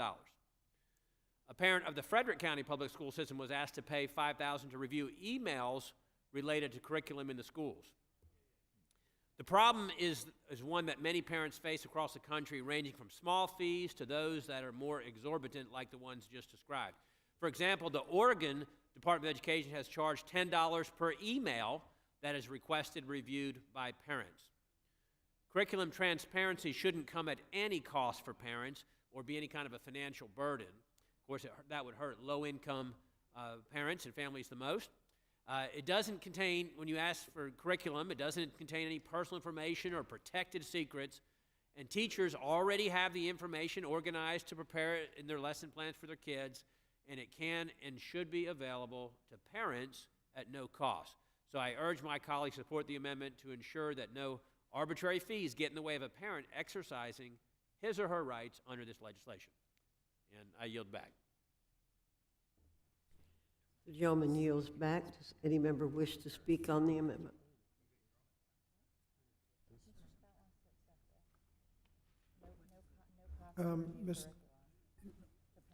Mr. Scott, you're recognized for 5 minutes. Madam Chair, strike the last word. Move to strike the last word. Gentleman's recognized for 5 minutes. Madam Chair, we have to balance the idea that there should be no federal mandate on local schools if they incur expenses to provide this information. We have to balance that with the right of the parents to access public documents freely and fairly. And I think my colleague from Virginia got it right. Ought to be at no cost. The idea that you have to pay all these thousands of dollars to get access to public documents, I think is unreasonable. There's a civil rights group that wanted access to emails and other kinds of documents that the Attorney General had. They charged them $20,000. I think if you're going to get access, you ought to get access. And so I would support the gentleman's amendment. After all, it's their tax money to begin with that is funding it, and I don't want anybody to ever forget that. They're getting what they're paying for. So, if there's no further debate on the amendment, questions on the amendment by the gentleman from Virginia, all in favor say aye. Aye. Those opposed, no. No. In the opinion of the chair, the ayes have it, and the amendment is agreed to. Are there other amendments to be offered? Yes, Madam Chair, I have another amendment at the desk.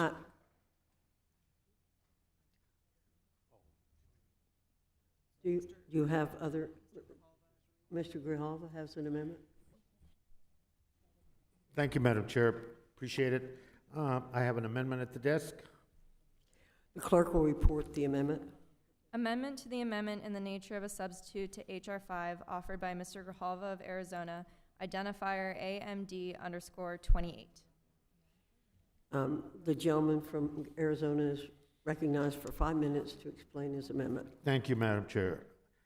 You know, when I speak to the parents in my district and in the school districts that comprise and are part of my district, they tell me that above all, they want their kids to receive an accurate and high-quality education.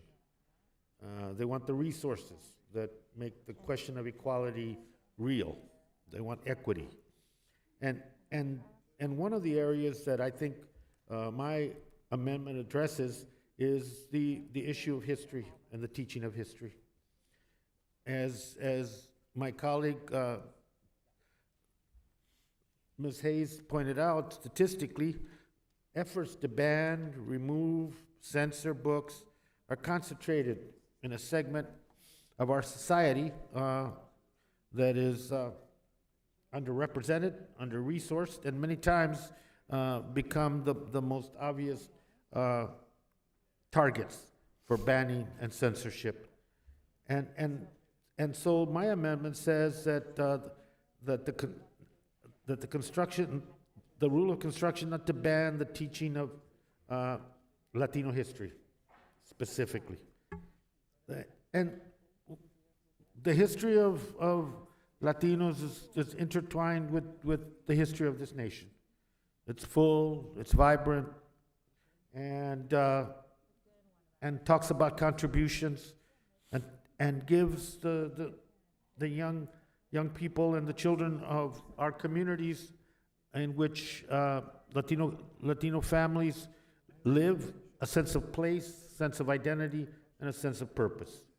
It's an important part and plays a critical role in the education of kids. And not just Latino kids. Non-Latino kids can learn, appreciate, and have a different sense of who their classmates are and what they bring and what they've contributed to the history of this country in war and peace and in every aspect of our development.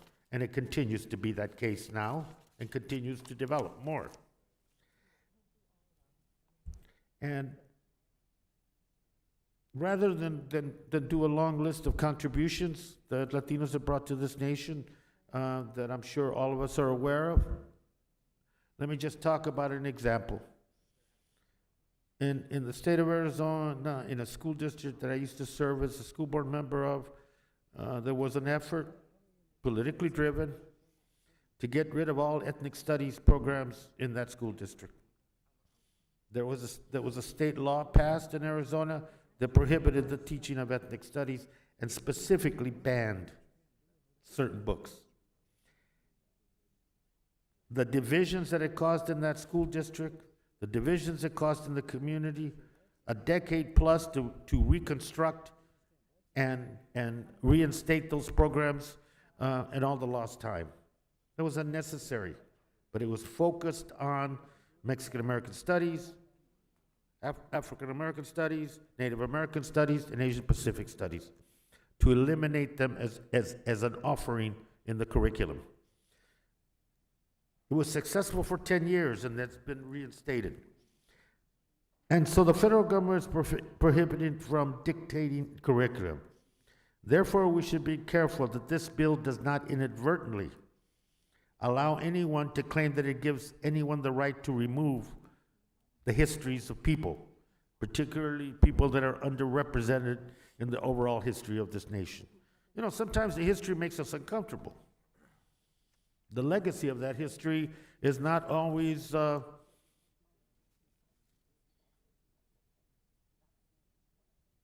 it's not always a benefit to everyone.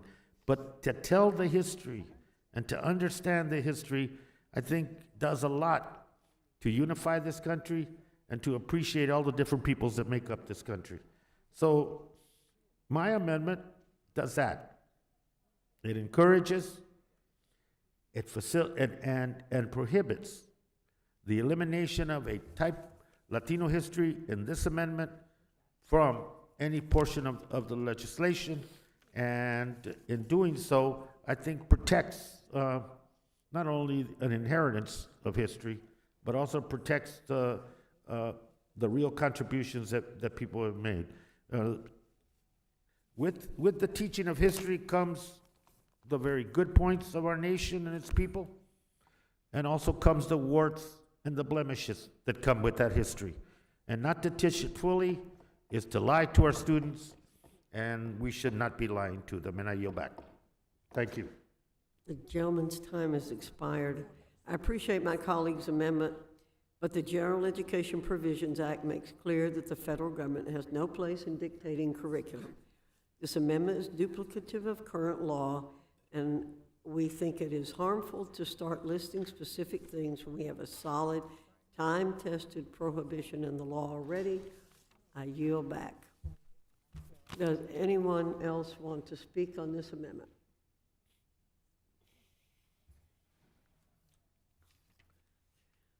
If not, the question's on the amendment by the gentleman from Arizona. All in favor say aye. All opposed, no. No. In the opinion of the chair, the noes have it, and the amendment is not agreed to.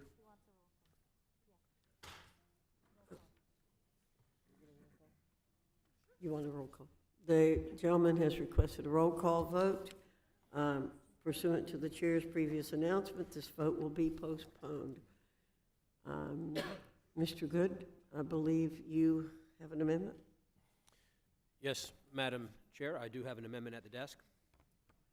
The clerk will report the amendment.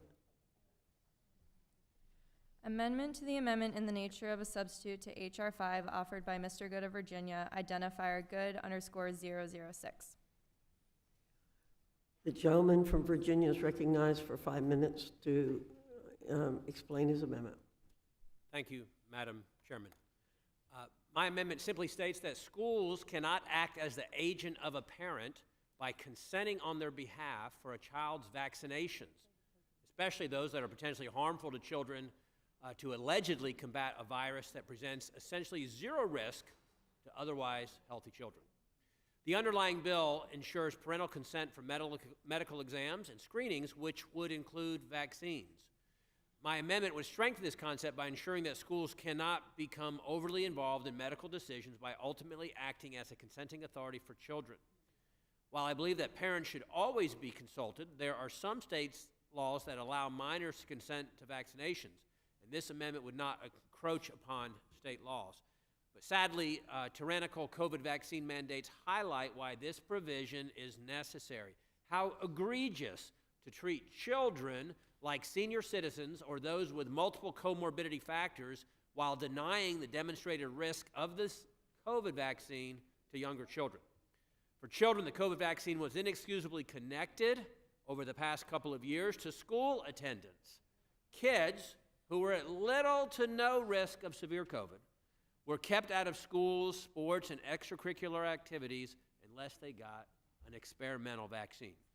Many states and school boards have adjusted these requirements over time as the COVID vaccine has been shown not to be as safe or as beneficial as it was presented along with the unconstitutional mandate to receive the vaccine under this administration. But medical decisions are intensely personal, and no one knows a child's health better than a student's mother or father. This amendment further protects parental rights by preventing schools from becoming overly involved in medical decisions as important as vaccinations. So I urge my colleagues to support this amendment, and I yield back. The gentleman yields back. Does anyone wish to speak on the amendment?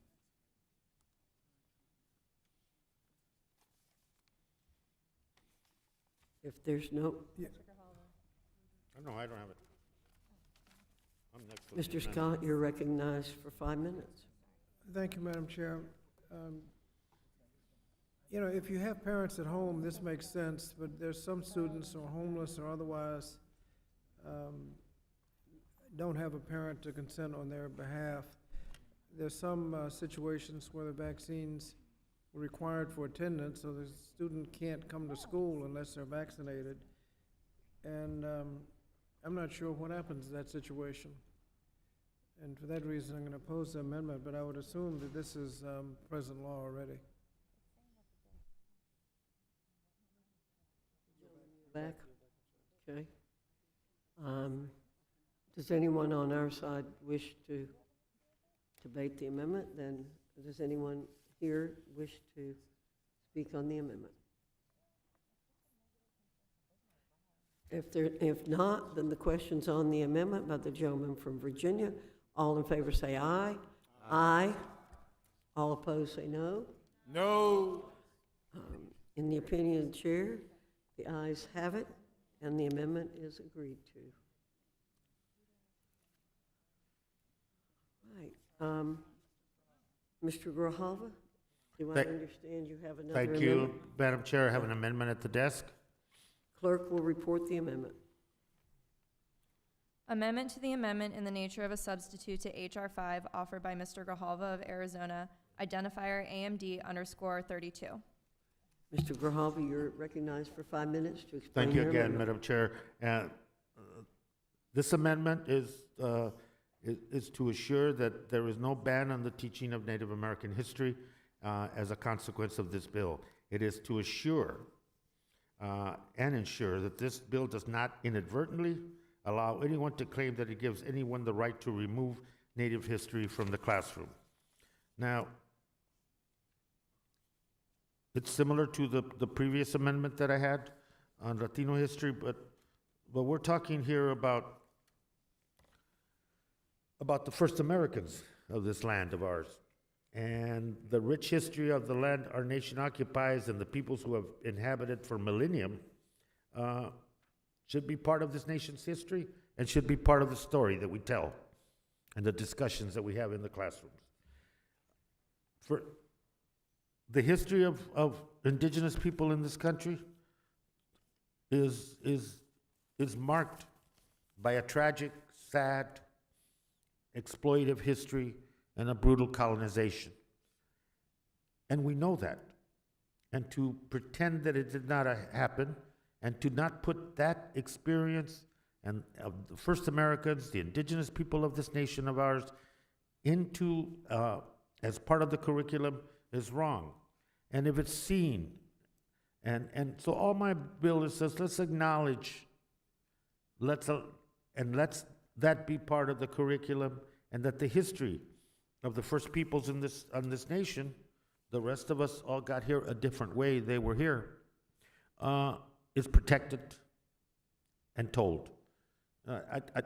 Mark Twain is given credit for saying that, you know, history doesn't repeat itself, but it sure as hell rhymes.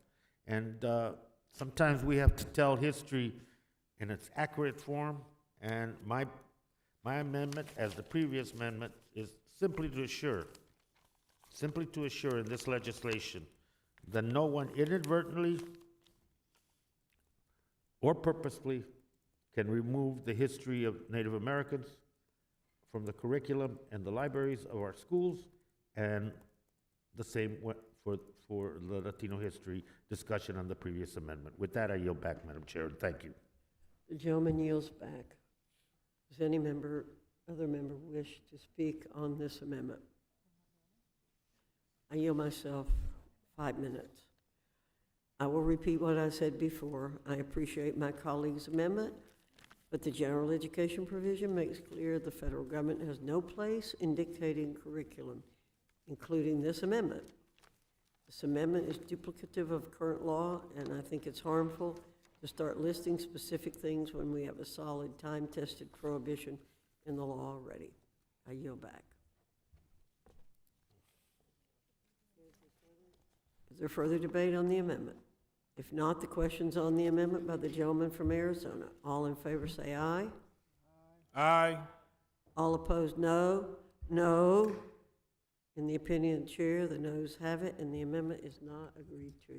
And Mr. Scott, gentleman from Arizona requests a recorded vote. A roll call vote is ordered pursuant to the chair's previous announcement. This vote will be postponed. Mr. Good, I believe you have another amendment. Madam Chair, I do have an amendment at the desk. The clerk will report the amendment. Amendment to the amendment in the nature of a substitute to H.R. 5 offered by Mr. Good of Virginia, identifier Good_007. Mr. Good, you're recognized for 5 minutes to explain your amendment.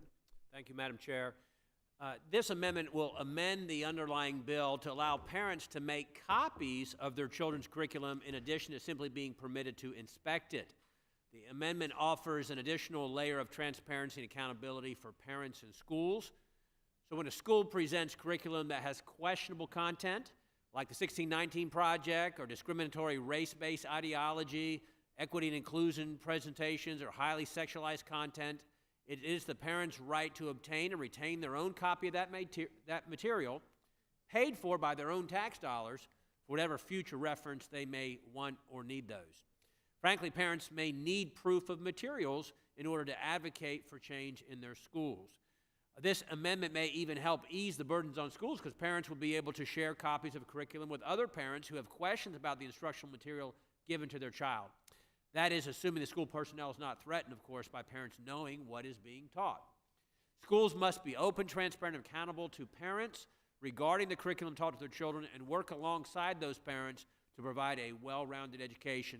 Parents should be able to fully exercise their rights to improve our education system and encourage the development of students who are critical thinkers and prepared to contribute to our country to make it prosper and safe.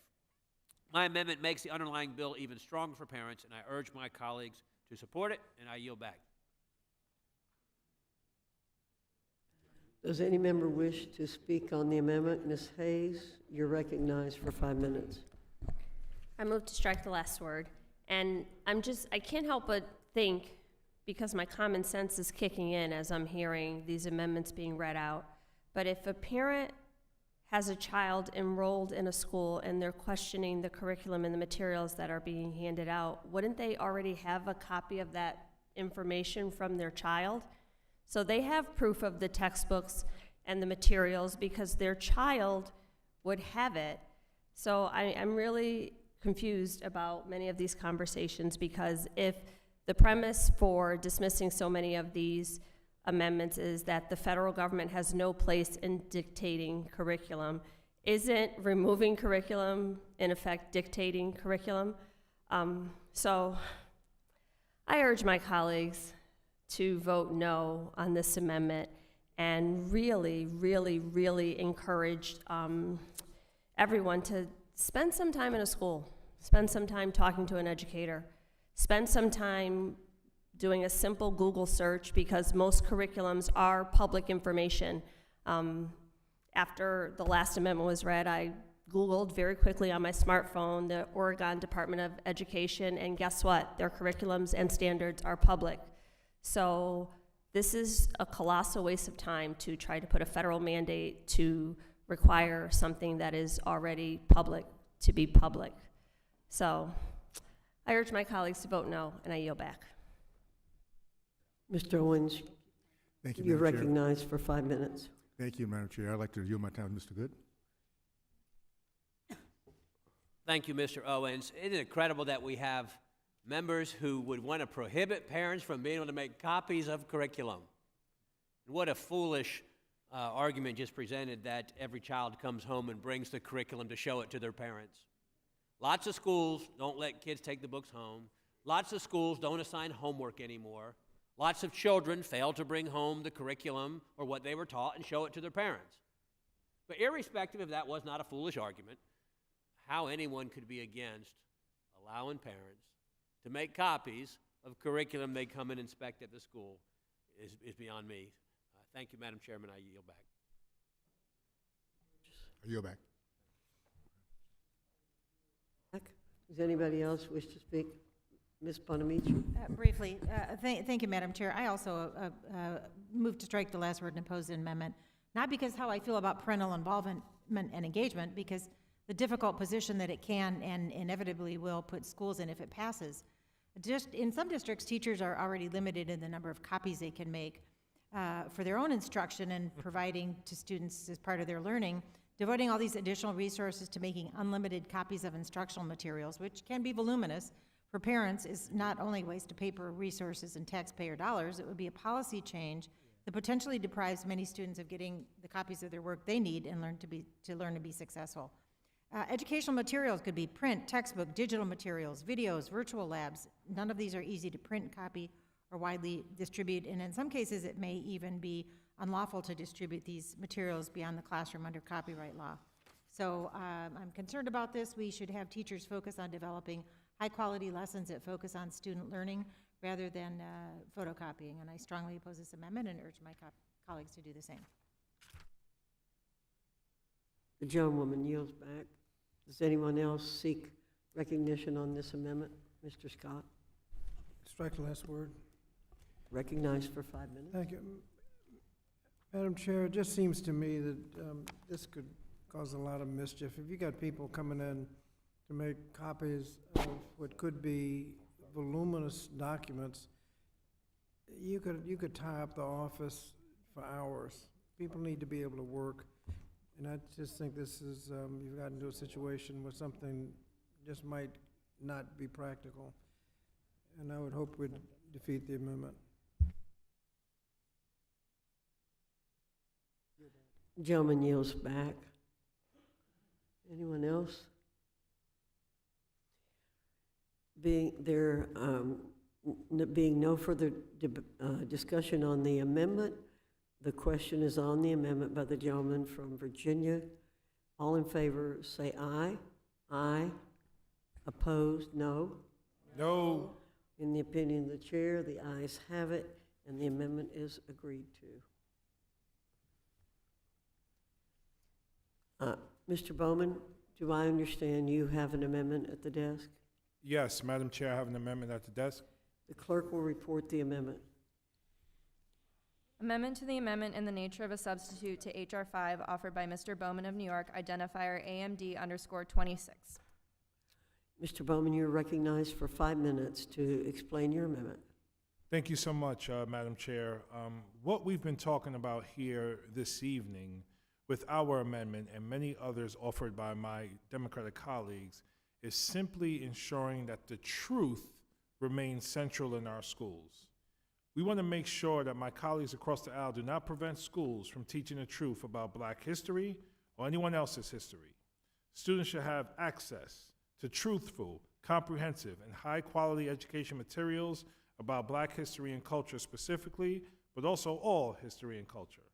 The truth should always be available to all students, educators, and families, but unfortunately is under attack in states like Florida and Virginia, where right-wing elected officials like DeSantis are banning AP African American History Studies and prohibiting educators from having authentic, truthful conversations with their students about a variety of topics.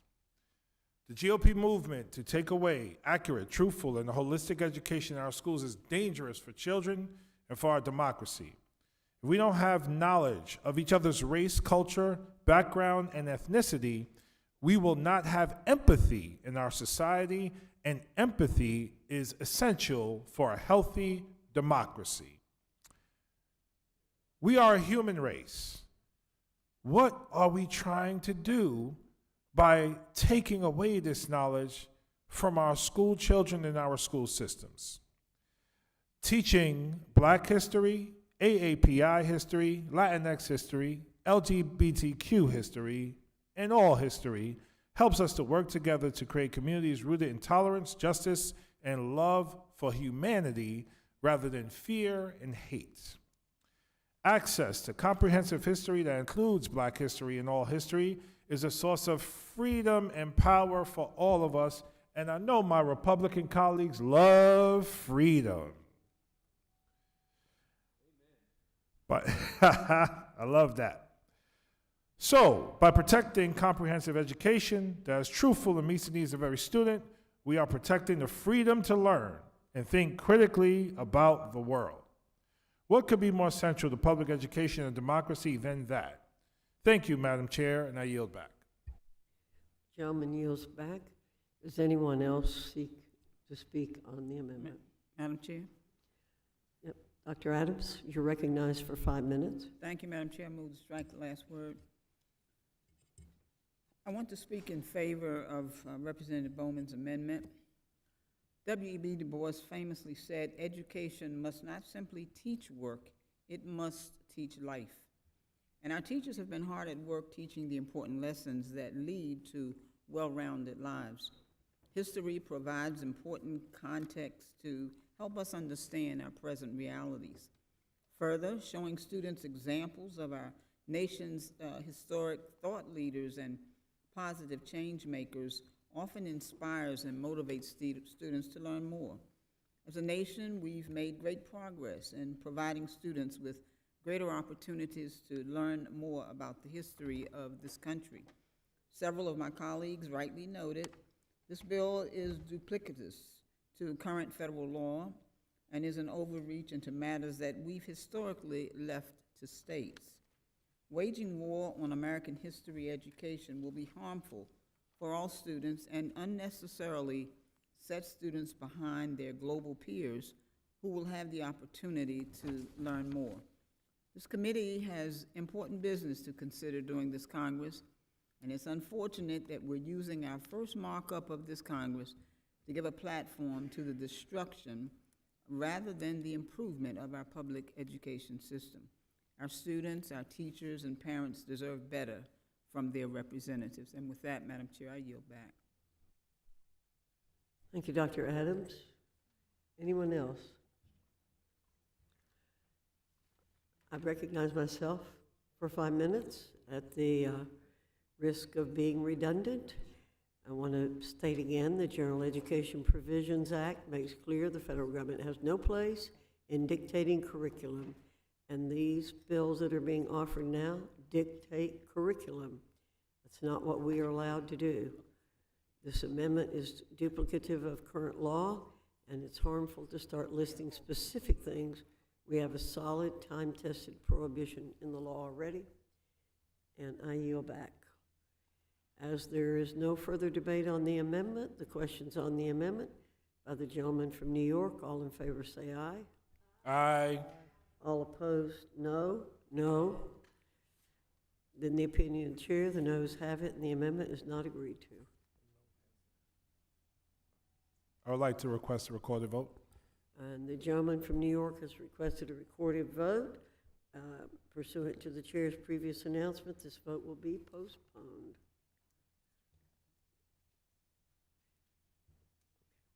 Mr. Takano, I believe you have an amendment?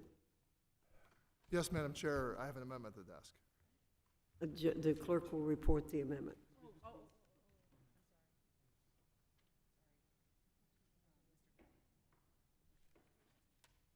Okay. Sorry. I'm sorry, Mr. Takano. You're going to go someone else? We're going to go to Mr. Good. That's fine. And then we'll come back to you. That's fine. Mr. Good, you're recognized. Thank you, Madam Chair. I do have an amendment at the desk. The chair will report the amendment. Amendment to the amendment in the nature of a substitute to H.R. 5 offered by Mr. Good of Virginia, identifier Good_002.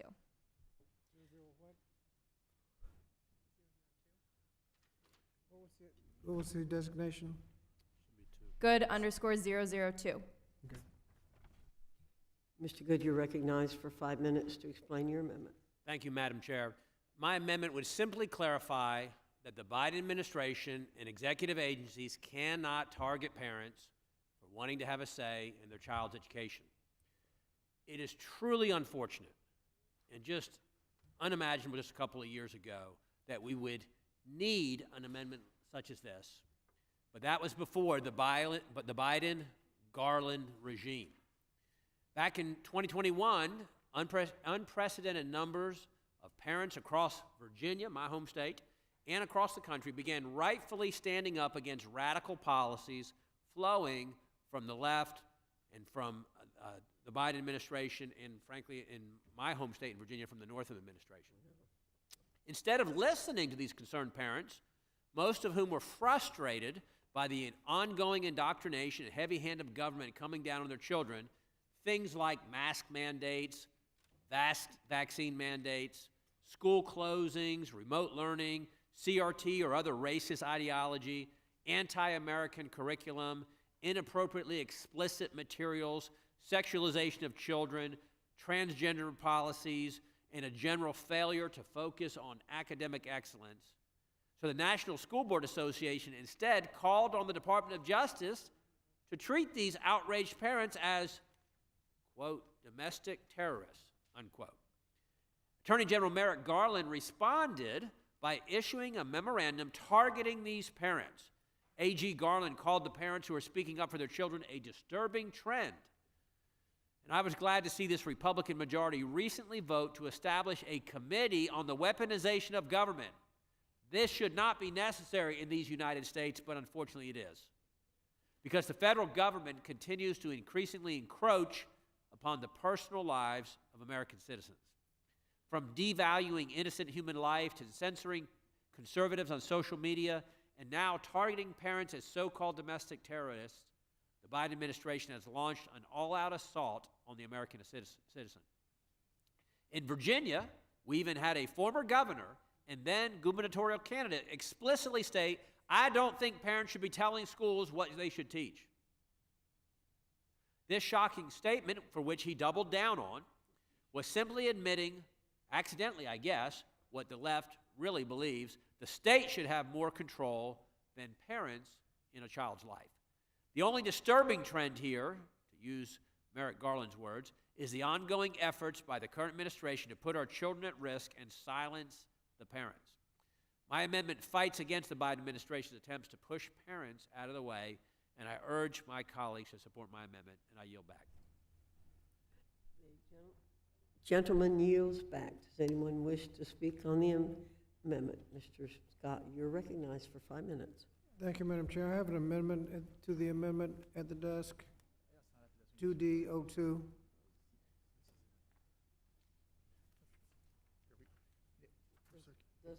Does the clerk have a copy of the amendment? Do members have copies of the amendment? It's 2D_02.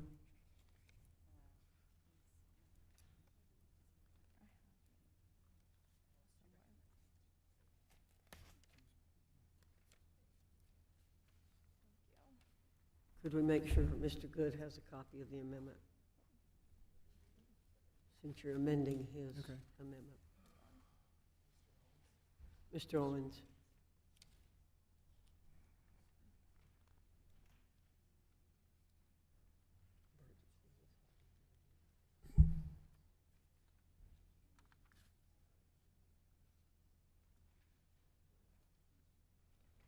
Madam Chair, may I reserve a point of order on this amendment? The gentleman reserves point of order. The gentleman from Virginia, Mr. Scott, is recognized. Thank you.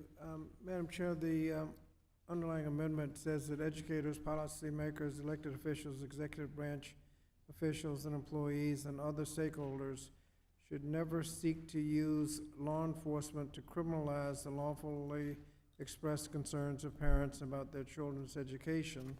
The amendment adds, but should never hesitate to contact public safety officials if there is a credible threat to the safety and security of students, parents, educators, policymakers, elected officials, executive branch officials or employees or other stakeholders, school facility, or staff.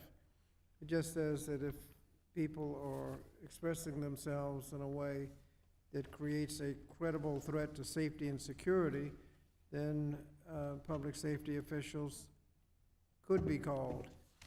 You don't want to set up a situation where people can create these threats and by virtue of this amendment feel free from accountability. I yield back. The gentleman yields back.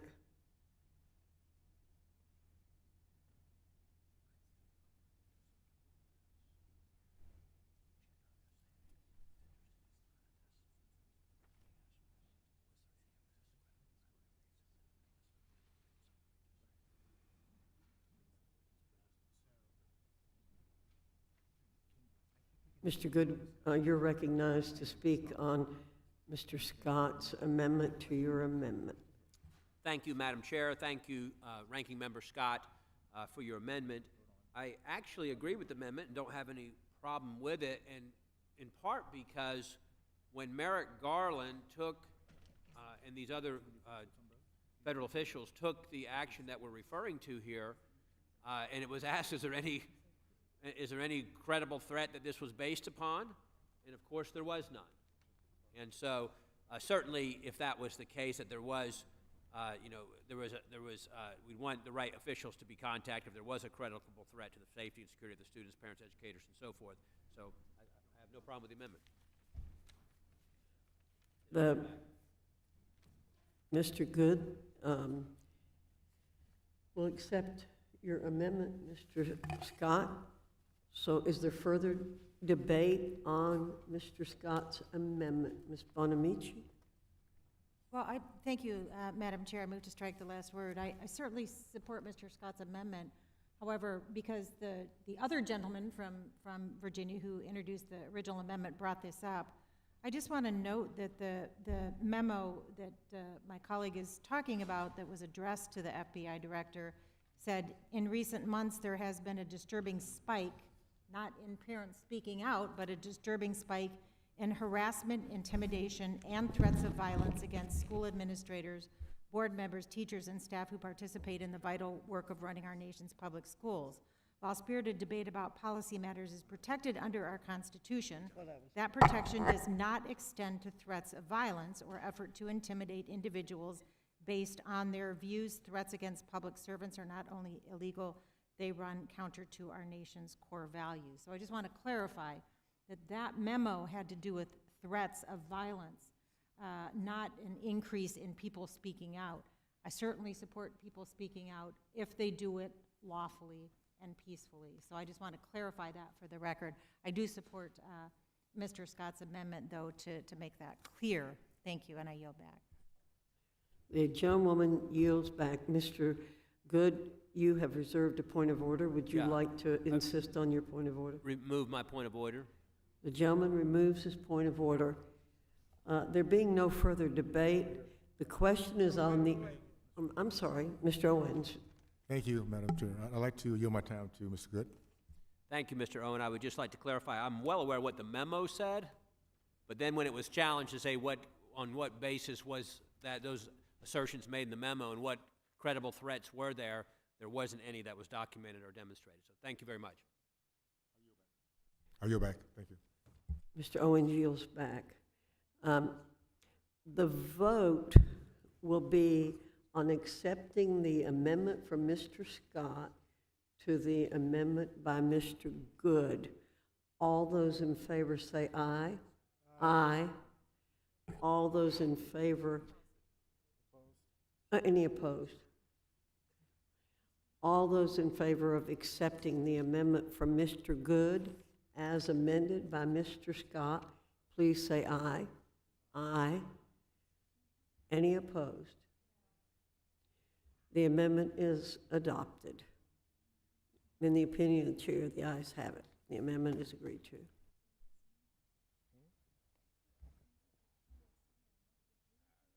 Now, Mr. Takano, I believe now you have an amendment to offer. Yes, Madam Chair, I have an amendment at the desk. The clerk will designate the amendment. Amendment to the amendment in the nature of a substitute to H.R. 5 offered by Mr. Takano of California, identifier AMD_29. The gentleman from California is recognized for 5 minutes to explain his amendment. Madam Chair, thank you. And the amendment I am offering here clarifies that nothing in this bill should be used to censor any lessons relating to LGBTQI plus history or curriculum. Schools have an obligation to provide safe and supportive learning environments for all students, and that includes LGBTQI plus students and students of color. Depriving them of the opportunity to see themselves or their families represented on the bookshelves of their own schools can have a direct impact on their sense of self-worth and mental health. America is a country of freedom of speech and freedom of ideas. Those freedoms end when politicians start banning books and censoring curriculum simply because some people find them uncomfortable. Bills that censor the existence of LGBTQ plus people in our society reinforce the negativity and hostility that many LGBTQ plus people, especially youth, already experience. In 2021, 68% of all LGBTQ plus students surveyed by GLSEN reported feeling unsafe in their school environment due to their perceived sexual orientation, gender identity, or expression. In addition, more than 3/4 of LGBTQ plus students who attended school in person during the surveyed period reported experiencing in-person verbal harassment based on their sexual orientation, gender expression, or gender at some point in the past year. Attempts to erase LGBTQ plus people and content from schools will only worsen the challenges that LGBTQ plus students already face and further isolate them. There is nothing taboo about being a member of the LGBTQ plus community. These bills cannot erase the fact that LGBTQ plus people are part of our communities. They are our family, our friends, our coworkers, and our neighbors. So I offer this amendment in the spirit of inclusion of all students. And that on all students includes LGBTQ plus students as well as students of color. Thank you, Madam Chair, and I yield back. The gentleman from California yields back. Does anyone wish to speak on the amendment? If not, the question is on the amendment by the gentleman from California. All in favor say aye. Aye. All opposed, no. No. In the opinion of the chair, the noes have it. And the amendment? I ask for a vote. The gentleman asked for a recorded vote.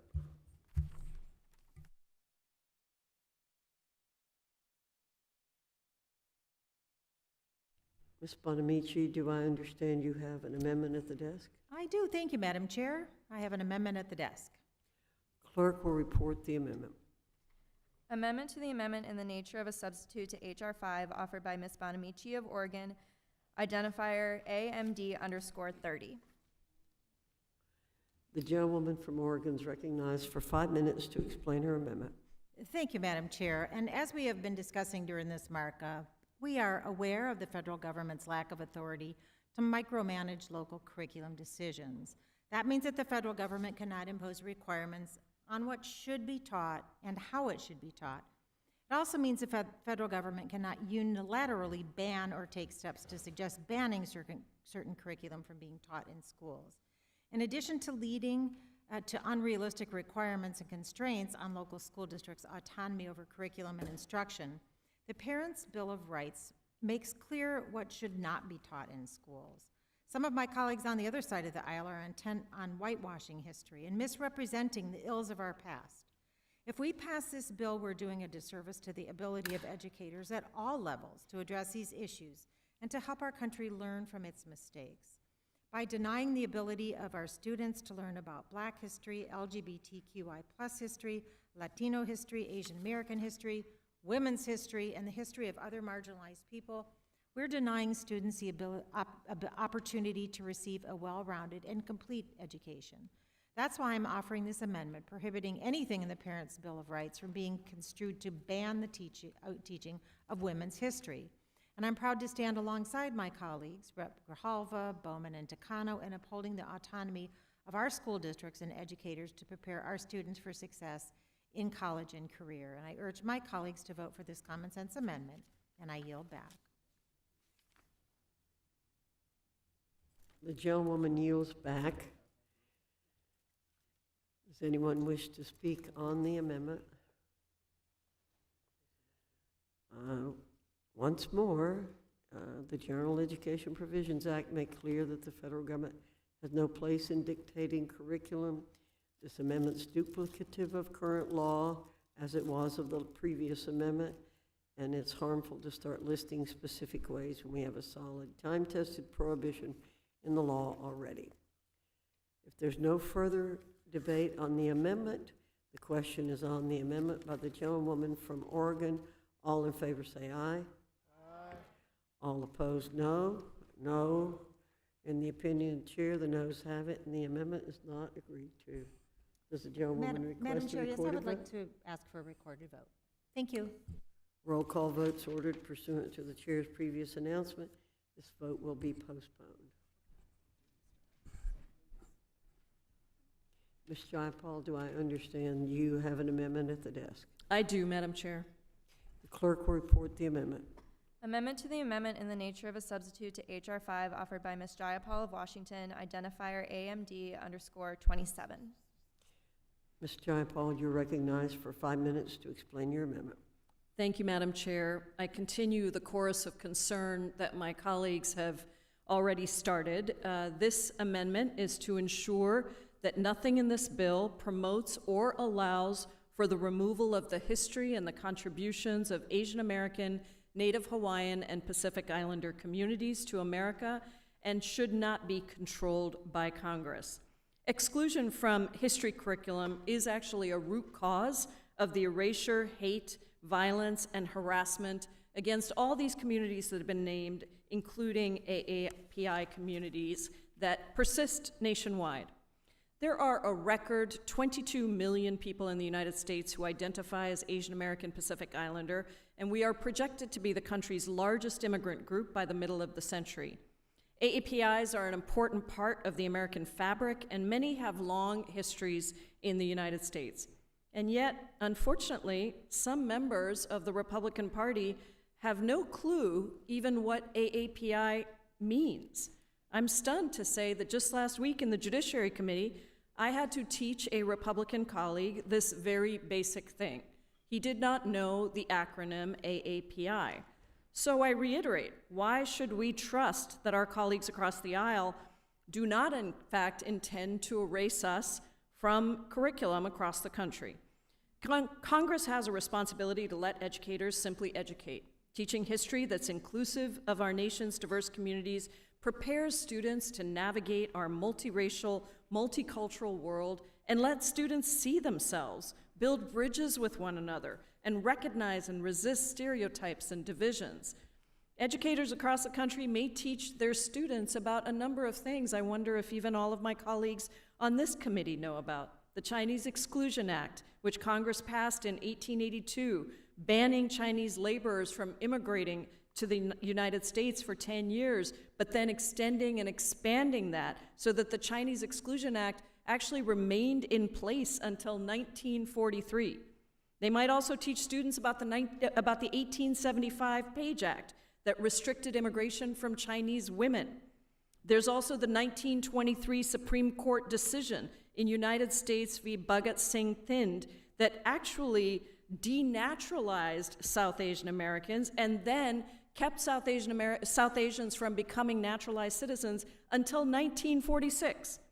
They may cover the Supreme Court case, Korematsu v. United States of 1944, that upheld the shameful incarceration of Japanese Americans during World War II. They might highlight how critical the civil rights movement was in dismantling abominable laws and passing the Immigration and Nationality Act of 1965, which eliminated exclusionary immigration laws that gave preference to people from Western Europe and allowed for more immigration from Asian and African countries.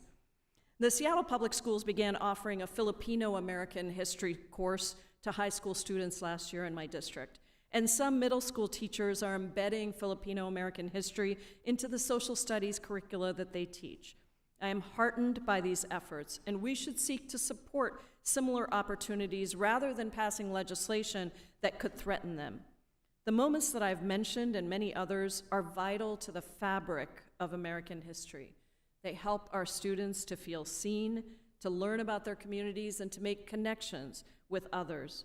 As a proud South Asian immigrant and the first South Asian American woman elected to the House of Representatives, I'm proud to champion this amendment to ensure that legislation on education explicitly maintains that schools will not face barriers to teach students about AANHPI history. Asian American, Native Hawaiian, and Pacific Islander history is American history. I yield back. The gentlewoman yields back. Does anyone else wish to speak on the gentlewoman's amendment? Mr. Takano, you're recognized for 5 minutes. Thank you, and I thank my colleague from the state of Washington for a brief survey of all of the laws that were enacted that egregiously discriminated against AAPI, H and HI members of our national community. But I want to bring forward another aspect of this history that she cited that is very relevant, because we know in certain states in our country that there is a resurfacing of the idea of alien land laws. Alien land laws existed mainly on the West Coast, and they prescribed any sort of sale of real property to immigrants from Japan and China, and my very own immigrant grandfather and American-born grandmother were very much affected by this, and it's concerning to see this sort of rhetoric arise again, and that history is repeating itself. I had thought that this sort of egregious discrimination that occurred in the past, that said that certain immigrant groups could not buy property, was going to resurface again because of rising political rhetoric, but it is. And so I would add to the types of history that Americans need to remember and understand so that we are on track to becoming a better America. I would add to that, in terms of AAPI history, the history of the alien land laws in our country, and the fact from the very beginning of our republic, the first really discriminatory law was about saying that immigrants from Asia could not naturalize. For most of this country's existence, naturalization was proscribed for Asian immigrants, and as Ms. Jayapal mentioned, it really didn't start to be addressed until the 1940s, until after people realized the contributions of AAPIs in helping the United States win World War II. And with this, Madam Chair, I yield back. Gentleman yields back. Does any other member wish to speak on the Jayapal amendment? If not, the question is on the amendment by the gentlewoman from Washington. All in favor say aye. Aye. All opposed, no. No. In the opinion of the chair, the noes have it, and the amendment is not agreed to. Ms. Jayapal requests a recorded vote. I do. Roll call votes ordered. Announcement. This vote will be postponed. Ms. Jayapal, I understand you have another amendment at the tape? I do, that's correct. The clerk will report the amendment. Amendment to the amendment in the nature of a substitute to H.R. 5 offered by Ms. Jayapal of Washington, identifier AMD_18. The gentlewoman from Washington is recognized for 5 minutes to explain her amendment. Thank you, Madam Chair. The Education Committee should not pass legislation that risks ruining education. My amendment would have the Government Accountability Office simply verify that this bill would lead to improved school grades, especially as schools continue to deal with teacher shortages, learning loss, and behavioral health challenges. Parents have a right to be actively engaged in their child's education, and there are numerous examples of the positive results of a well-engaged parent, including by meeting their teachers, attending PTA meetings, or going to extracurricular activities like school plays or sports games. But too many provisions of this bill have nothing to do with those values. In fact, the only values this bill seems to embrace are of those who don't believe in a public option for education, values that we have seen turn school grounds into battlefields, all in favor of one narrow perspective of curricula that erases communities of color and LGBTQ communities. Our committee should be ensuring that schools are graduating kids that are ready to compete and lead. We should want our students to think critically, to gain practical life skills, all while maintaining good grades. And we can't get there while emboldening activism to the point of emptying bookshelves and concealing history.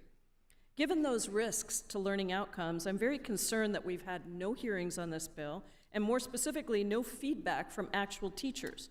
In fact, the only input that this committee received from educators were those that I have the pleasure of serving with on this committee, the majority of whom have by and large made clear that this would be disastrous for students and public schools everywhere. I don't know about this committee's majority, but under Ranking Member Scott's leadership in the last Congress, this committee put students before politics when we passed any legislation that involved our schools. The American Rescue Plan that helps schools safely reopen and address learning loss was informed by many witnesses who were educators or school administrators. In contrast, this majority called a witness that not only had no experience in the classroom, but weaponized trans kids against public schools. The witness penned an opinion piece that embraced a strategy of attacking trans kids to promote defunding public schools under the guise of empowering parents.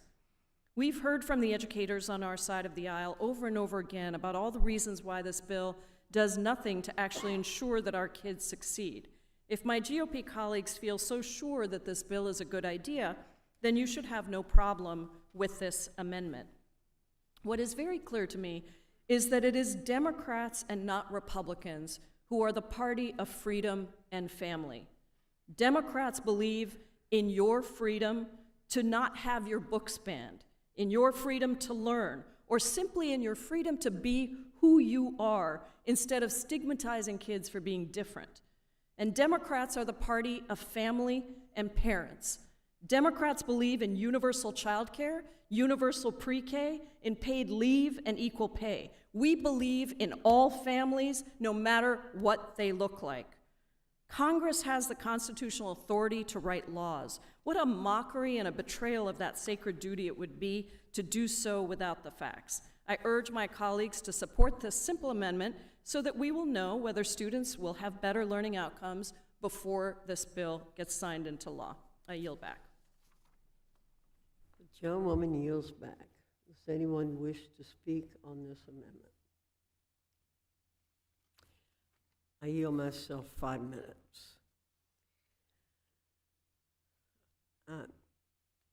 There are many things I could say in response, but I'm going to be very measured in what I say. Parents cannot wait. Parents cannot wait for a lengthy study to know what their kids are being taught in schools. Parents' rights are being trampled on right now. The last thing we should do is tell them we need yet another study by Washington bureaucrats before their rights can be protected. Further, what negative impact does the representative expect will happen? This bill simply says that parents should know what their kids are learning in school. That's a common sense idea. Rather than negatively impact learning, this is key to promoting learning. Study after study tells us that kids do best when their parents are more involved, not less involved, in their children's education. This amendment is just an excuse to postpone and delay a worthwhile idea. Parents' rights not only should be protected, but must be protected, and they must be protected now. I yield back. If there's no further debate on the amendment by the gentlewoman from Washington, I'm sorry, Mr. Takano, you're recognized for 5 minutes. Yes, Madam Chair, the sense of moral panic that the chair is advancing is way overblown. As we know, much of the rights that are covered in this bill are already being practiced, in fact, at the local level. And there are a few sections of this bill that are highly problematic that we've pointed out, and that has to do with the ambiguous language about data and how that might inadvertently out LGBTQI students to unsupportive homes. And as teachers, we're also obligated, in many states, and at least in the state of California, they're obligated to protect children by calling Child Protective Services if they think harm is going to come to a child. There are concerns over censorship of the curriculum, invasion of the federal government into areas that really should be the province of local and state governments. But the sense of a GAO study delaying the rights of parents is absurd, it's overblown. In fact, most of the substantive rights are already covered by local procedures and both within schools and local school districts. I yield back. The gentleman yields back. Now, if there is no further debate on this amendment, the question is on the amendment by the gentlewoman from Washington. All those in favor say aye. All those opposed, no. No. In the opinion of the chair, the noes have it. But Ms. Jayapal requests a recorded vote.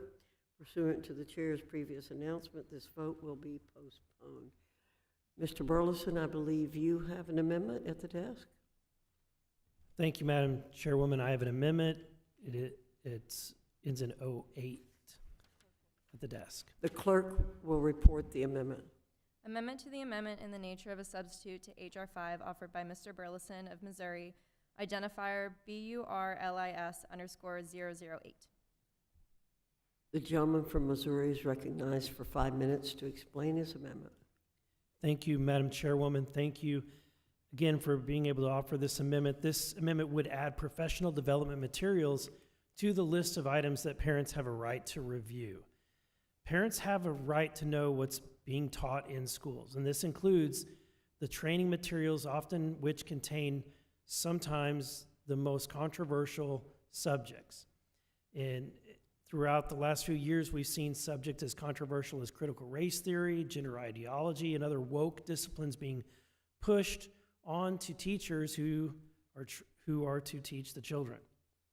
In my own district, Springfield Public Schools use taxpayer dollars to hold numerous mandatory district-wide staff meetings and demanded teachers commit to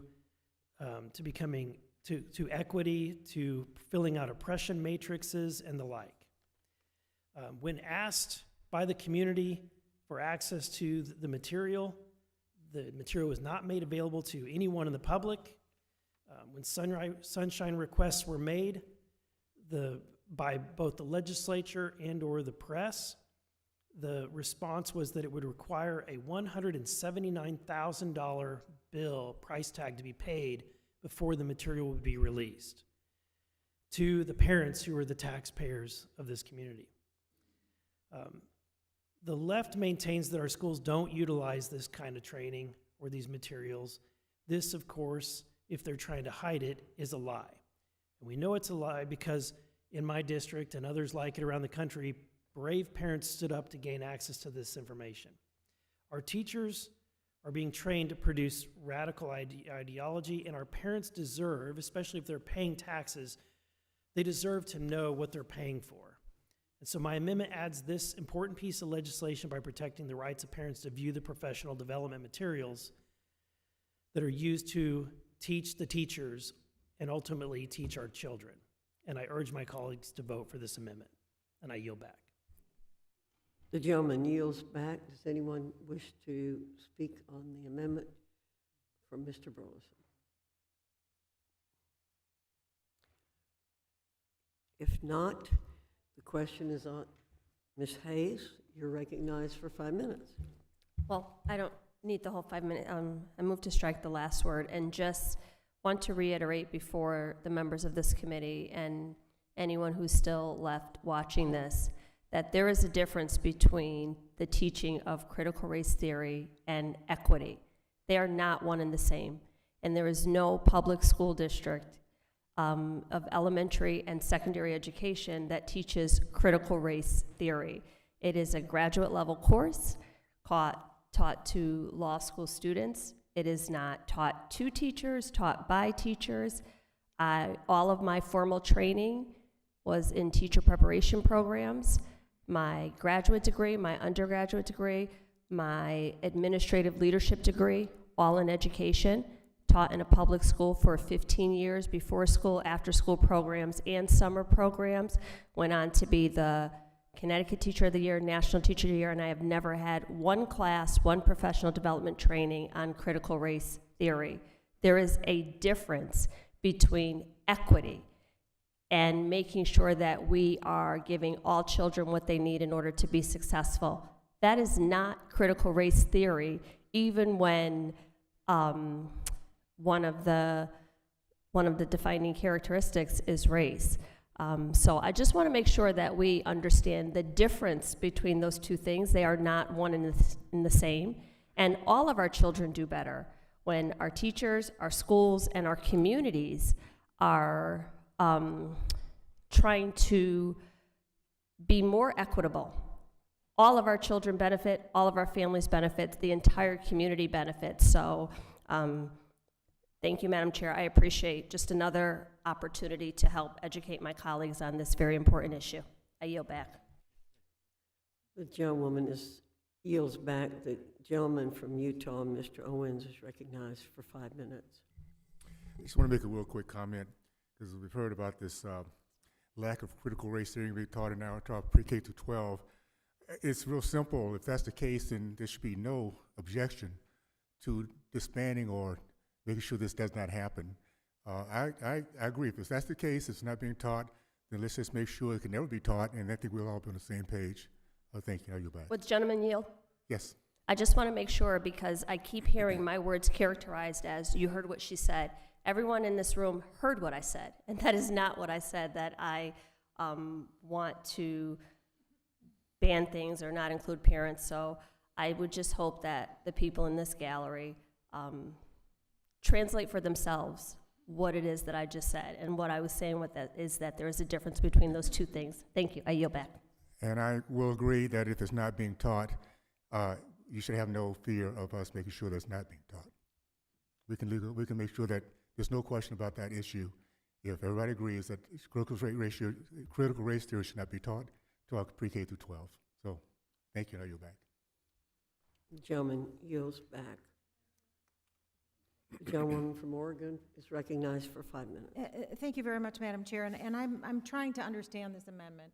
And I heard the gentleman who presented it. I heard my colleague, the former National Teacher of the Year, talk about it. And I know, Mr. Burleson, when you offered the amendment, you used a couple of terms, and I wonder if you could define those so we're clear on what you are interested in. You used the term woke, and I don't know what you mean by that, and you used the term critical race theory. So could you please explain what you mean by those so we know what you are addressing in this amendment, because those are the terms you used. I don't need to define those terms. The amendment is about making sure that parents have access to material, whatever the material is. And so, however you wish to define things, whatever terms, however you want to define it, at the end of the day, parents should have the right to access the material that is being taught in their schools and that they're paying for.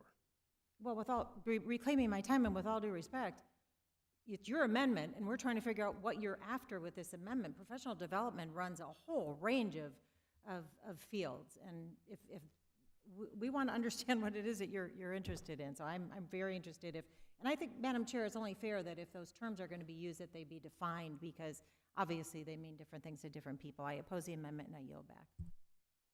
The gentleman yields back.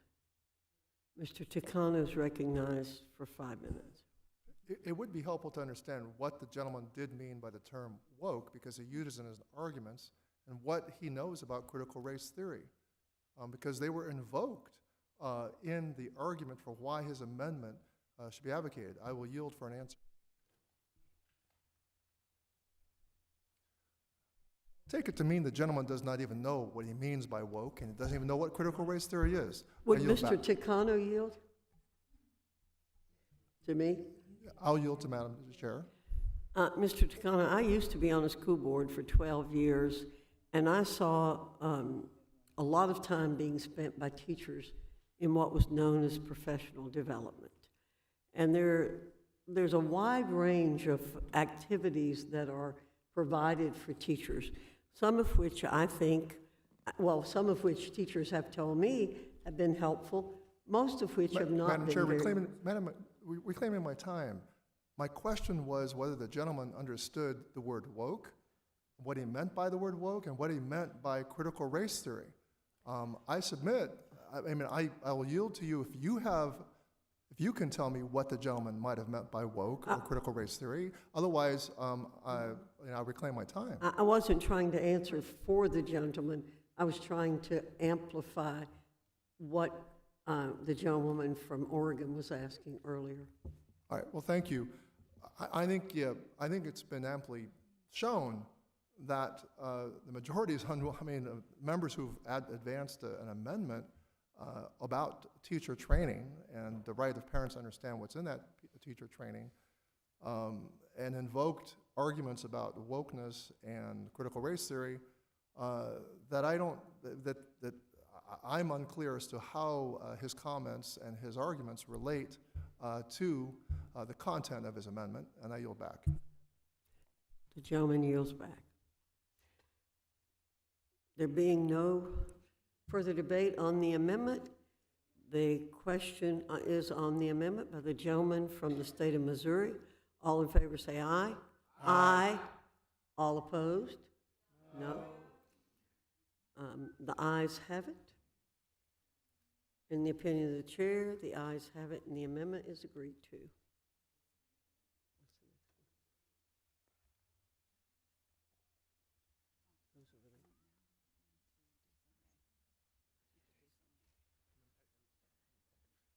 Mr. Desagne, I believe you have an amendment at the desk. I do, Madam Chair. I have an amendment at the desk. The clerk will report the amendment. Amendment to the amendment in the nature of a substitute to H.R. 5 offered by Mr. Desaulnier of California, identifier AMD_05. The gentleman from California is recognized for 5 minutes. Thank you, Madam Chair. When we were working on Every Student Succeeds Act in 2015, I had the pleasure of working across the aisle with my friend, Congressman Thompson, and the National Parent Teachers Association, or PTA, to create the statewide Family Engagement Centers program.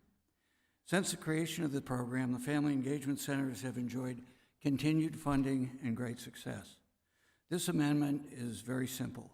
It would increase the amount of money we can give to the Family Engagement Centers program to allow them to expand and support more students and families. At the current funding levels, there are millions of K-12 students and their families in 35 states now that are unable to benefit from this program at the current funding level. Decades of research shows that family engagement matters for student success. Students whose families are engaged are more likely to attend school, to avoid discipline problems, to achieve at higher levels, and to graduate. Family engagement helps the parents, the students, the schools, and the community. Statewide family engagement centers are the success story for how parents can positively and meaningfully integrate in their children's education in a proven, sustainable way that benefits the parents and students. It's based on a bipartisan effort that has proven over time to be a good investment. If the goal of this legislation is to improve meaningful engagement, I would encourage my colleagues to support this amendment. Thank you, Madam Chair. I yield back. The gentleman from California yields back. Does any member wish to speak to the amendment? Ms. Bonamici, you're recognized for 5 minutes. Thank you, Madam Chair. I move to strike the last word and speak in favor of the amendment. The gentlewoman's recognized for 5 minutes. Thank you. And I have a good feeling about this one. Thank you, Mr. DeSaulnier, for your amendment. Statewide family engagement centers are a very important part of improving the ability of parents to authentically engage with their children's school. They help parents work in partnership with educators to improve instruction, boost academic outcomes, and have a meaningful voice in the direction of their children's public schools. These authentic engagement policies involve families. That's important, and making those improvements. Importantly, the strategies employ an approach where parent and family involvement is complementary to, not separate from, the work of educators. Statewide Family Engagement Centers, or SFECs, have traditionally enjoyed bipartisan support, and I want to thank my friend and colleague, Representative G.T. Thompson, for his leadership on this issue. If you want to equip schools to effectively serve parents and meet the additional mandates set forth in the so-called Parents' Bill of Rights, you must be willing to provide the funding that's needed for states to develop these stronger, more equitable, and more resilient family engagement policies.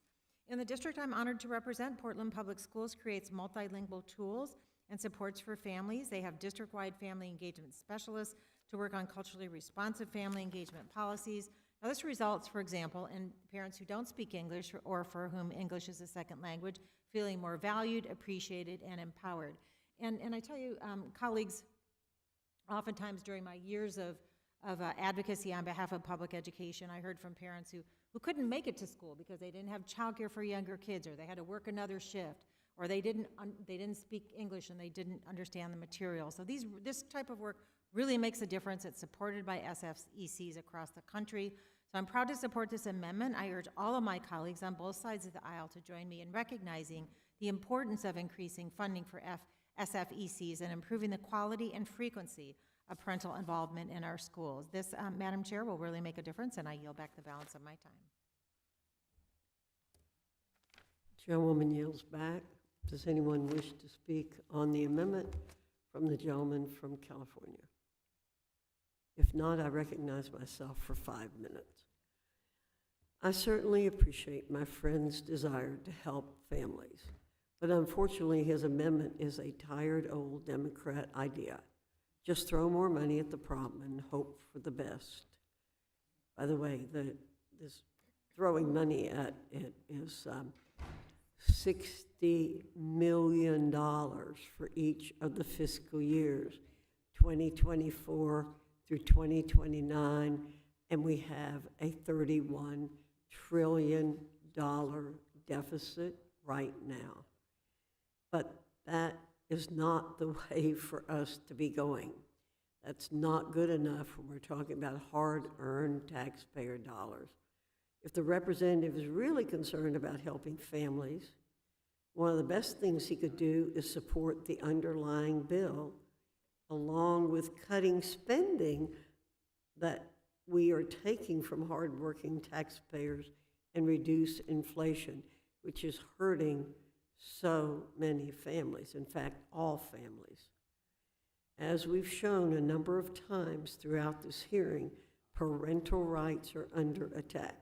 Many families don't know what their child is being taught in school. One of the best things we can do for families is ensure they all know what's happening in the schools. And I yield back. Anyone else wish to speak on the amendment?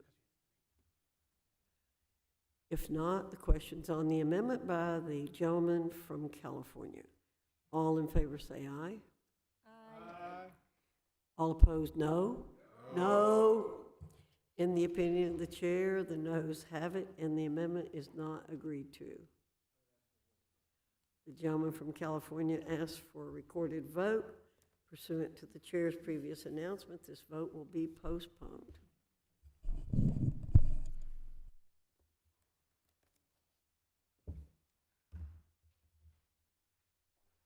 Ms. Manning, I understand you have an amendment? Thank you, Madam Chair. Ms. Manning has an amendment at the desk. The clerk will report the amendment.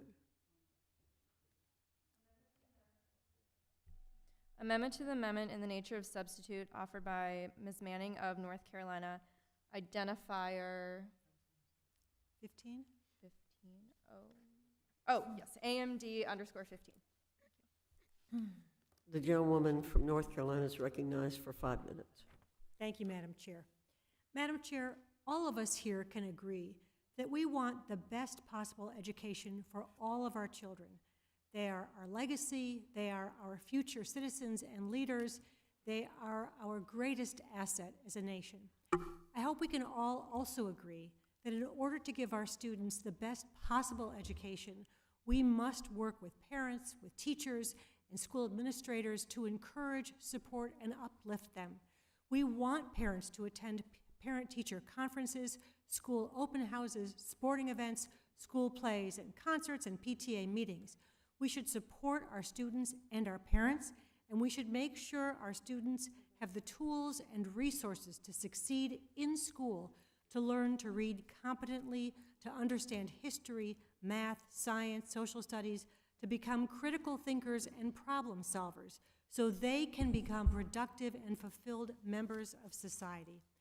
I wish we were focusing on these issues, on how to address issues like reading comprehension and access to mental health resources in schools, instead of focusing on material extreme politicians believe should be stricken from the classroom, or extra burdens that should be put on teachers and administrators by forcing them to share lists of every book in the school library, or burdening them with an endless array of unnecessary permission slips. We have real problems, and we should be addressing those problems. I wish we were spending our time doing that. But there is one issue I think we can all agree on, and that is that all of our students in public elementary and secondary schools should have access to broadband.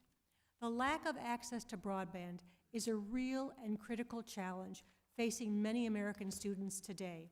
If my colleagues are sincerely interested in ensuring a supportive environment for student success, I hope they are prepared to address the issue that's addressed in my amendment.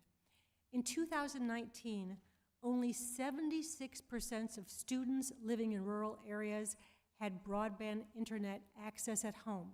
This is lower than the percentage of students living in towns or cities or suburban areas.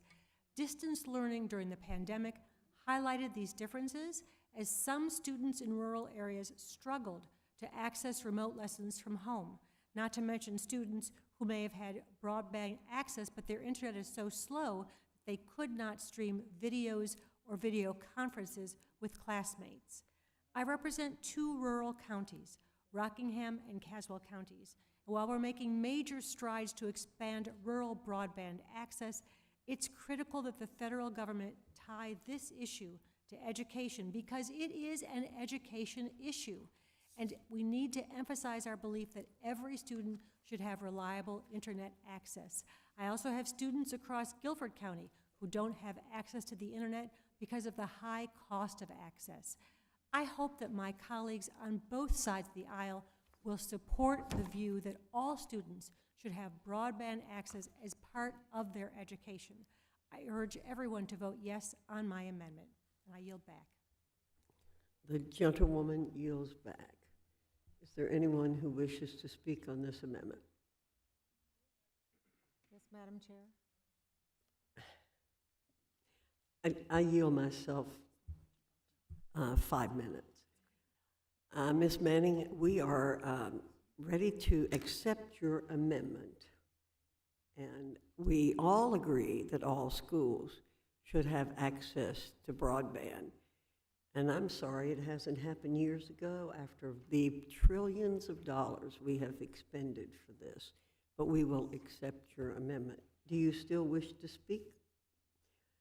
I Ms. wish to Bonamici? say thank you, Madam Chair, for supporting Ms. Manning's amendment, which I was going to speak in favor of, and I'm glad you're supporting it. It's a really critical issue, not just in the district I represent, but around the country. Thank you, Madam Chair. I yield Thank back. you, Ms. Bonamici. If there's no further debate, then all in favor say aye. Aye. Any opposed? No? Thank you. In the opinion of the chair, the ayes have it, and the amendment is agreed to. Thank you, Madam Chair. Ms. Hayes, it's my understanding you have an amendment at the desk? Yes, I do. The clerk will report the amendment. Amendment to the amendment in the nature of substitute to HR 5 offered by Ms. Hayes of Connecticut, identifier AMD_06. Ms. Hayes, you're recognized for 5 minutes. Thank you. As children continue to recover from the pandemic, both emotionally and academically, it is now more important than ever to ensure children have nutritious breakfast and lunch programs, as well as being equipped to respond to nutrition and health needs facing children today. Hunger exists in every community, and it can be easily hidden. Before the pandemic, more than 1 in 7 children lived in a food-insecure household. It is very straightforward. Hungry kids don't learn. When children are hungry, they lack the energy they need to learn, play, and thrive. And over time, this hunger may prevent children from reaching their full potential at school and in life. The National School Meals Program provides 29 million school-aged children nutritious school lunches and 15 million children nutritious school breakfasts. The health benefits of school meals are clear. As just one example, according to a 2023 report from the Journal of American Medical Association Pediatrics, school meal programs have greatly contributed to the reduction of body mass index in school-aged children. This amendment reinforces the benefits of school meal programs as they support children's academic performance and overall well-being. I urge my colleagues to support this amendment that all children will benefit from. And with that, I yield back. Does anyone wish to speak on the amendment? Ms. Bonamici. Thank you very much, Madam Chair, and I thank Representative Hayes for bringing this amendment. We're debating the rights of people in school settings, so I want to reiterate that one of the most important things we can do to help children learn is to make sure they have enough to eat. Preventing and addressing child hunger is a moral imperative and an economic necessity. And we know that giving all students access to healthy meals is a good investment because it allows children to live healthier and more fulfilling lives, and it provides them with a strong foundation to grow and thrive. And we know that academic performance will improve if students are not worrying about where their next meal will come from when they're sitting in class with an empty stomach. In recent years, members of this committee came together to prevent millions of children and their families from falling into hunger. I've seen firsthand how giving every student a healthy meal at school improves child health and our schools. Last year, I heard about the importance of our work to serve all students healthy meals from some third graders I had lunch with at Chapman Elementary School in Portland. The students I spoke with told me they thought it was fair and important for all of their peers to have access to meals at schools. I urge my colleagues on both sides of the aisle to join me in recognizing that all students should be provided with healthy meals and continue our progress to end hunger by supporting this important amendment. Thank you, Madam Chair, and I yield back the balance of my time. The gentlewoman yields back. Does any other member wish to speak on the amendment? Ms. Adams, you're recognized for 5 minutes. Thank you, Madam Chair. Move to strike the last word. I'd like to speak in favor of Representative Hayes' amendment. School meals are a critical part of ensuring that our students have all of the wraparound supports that they need. When students go hungry, they struggle to learn, and many of the nation's hungry are children. As a member of this committee and the Committee on Agriculture, I wholeheartedly support this amendment to communicate the sense that students should have access to healthy and nutritious meals. I would certainly urge the members to support it, and with that, Madam Chair, I yield back. Thank you, Dr. Adams. Any other member wish to speak on the amendment? If not, I recognize myself for 5 minutes. I'd like to speak on it. We appreciate, I'm sorry, Mr. Scott. Okay, thank you. We appreciate the member's amendment. Of course, we support school meals and agree that children should have access to the supports they need to succeed. However, we fear this amendment is a backdoor to making the federal government provide meals for everyone, including wealthy families who can easily afford meals on their own. The government's aid, including the taxpayers' aid, including for the school meals program, should be reserved for those who are truly in need, as this is a transfer of wealth. And I oppose the amendment. Mr. Scott, I yield back and recognize Mr. Scott for 5 minutes. Thank you, Madam Chair. Madam Chair, this is a sense of Congress that just merely states that students should have access to healthy meals and that healthy meals help students thrive both health-wise and academically. I would hope we wouldn't suggest that that is not the sense of Congress. I yield back. Gentleman yields back. If there's no further debate on the amendment, the question is on the amendment by the gentlewoman from Connecticut. All in favor say aye. Aye. All opposed, no? No. In the opinion of the chair, the noes have it, and the amendment is not agreed to.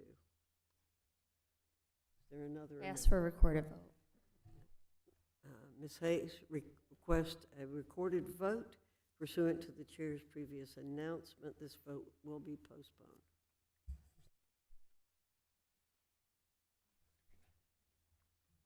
Ms. Manning, do I understand you have an amendment at the desk?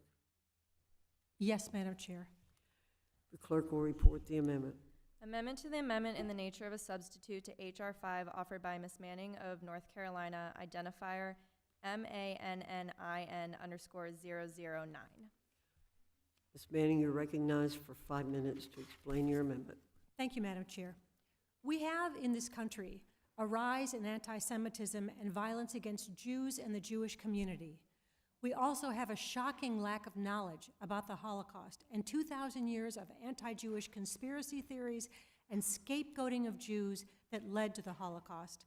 In fact, a recent survey by the U.S. Holocaust Museum showed that more than 40% of our students have never even heard of the Holocaust, one of the most horrific, appalling, and effective attempts at genocide, which succeeded in brutally murdering more than 6 million Jews.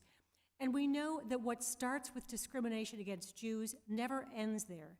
It often leads to discrimination against people of color, against members of the LGBTQ community, against disabled people, against immigrants. The Holocaust is a powerful tool for teaching about the perils of discrimination and about the dangers of standing silent when others are attacked. And yet, in schools across the country, extremists are demanding that award-winning books about the Holocaust be removed from school libraries and banned from classroom reading lists. Last year, a school board in Tennessee banned the teaching of Maus.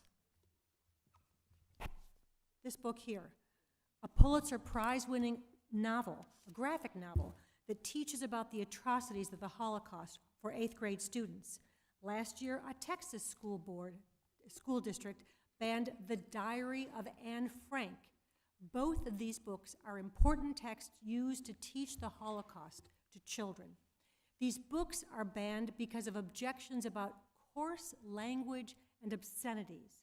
When asked about the banning of Maus, the author, Art Spiegelman, stated, "This is disturbing imagery, but you know what? This is disturbing history." I agree.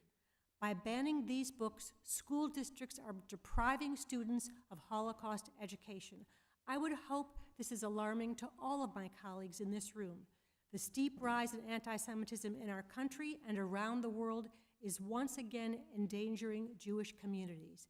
Efforts to limit or ban Holocaust education in schools takes away one of the most important tools in combating anti-Semitism and all other forms of discrimination. And the most important tool we have to fight those things is education. We have a responsibility to provide students with an accurate accounting of our history, because if we don't know our history, we are doomed to repeat it. We cannot allow the concerns of a small group of parents or even community members without children in school to cause the banning of books that tell important but disturbing accounts of terrible times in history. Let us remember that one of the very methods used by the Nazis was the banning of books and the burning of books they decided were inappropriate or degenerate. Our school libraries should be a source of education for our students. They should be filled with diverse stories and life experiences so our children will have a full and well-rounded education. I urge my colleagues to vote yes on my amendment, and I yield back. Does anyone wish to speak on Ms. Manning's amendment? Ms. Bonamici, you're recognized for 5 minutes. Thank you, Madam Chair. Just briefly, Madam Chair, I wish to support Representative Manning's very important amendment. We know that anti-Semitism is on the rise across the country and around the globe. And as Ms. Manning talked about, the way we address that is by learning from history. I share the concern that some schools and some districts are removing information about the Holocaust from classrooms. I expect, Madam Chair, that you will remind us that the federal government does not dictate curriculum. This is not about dictating curriculum. This is saying do not ban this important part of history. So I want to just align myself with Representative Manning, thank her for bringing this very important amendment, and I yield back the balance of my time. Thank you. Anyone else? Well, I recognize myself for 5 minutes. I appreciate my colleagues' recognition of the importance of teaching students about the horrors of the Holocaust and anti-Semitism. Everyone on our side of the aisle wants that done all the time. There has never been a doubt on our side of the aisle that these are important issues to teach and to make people aware of.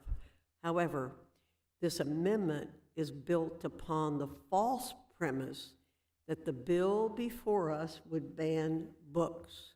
There is nothing in this bill that has anything to do with banning books. This is a disingenuous attack from our colleagues on this side of the aisle. This bill is about transparency, about giving every parent the tools to advocate for their children. Nothing, and I repeat, nothing in this bill would limit access to school materials on the teaching of the Holocaust. I urge my colleagues to reject this disingenuous amendment. Is there further debate on this amendment?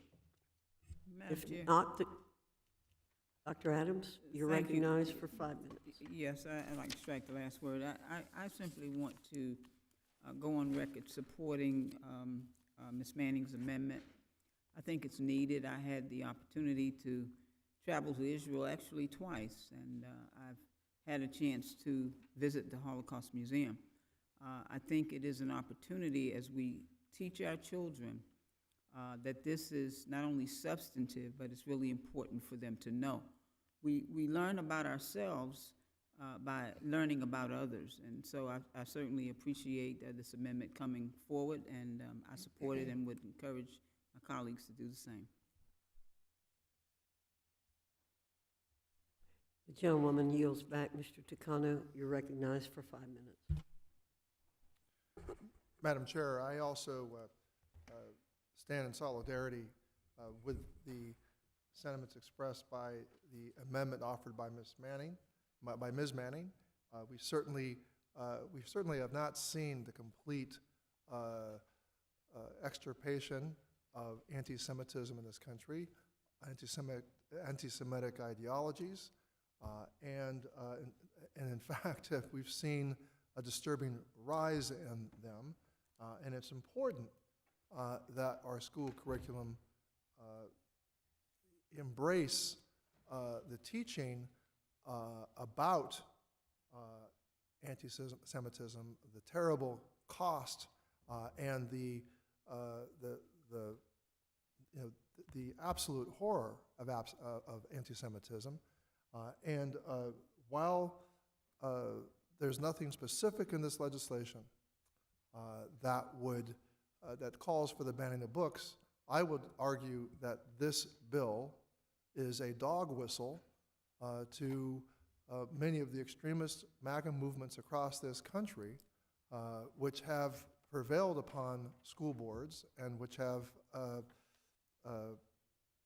pitted teachers, pitted parents against teachers, and has grown out of a type of extremism, and that is the only explanation I can have for the structure of a bill which creates, as I said, a straw man, a conjured up enemy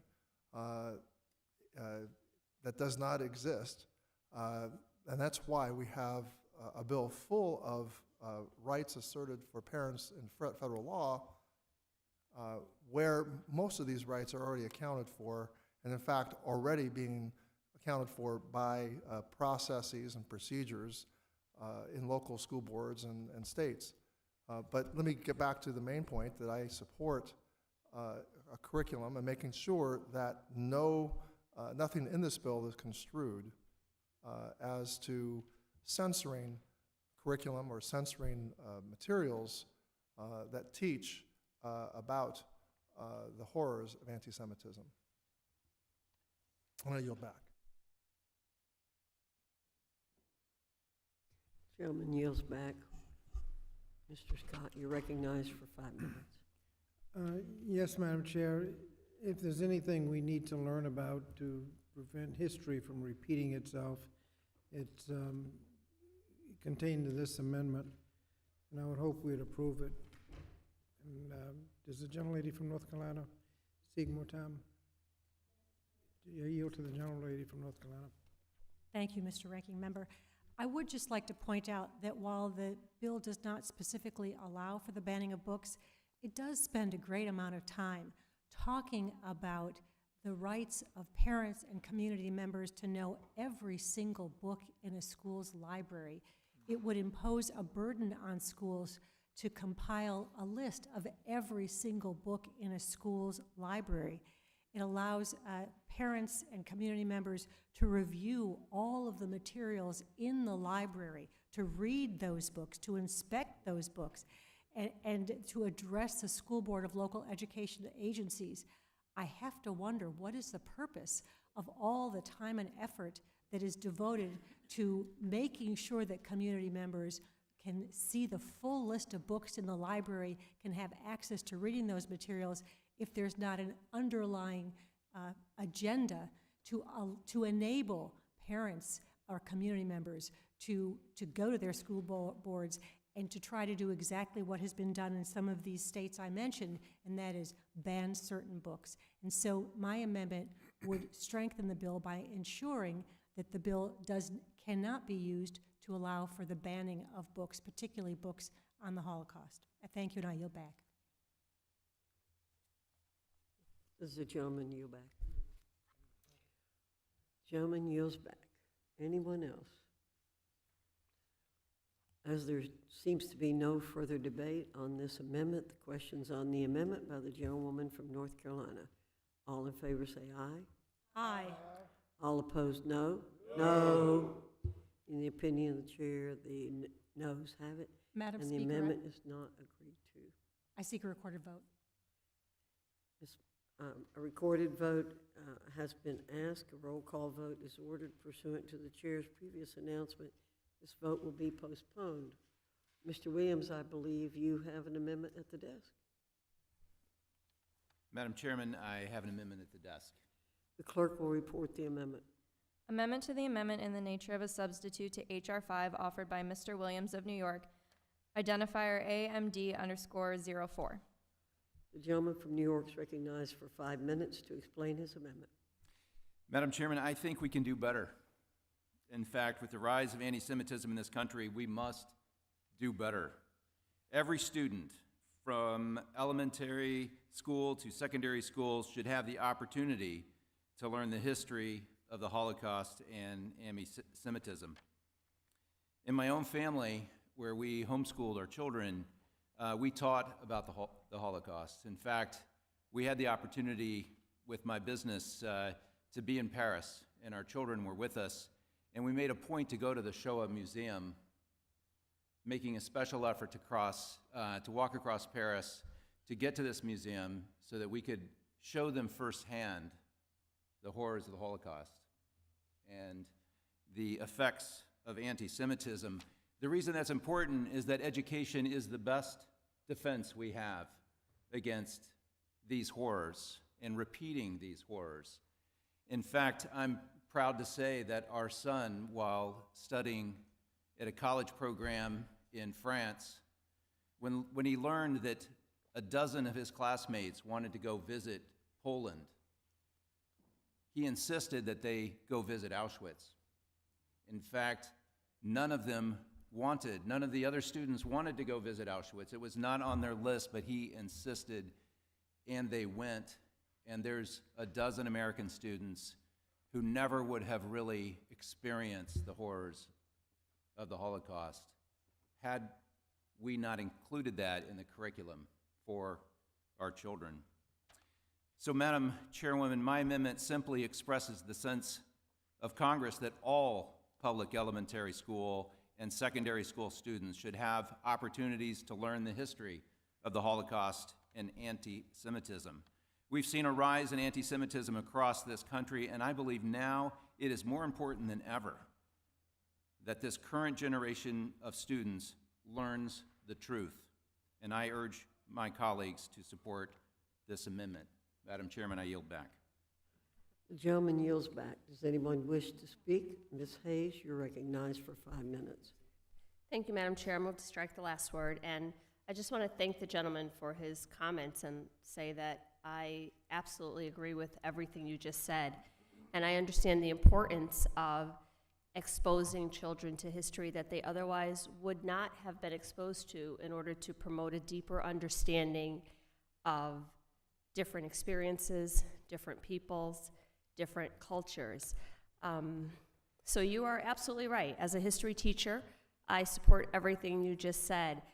I would also ask that you imagine just for a minute the value in expanding that same thinking to African American history, to Native American history, to all of the other histories that we've heard spoken about here on this committee that we were told were either not germane or were not any of the things that were being addressed in today's hearing. But you are absolutely right. Our children should learn our history, even the most painful parts of it, because without that, we are doomed to repeat it. So thank you for introducing that amendment and for, in a reasoned, measured way, trying to help explain to the people on the committee the importance of everything you just said. With that, I yield back. The gentlewoman yields back. Does anyone else wish to speak on the amendment? Mr. Takano, do you wish to speak on the amendment? Madam Chair? Yes. You I do wanna appear speak to the want to amendment. speak on the amendment. Yes, I do want to speak to the amendment. I am delighted that the gentleman is offering an amendment that embraces the teaching of the Holocaust as a sense of Congress. I would also ask if the gentleman defines the Holocaust as also, teaching about the Holocaust, also to include not only the persecution of Jews, but the persecution of homosexuals by the Nazi regime.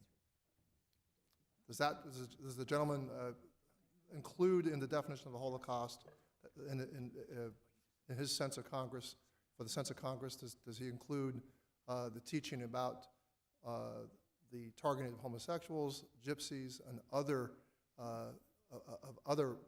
vulnerable minorities in Europe at the time? I yield for an answer.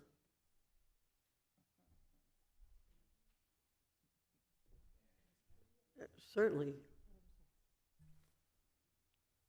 The Holocaust was the systematic execution and murder of over 6 million people of all different varieties. When a government decides that it's okay for any group to be murdered simply out of policy, it's wrong. And we should cherish life in all its forms. The Holocaust and the Nazi regime killed people of the Roma people, commonly called gypsies. They killed people with disabilities, people with mental handicaps. They killed homosexuals. Certainly they killed Jews. They killed many of their own people, and anyone who stood up against them. All of those are included.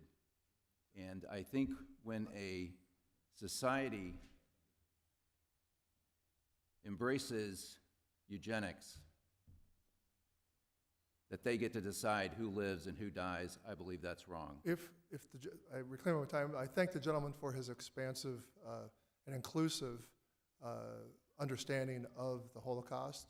Of the 12 million that were exterminated and targeted, 6 million of whom were of the Jewish faith or were identified as Jews. And so I'm in accord with the amendment that the gentleman is putting forward, if that inclusive understanding of what the Holocaust means, the word Holocaust means,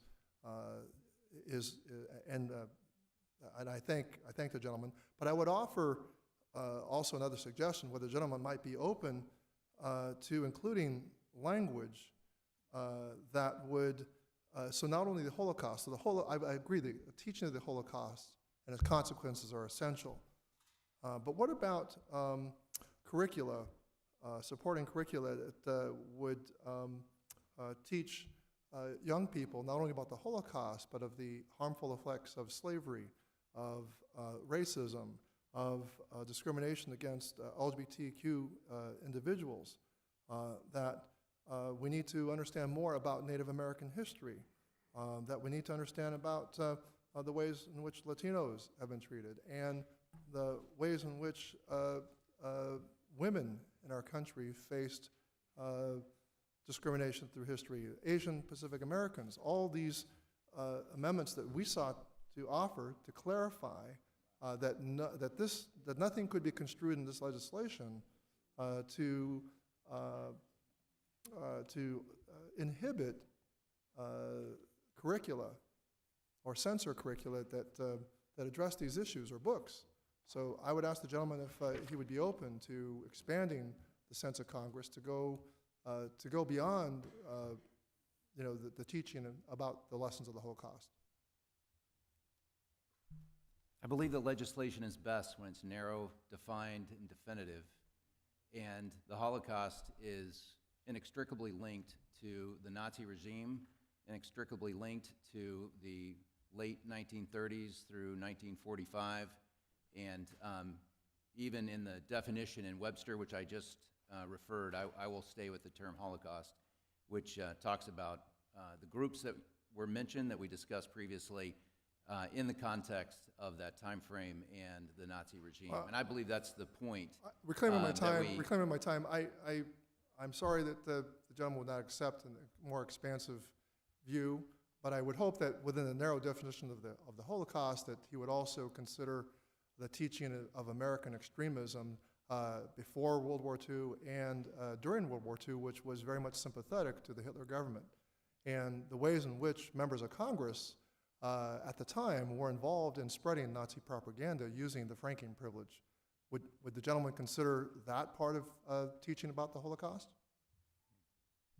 I believe I've defined it as it's defined in the dictionary and is commonly used as a term. There's no reason for Congress to pass a law to redefine the Holocaust. Thank you. My time has expired, and I yield back.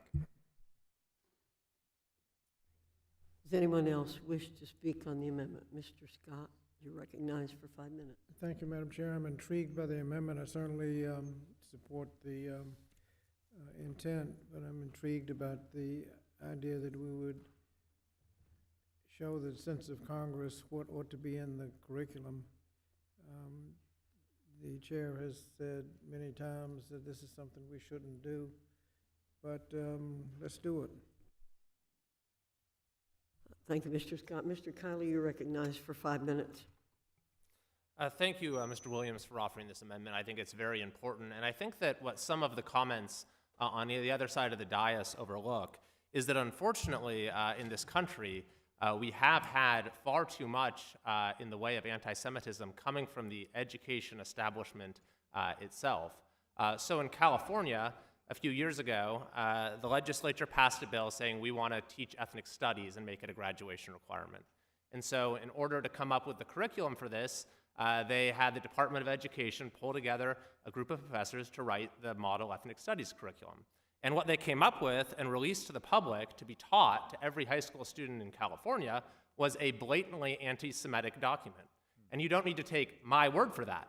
I want to read you an excerpt from a letter that was written by the California Legislative Jewish Caucus, which consisted of 14 Democrat legislators. It said that this curriculum erases the American Jewish experience, fails to discuss anti-Semitism, reinforces negative stereotypes about Jews, singles out Israel for criticism, and would institutionalize the teaching of anti-Semitic stereotypes in our public schools. The letter goes on, Jews are essentially excluded from the curriculum. We have been advised that this exclusion appeared to be intentional and reflected the political buyers of the drafters of the curriculum. They called it deeply insulting, fundamentally inconsistent with the purpose of ethnic studies, harmful to Jewish and non-Jewish students, and indicative of an anti-Jewish bias in the curriculum that would be dangerous to institutionalize in our curriculum. In the few instances, the letter goes on, where the curriculum actually acknowledges Jews, it does so in a denigrating and discriminatory manner.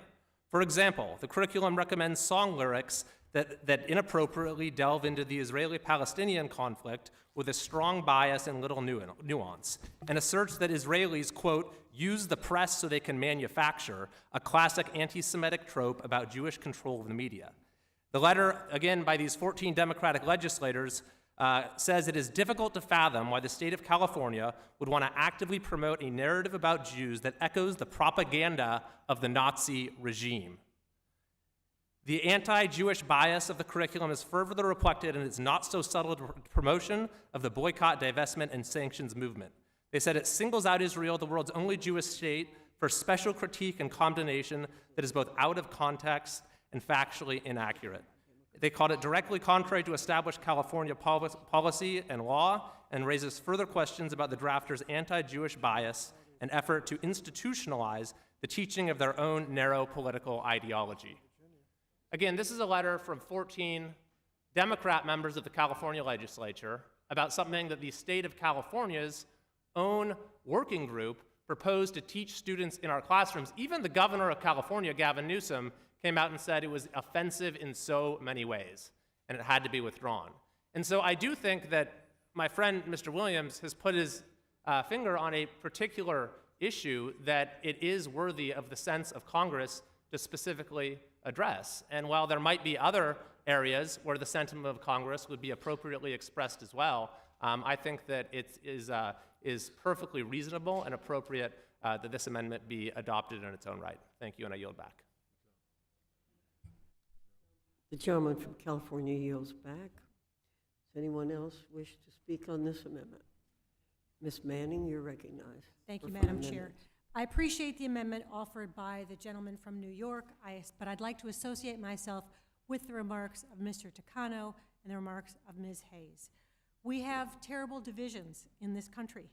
We have a lack of knowledge about the history of the Holocaust, but we also have a lack of knowledge about the true history of slavery in this country, about the true history of the Asian population in this country, about the true history of the Hispanic populations of our country. We need to do better in our schools to teach our children about the rich, diverse people who make up this country. And I encourage us to do everything we can to be improving the education we provide to our children. That's the kind of discussion I would hope we'd be having today, instead of a discussion about increasing burdens on schools and teachers with excess permission slips and tallying up library books that will enable people to ban books. And let me just remind everyone that I would hope that the teaching of the Holocaust would include books like the Pulitzer Prize winning books Maus and Anne Frank, which were banned by 2 different school districts. So let me just say again, I would love to be having conversations about bills that are designed to improve the way we educate our children and to add resources so that our children can be properly educated and our teachers and school administrators can be properly compensated. Thank you, and I yield back. The gentlewoman yields back. Does anyone else wish to speak on the amendment? Ms. Jayapal? Thank you, You're Madam Chair. I recognized for yield 5 my time minutes. to Ms. Hayes. I would just like to, Ms. Hayes is recognized. yes, I would just like to reiterate once again the idea about legislation being narrow, specific, and defined. I think we've attempted to do that on so many different topics, and it was rejected. I would argue that equally as important to teaching children about the Holocaust in all its form is the teaching of all areas of history and the contributions of all people in this country. Millions of people died at the hands of government officials in different eras of our history, and that is worth teaching. That is what our kids should also be learning. So just like I believe it should be the sentiment of Congress that the Holocaust should be taught, should also be the sentiment of Congress that African American history be taught, and Asian Pacific Island American history be taught, and Native American history be taught. And it is highly hypocritical that the argument can be made for the history that affects you and your family, yet the history that affects me and my family is unwanted, unaccepted, and oftentimes offensive on this committee. So just to reiterate that same idea that our children in this country should be taught all of their history and all of the contributions that so many people have provided, and to argue against one and for the other is not a true representation of how our history should be taught, and I'm not really sure how you can defend that. So again, I do not support well, actually I support the amendment, which is kind of odd because I do support the teaching of of the Holocaust.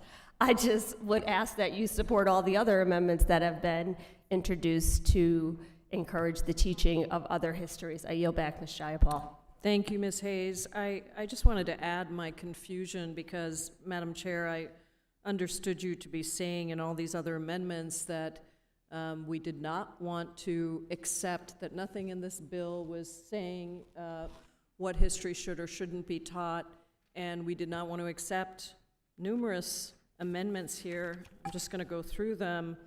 An amendment that we had to make sure that Latino history was taught, an amendment that we had to make sure that Native American history was taught, an amendment that we had to make sure that Black history was not excluded from our curriculum, an amendment to make sure that LGBTQ history was not excluded from our curriculum, an amendment to make sure that women's history was not excluded, an amendment, my amendment, to make sure that Asian American, Pacific Islander, Native Hawaiian history was not taught. And I remember you saying that the federal government has no place in dictating curriculum. And in fact, I think those were your exact words. And I think that this feels very contradictory to me to suddenly go through all of those amendments and say that history, we don't want this bill to do anything that ensures that history is taught, but suddenly we now feel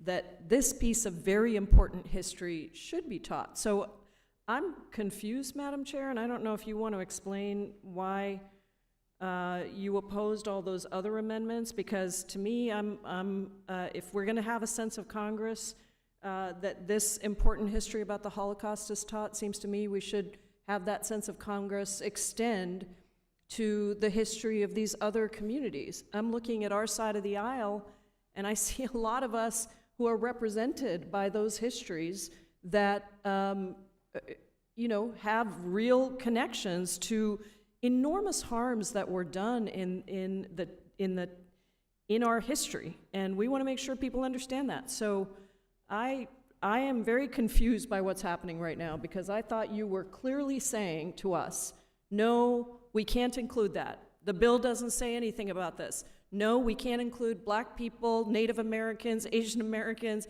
We can't include any of that history. But suddenly, somebody on your side it proposes some very important history. I think we all agree with that. But I don't understand why the history that many on our side actually have advocated for is not also being included in the sense of Congress. So I am going to propose that we amend this to include that. I think that is underway. We're working on it right now, and I think it's really important that we amend this sense of Congress. If we're gonna say it about one part of our history, let's be clear that there are a lot of pieces of American history that need to be included in this sense of Congress. So I know we're waiting for that amendment to come, but I hope that my colleagues will support this, because otherwise it's extremely hypocritical and contradictory to all the other statements that you have made during the course of this hearing. It's expired. Mr. Wahlberg, you're recognized. Thank you, Madam Chairman. As I'm looking up here, I see e pluribus unum, out of many one. I think we're moving significantly away from that understanding in this country. And I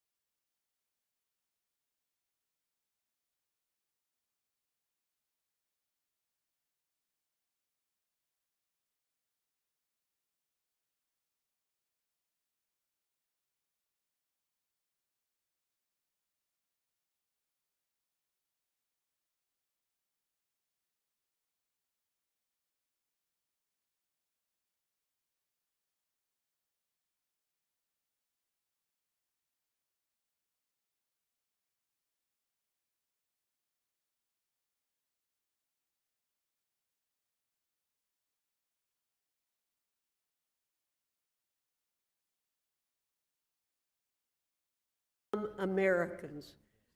And we know what the left is best at, and that is trying to divide us into tribes and force us to fight each other. So if you're going to offer this an amendment, which I understand you want to offer, to include on Mr. Williams' amendment, then we'll have another amendment that will have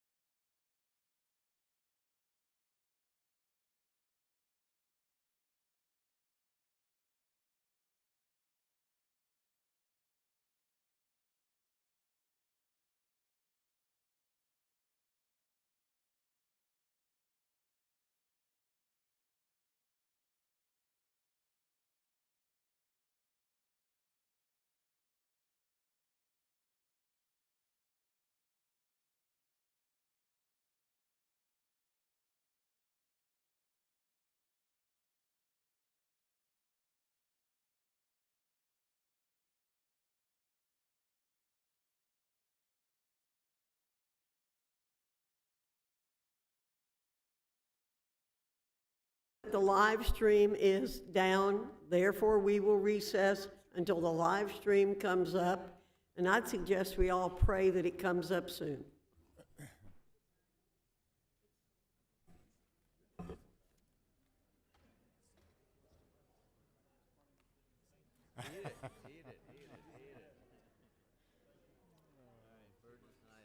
I'm done.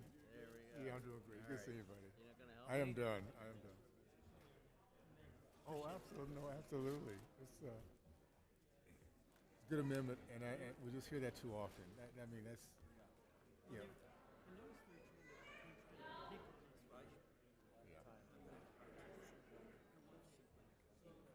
Well, you handle it right. I mean, at the end of the day, because it got off in the CTR, and that's because she made that point. You brought it right back to, this has to do with transparent. Whatever you said was just spot on. I wanted to come over and give you a high five, but anyways, no, that was good. That was a good job. Good job for sure. Yeah. You're trying to figure out where's this thing going, right?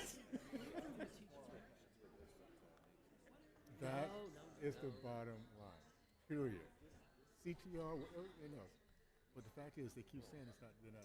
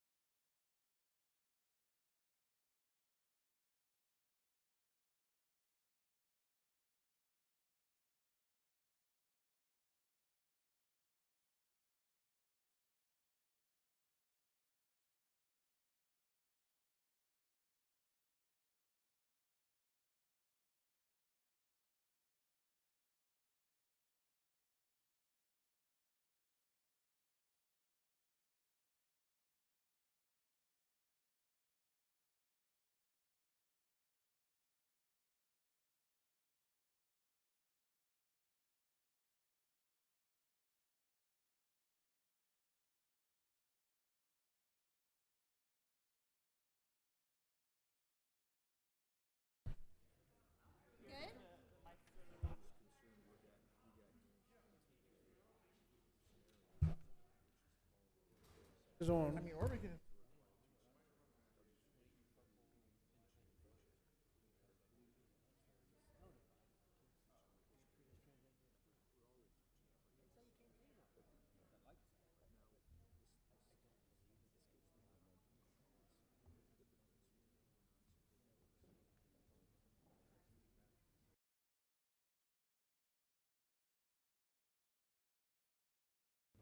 You're thinking once he's.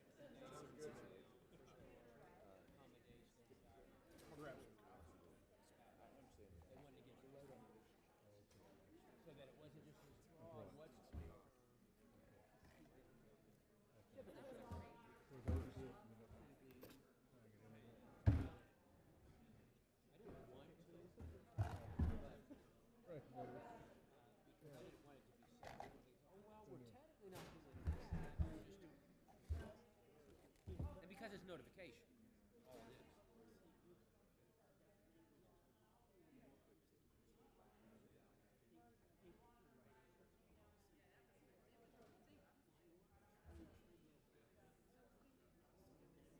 It's so nuanced, you can actually go anywhere you want to.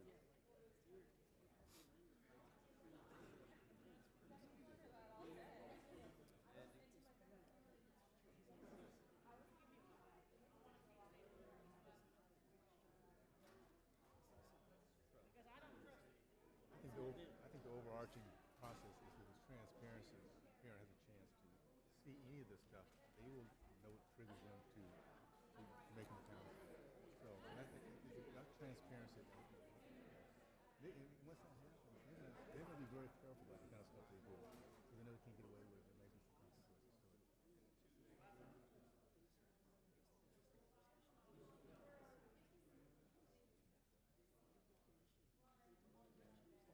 Oh yeah, for sure. Yeah, or have you define. They want you to define. That's what I love about your answer. Once you define what CRT is, you say it's not about CRT. It's about transparency. So you actually gave the answer that we need to have. But they were trying to pigeonhole it to try to figure out and define that process.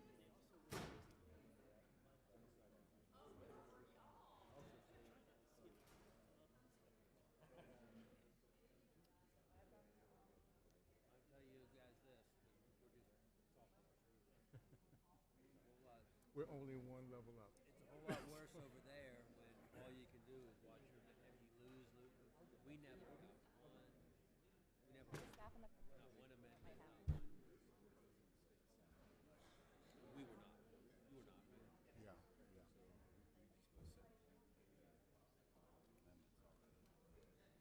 Yeah.